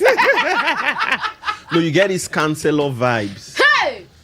You get this, or you won't go for, you know, say they give local government deputy chairman. If I drag with Sim, what's going to happen? And I even the year rumors say, and the year church say Belema oil to don't pick. Yes, even for ADC, this man we be one of the former head for MPA. I don't forget that his name. One Calabari man for governor for governorship. Okay, now those people those their parties that consensus too. I never know because for this that one one person they pick. And they wait for NDC. NDC, who go pick for NDC for NDC they reverse it. And they ask question. Who be their chairman? NDC they reverse it. And we get NDC, that one day. I don't know about NDC, I don't know NDC day. Okay. Anyways, Port Harcourt people wanna know how we they do this thing. We don't show again, nothing they happen, nothing be the thing. This now nothing they happen, waiting they happen. Nothing they happen, everything they happen. But we they waiting they happen. And waiting they happen, we carry con give on her. So that I go know waiting they happen. See the rhymes. Oh, normally, don't worry, I'll sponsor you. I'll take you to Don Jazzy. Are you serious? I get our music vibes. You don't see them now. Yeah. Drop them again, mostly, whether I don't forget them. Nothing they happen, for waiting they happen, and everything they happen. And we don't bring them as they happen. You see, you don't forget them.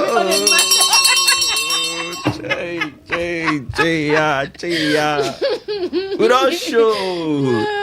And today might be the first Monday of the month. Yes. May Nigeria. Some people say this is your belt, they give them headache. No, normal. They need them. I know they need headache. Nigerian problem alone, no be headache. So not add this one again for them. But we there in the month of May. Yes. And somebody say May Nigeria no happen to you. You know, say who been talk that one of our minister say that's what they talk May Nigeria no happen to us. Say that they paint Nigeria bad. Say more no they talk am again. Say because when they say May Nigeria no happen to you, the person will just conclude say na bad thing you they talk. Okay, anyways, we don't show again. Nothing that happened. I go just introduce myself for our show. I never introduce yourself. My name is my name. You know, I've not been around. I just came back. Okay, so they give them appetizer. Yeah, I just came back. Anyways, you just got back. I just go back. Yeah. Okay. The country is so hot. hot. They fresh. Country You're not is very in Nigeria. hot. You've not been in this country because a lot of things are. A lot of things are happening, right? And I'm not even aware. Okay, so if you listen to us, you fit go on our YouTube. So if you want to see all of us ready for the studio, just go on the YouTube at Today951FM for YouTube. On Facebook, check at Today95.1fm for Facebook. And if you want to listen to us, just go for www.todayfmlive.com. Go see the listen button there, click and you go listen to us. Or if you go for Radio Garden app, just search Today95.1 FM. You go hear our voice as we yarn the story them for the studio. My name is MC Kuro. They call me the king of weddings. Anywhere wedding they happen for the city, outside the city, if you look very well, you see MC Kuro. We did that. They always talk this thing. Say Pekin, we then carry for back. You needed no city journey far. All right, my better country people. My own name na Mary Queen. We don't show to come give una all the ogbonge story them where they happen. Mona just did there. No go anywhere. Or don't touch the dial. Okay, so before we enter all the story, then we'll get here. We get one senior man. We just stay for the studio here, bro. So far now. I do MC Kuro, don't you? Person you see you again. I've been around. I just do all around the world, anyways. I'm back. Welcome. I'm back. Let me tell you welcome for your studio. Okay, so my brother, tell us what you get for us. All right, our listeners, good evening. My name now Priye from GM7 Properties, and waiting GM7 Properties they about. GM7 Properties now real estate company for Rivers State, where they seek to make everybody a land owner. And we will know say many people think say to buy land you need to get all the money. Some people think say land now for big people or na luxury something.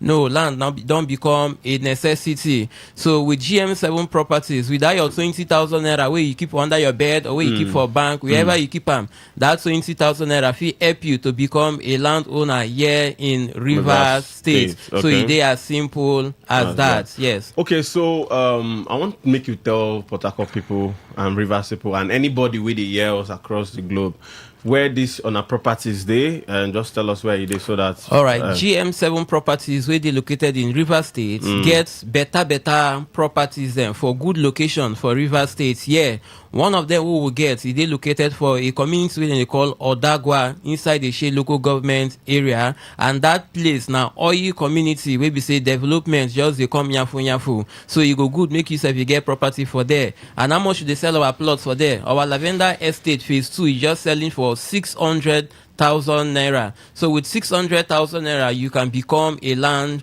owner, full land. And we also get our Lavender Estate Phase 1 for inside that Odagwa Ishe. How much they sell them? Now just 750,000 naira. Okay. Then we also get for Abara Ishe. That Abara Ishe na place where we say get 3 universities, including the River State University Extension, Faculty of Agriculture. Now better community too, where they develop well. So you go good make you buy property for there. Now where we say you go fit still afford them with small money. How much they sell the plot then for that place? For our Emerald Estate, they sell for 2 million. For our City View, they sell for 1.5, and our Olive Estate, maybe one of our newest estates, would they sell that one for 1.2 million naira. Okay. That one will be the actual value because now just pre-launch price. Now we just start them, so they sell them for 1.2. So early comers will get them for 1.2. But if you come late, you go fit the buy on 2.5 million. So but if you come now, you go get them for 1.2 million naira. We also get for Eneka, that one they call them New London City Estate. How much they sell that one? Now just 8.5. Those where they look for land for inside River State, you supposed to know how much they sell land for inside Eneka. But GM7 properties, they give you for just 8.5 million naira.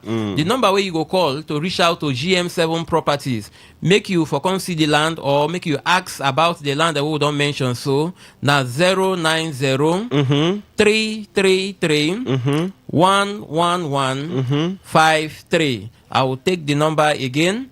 090 333 11153. And then our office they located for number 7 Pipeline beside Chishi Plaza, Eliozo Ruboku Road. Number 7 Pipeline Street beside Shishi Plaza, Eliozo Ruboku Road. Nigeria our office there.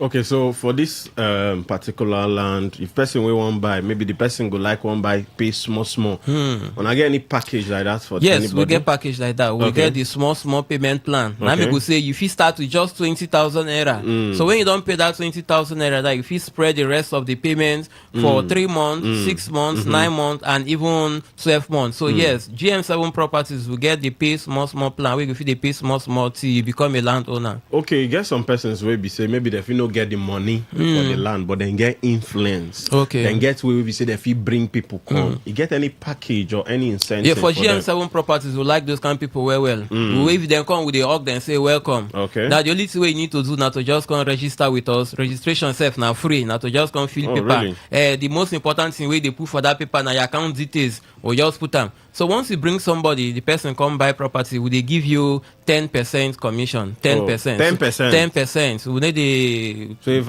I sell land 100M, 10 million are your own. Wow. 10 million are your own. What It's am I as easy doing? as that.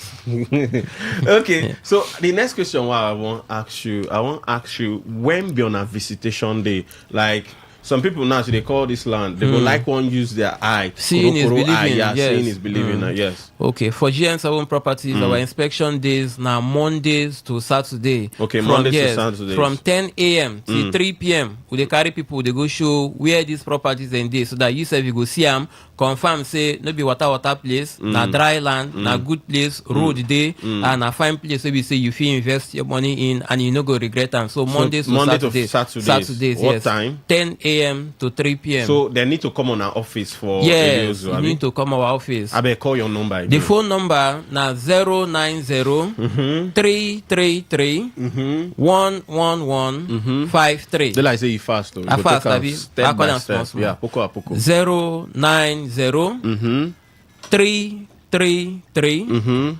11153. Okay, so it gets any other things maybe say where they like maybe on I get any special packages where they run now maybe on if I buy land on a fee on I won't give me this particular thing. Yes, currently for GM7 properties now if you come to buy land we they dash you 100 blocks.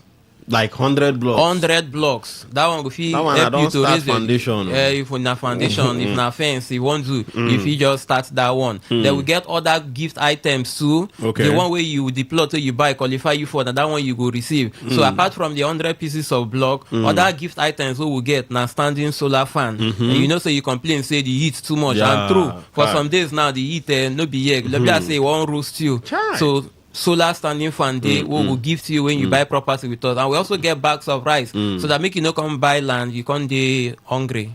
So we will give you bags of rice to make you use them, enjoy yourself, make you flex yourself. Okay, too. now and one thing way I want me address now the authenticity. Okay. Because you know saying people, Nigerians most especially, some people don't enter where land grabbers don't collect their land and all those stuff. So I want you make you speak to Port Harcourt people, make you speak to Rivers, to the Niger Delta about the authenticity of this land and where they buy. Exactly. Now, wetin enter my mind be say nobody will go talk say mama soup no sweet. I no go fit condemn myself say we know the genuine. I will say we dey genuine. But one thing I want to assure people is that for GM7 property we dey very reliable.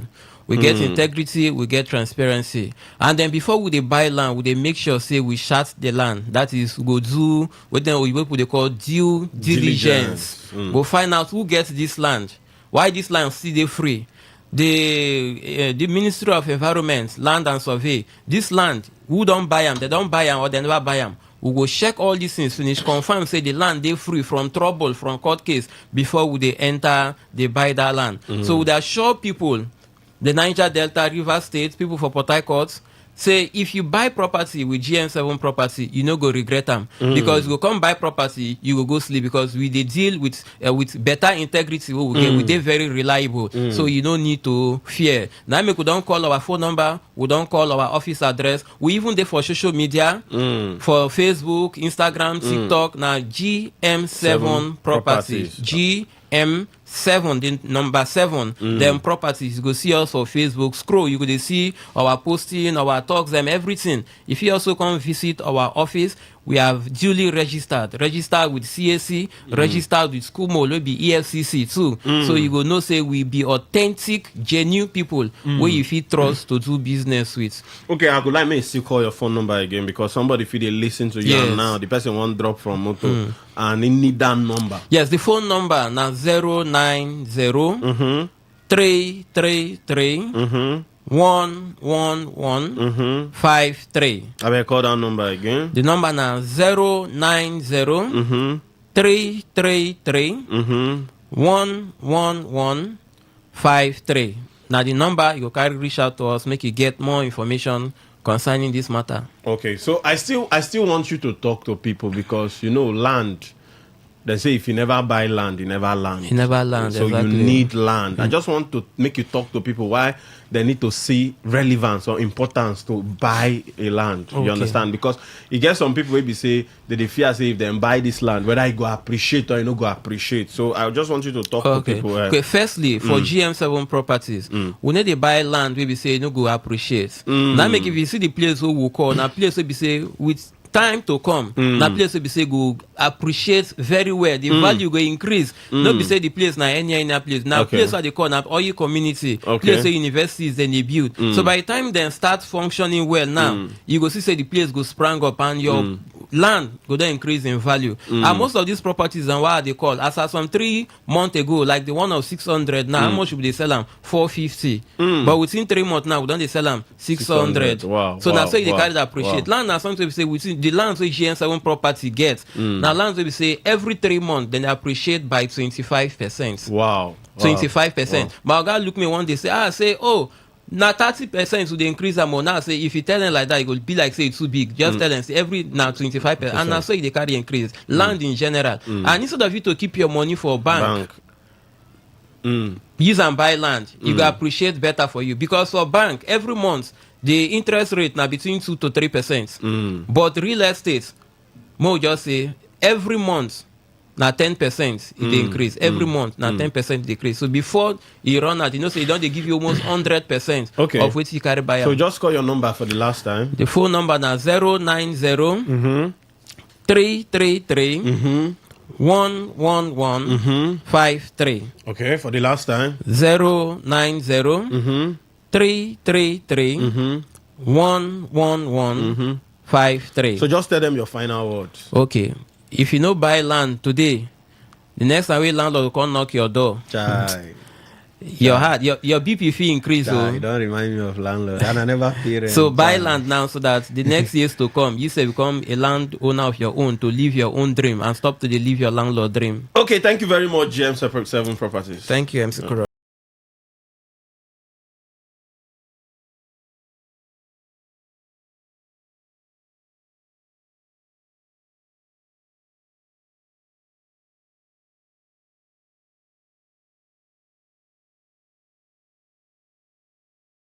Put our mouths inside small market, but we don't show back. We not to get time. The first story we did here, NDC. What's me that their full name again?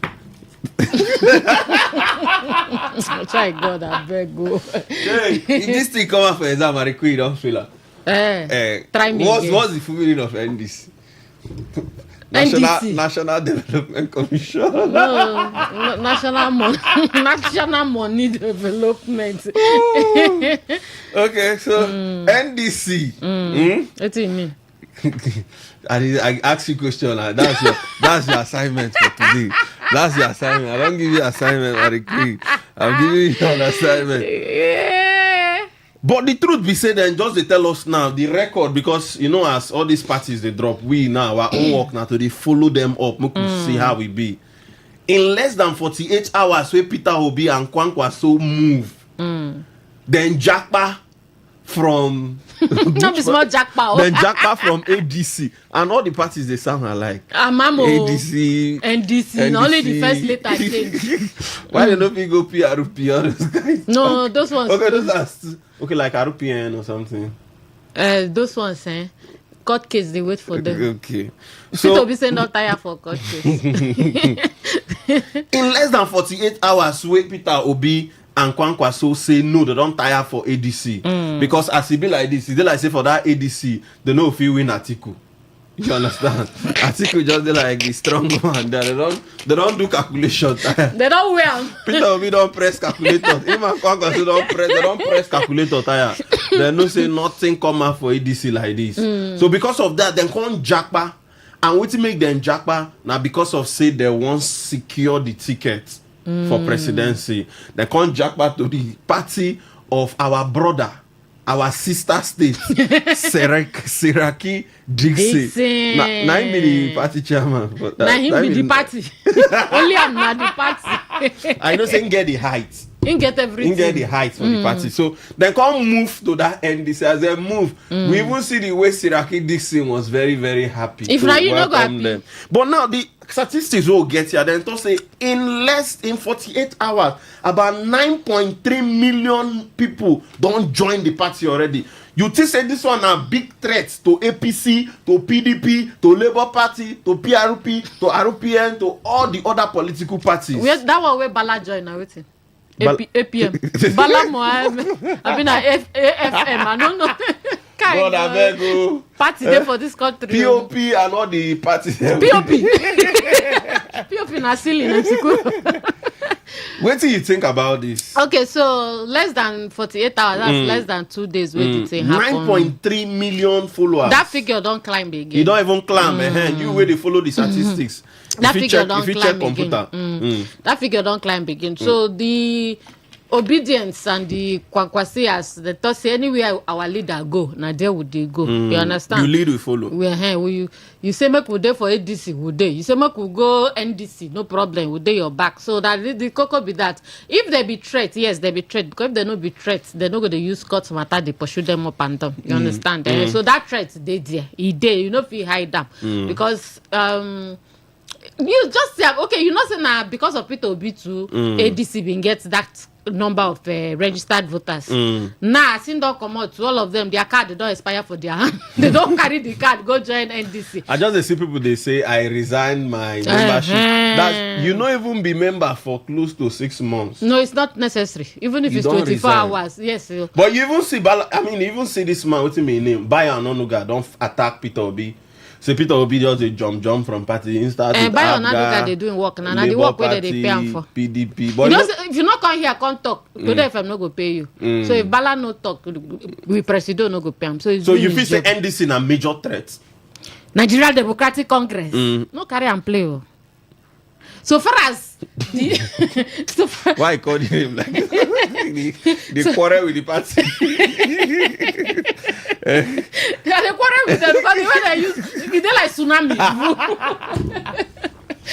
you know the funny part. He get one particular poster where I see for social media where them put Atiku face, put Amechi face, put Erufai face, put Peter Obi face, put Kwankwaso face, Kwankwaso face. Now because of say Peter Obi and Kwankwaso don't move, then go carry selective. You don't see him now. Erufai himself never even know in faith as in them because he missed the chill for Krikri. So that tsunami is a good one. At least na plus for them. Anyhow way the thing they do Peter Obi, at least you know say okay, my people never lose. But you notice say they weaken the opposition. They weaken them. Yes, like because APC them. like now. Remember the last election? If to say all the opposition people come together, therefore win Tinubu. But now you know say they will share the votes. Tinubu will just win like last week now last month we just keep on last month. Now they thought say all of them go support one person now. So they don't cancel them. They never cancel them. If Atiku become the presidential candidate, if he say then go still support. If Atiku become the presidential candidate, wait, that agreement was it for only ADC? I think it was just it was just for only ADC. That's what I feel too. The agreement no work again. Now it has expired. Okay, if you listen to us, go tell us how you see that one. Agreement because the big wigs wait for make a work no day again now, so there's no need. So make that ADC, Labour Party and the rest of them already right from time. Labour Party say they no follow, but if all of them go put all their eggs for one basket, you know this is not greed with the problem. So. Of course, now waiting again. Try. Everybody wants a president. It is easy. Any country you want go, they will not open door for you. I think we'll say after this time, the contest again. So. And men pray, men win this one now. But if you know winning, go still go again. And today, yes, so we can say make it no give they up. say today marks it whether not 31 years where Atiku start to pursue presidency. No men kukuma make on 35. So that mean retire. Round figure. 35 years now, you're supposed to for civil service now. So no, 65 years. No, like if 35 years of service yes. So if you did 35 years, so if you don't find presidency for 35 years, you retire. May add 2031. Then when you add that one, then you can retire. And nobody go accuse and say no retire where. They will say okay, serve the time. Okay. 35 years. Anyways, if you listen to us, go tell us how you feel whether NDC na big threat to other parties or nothing come out. Now just noise that they make. Now just papa and they make. You tell us when we open the phone line. We'll enter the second story what we'll get here. This particular story. Wala. You know done. Okay, so you get one man where they call Justice Crack, where we say in video been go viral, when they talk say soldiers them where they for the front line, where they fight Boko Haram, where they fight bandits, in upload the food where they give them. You upload the food for social media where they give people where they fight war. Even when I see the food, I was not happy. The food spoil my day that day. Because how you go to give military people that kind of food? The rice was too small. Like even the rice, I don't even sure say na Abakaliki rice. Don't feed them the rice.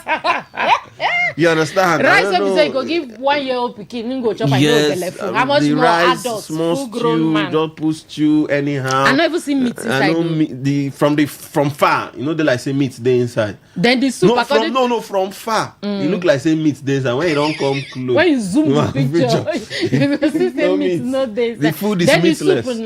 That's in our first soup. The soup is that's now MCT the standard now for. No, MCT did not feature that kind of thing. Because that for nothing they inside though. Okay, not be that particular one be MCT the standard. But MCT the old matter you know. In there for the Ofo Republic. But MCT the Ofo, they get plenty go slow. Okay. This one they like express. Okay, this is very watery.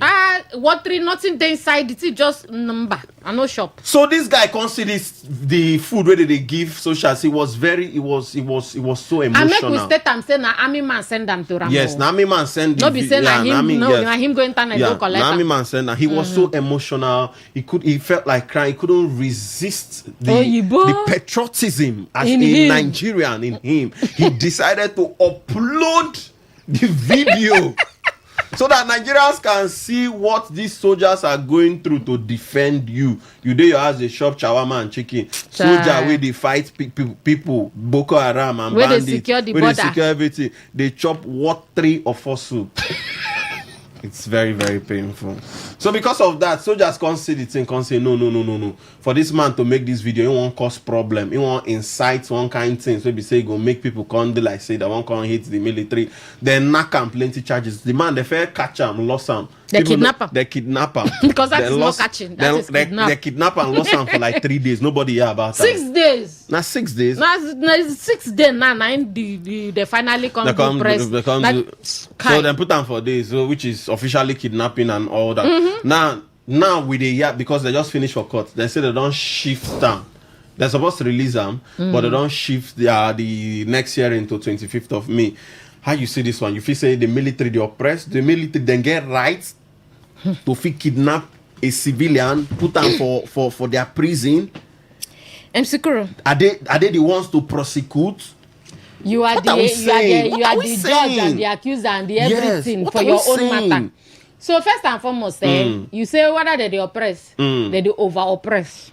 They know they just oppress. Military they oppress civilians too much. How you want tell me?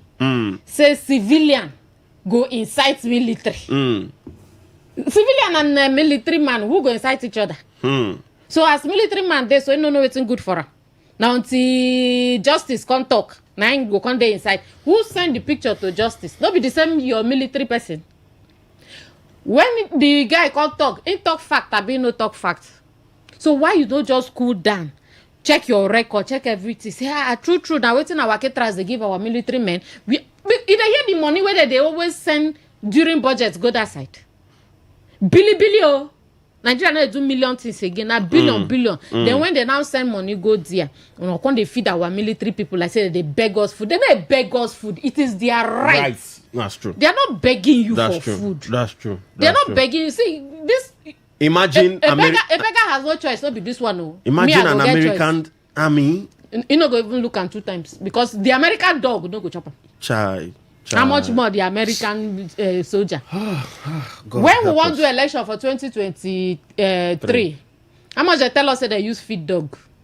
Where they use for election. What about the money they use to rehabilitate these terrorists? Then the money where they use, they tell us say they don't go through processes, they don't rehabilitate them. Now they are putting them back into the society. They'll carry our money so I should be for them green and white.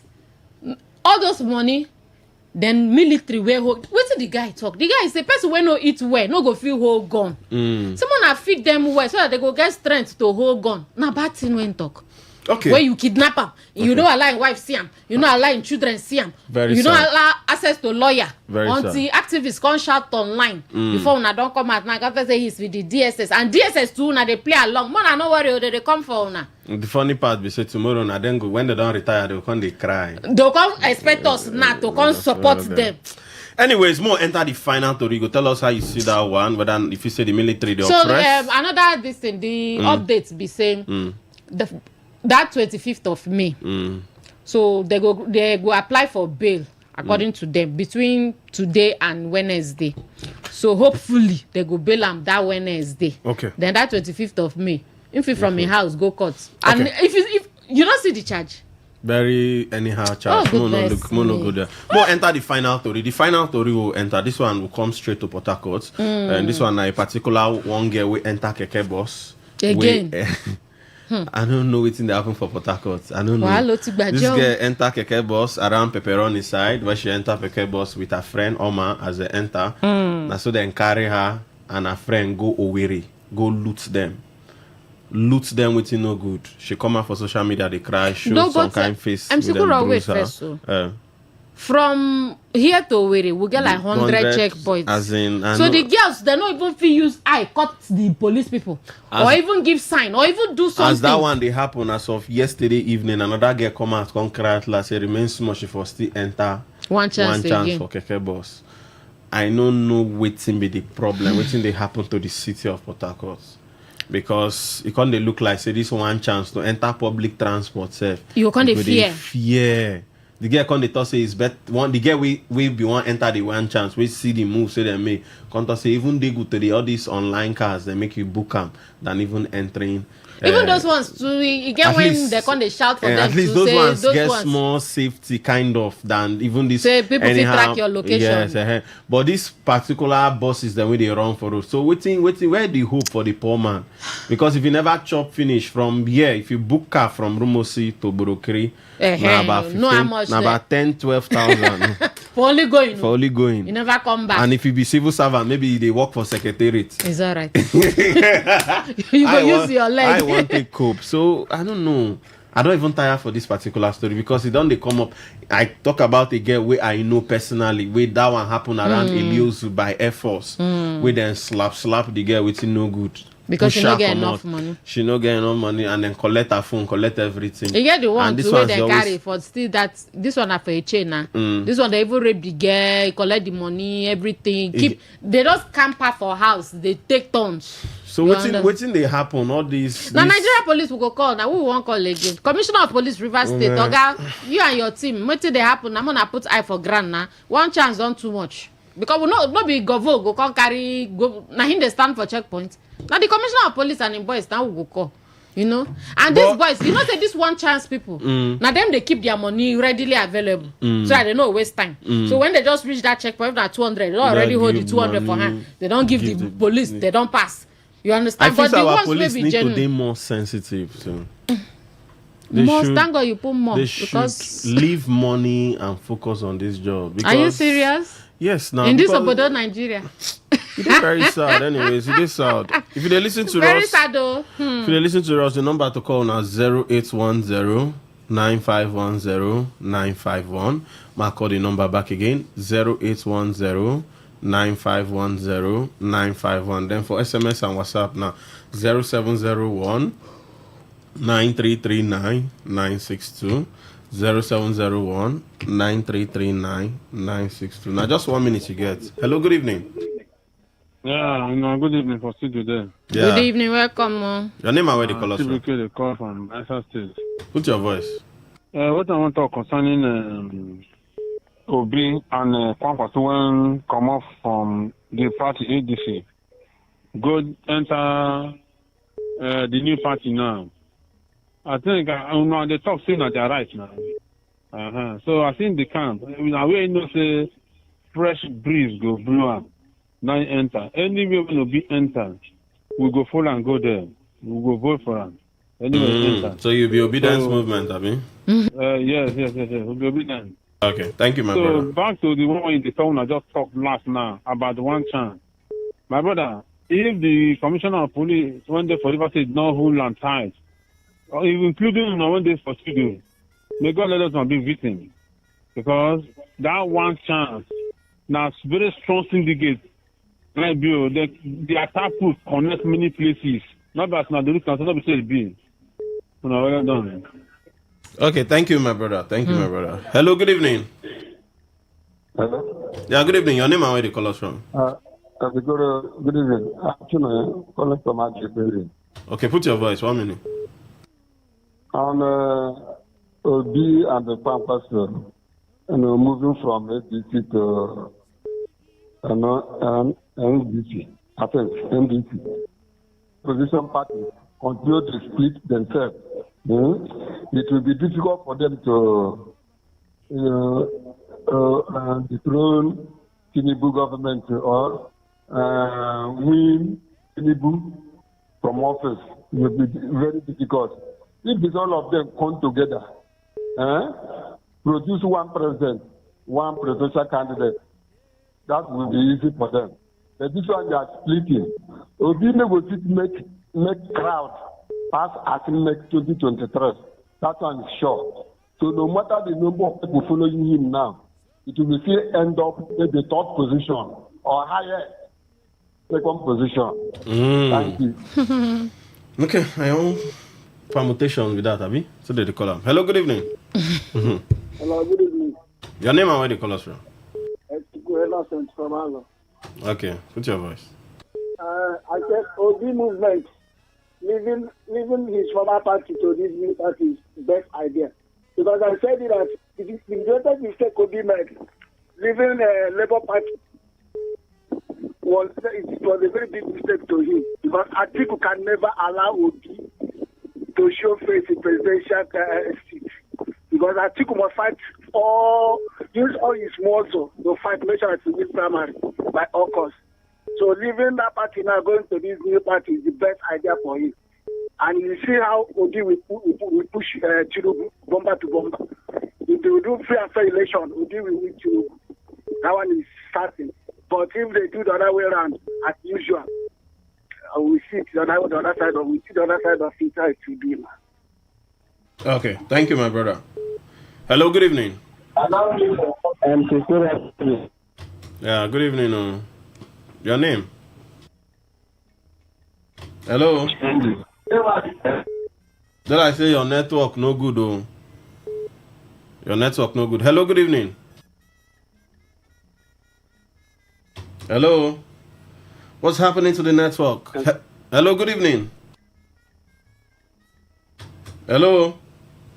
You think they hang? The calls they coming, but I can't get what they're saying. Engineers come, oh. I don't know what's happening. I think we got some network issue. I be rained all day for. When rain all day for. When weather squeeze face. It's in the hang. Okay, well, more they do SMS before they. So good evening, Esikuro and Mary Queen, expert from Eberi or Moma. This one chance don't do too much. It don't too much. Oh, my brother, no be saying that you talk. Good evening, MCs. You guys should know that Obi is a force. Come join Kwankwa. So they are very big threat to APC. Obi is moving with Nigerians in search of workable Nigeria, which the opposition don't want. Since APC took over power, Nigeria has become a state for only the super rich. APC and Atiku are responsible for the failing state. We find ourselves. How flying bullet go touch Atiku? Innocent child. Stray bullet go meet Atiku where they own. MC Kuro, at first I been the vex say Peter Obi don't move go another party. But as I buy 20 liters of fuel, this virtue left me. So any party Peter Obi want they go, even if na birthday party or house party or end of the year party, I they follow am go. Johnson from Elios. Johnson, thank you. If Obi like make him move to NEPA party, we dey obedient. We dey obedient. You should be NEPA party again now. When party I don't start. Okay, that one go be NEPA. Oh yeah. It goes sweet though. National. That one go be NEPA. That's National Electrical. National Electrical Transmission. No party agency. Waiting go be the slogan. National Grid will not fall. A new Nigeria is NEPA. A new Nigeria with new grid. So this person say for be like make him move to NEPA party. We the obedient go follow him go anywhere where him go. Make una beg Atiku. We no want see him for NDC. Pio from Boku. But not to Atiku for your verse. Go join us there again. Carry wala go meet him there again. And anything will make Atiku enter NDC. Dollars will rain again. Obi go run again. Obi go find another party. Obi and Atiku first join ADC. No be Obi. I be Atiku. It be like Atiku. No, Atiku. Atiku na first join. So wait till make Obi go. Obi no say Atiku there before he go there. No, na coalition no.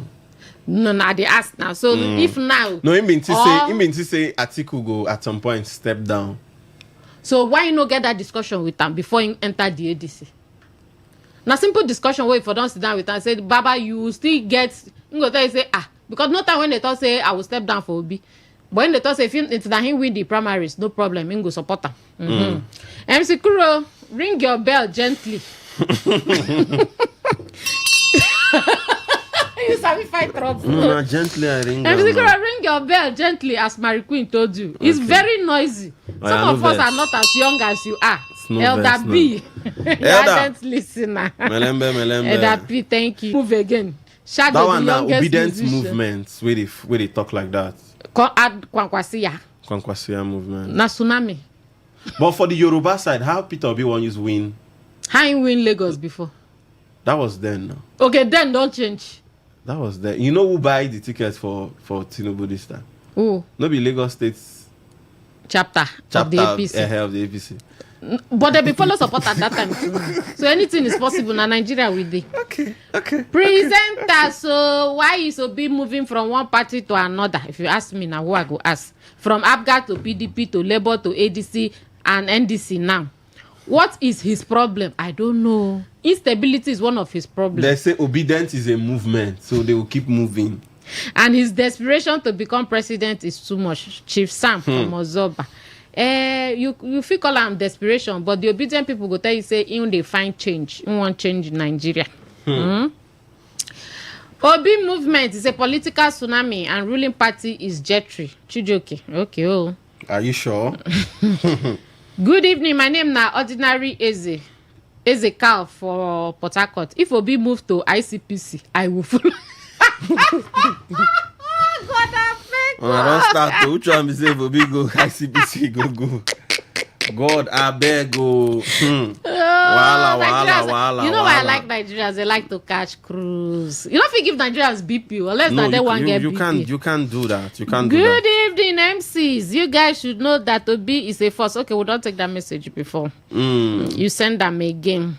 All right, so back we go check WhatsApp. Chisom from Mamagua. National is political alliance. They don't give you the meaning of NEPA party. Say what? National is political alliance. Chai. Sounds it in it's sweet though. Just say no. Now it be the NEPA party where I go soon register. God, I beg go. Then the slogan go be lights. Anything wey make Atiku enter NDC, I go know say this thing don't turn play. Okay. You know say some church or just still dey to say if it be say APC they use the article to to they destabilize the whole thing. Nothing is impossible in this our obodo Nigeria. Wow, Nigeria sweet though. Mzikuru and Obi has become a marked man by Tinubu and APC government because of his performance in the last election. Their plan is to fight Obi not be on the ballot, but they will fail. Since he left Labour Party, all litigations have stopped. He joined ADC, litigation started till now. Now he has joined NDC. Talks have started emerging of NDC not properly registered. NDC having same legal advisor with PRC. Tiraki Dixon joined NDC. There's been no talk of NDC having these issues. Dede, this is your 10 paper, no send them again tomorrow. Conclusively, the bad guys, we, according to you, be the APC, have phobia for Obi contesting in 2027 presidential election because he will surely beat them hands down. Uche Nwachuku from Mboba. All right, thank you. Good evening to you all. Anywhere Obi go, we follow. Okay. Kolawole Kenneth. Kolawole, thank you so much. The obedience are not having it today. Good evening, MC Kuro and Mary Queen. The fear of Obi is beginning of APC heart attack. Obi will stand. Mom Prince, thank you so much. Okay. Southeast and South is majority in Lagos. Obi will still win Lagos. Okay. Friday, John, thank you. MC Kuro, good evening. Please, where is Ike God? Ike God, don't go find greener pastures. They here again. Good evening. How many parties Tinubu jump about before him join APC? Obi all the way. Sampram. Thank you, Sampram. Okay, so let's this is Facebook. Still South Town and Atiku is nothing, still forcing himself. Okay. Mo just take this last call. I think this person don't struggle to call because even if I try call the line, they go. But Mo just take this last call. Hello, good evening. Yes, good evening. I know say don't try the line, Taya. No, it's Martin. No. Okay, put your voice. You just get 1 minute. Now you will just end the show. My name is Michael. I call from South Road. Okay, put your voice. So this article where everybody they talk. See, Atiku na good person. You understand? So if they give Atiku chance to rule this country, this Nigeria be better. Because him don't work with Obasanjo. That time Obasanjo day, he's been day west more. I you understand. So you now Atiku supporter you be no? We be the articulation. We want to articulate Nigeria. Okay, now be the articulation. Now we hope so na no go defer to NDC. Nothing like that. When Nigeria leave Atiku, make him control this knowledge Nigeria beg. No, but people they fear Atiku then thought say him been do some kind. If he privatize the whole Nigeria, privatize. Remember some kind talks with them saying do some privatization, and that time we been the MPH, so him been do some kind uglies too. Allegedly, I criticize as they talk all those things. Leave them. But truly, see, Atiku don't work with Obasanjo. He know how this. He know the method where Obasanjo used to rule Nigeria. We be saying it's been better. Even he can experience Buhari time. Okay, thank you, my brother. Thank you, articulation. Thank you, the mouthpiece of articulation. Thank you very much. This person said, good evening, presenters. If it be like, let him move to NDDC or OPM. We follow. Idara, thank you plenty. Pastor Chibuzona, we think message is plenty for Facebook. Make we see if we touch one or two. It's far more than that, almost 50K. Which way they react to? This Peter B really have grace. So Mark, thank you. Okay. We anyways, we need to go. Anyways, Port Harcourt people now.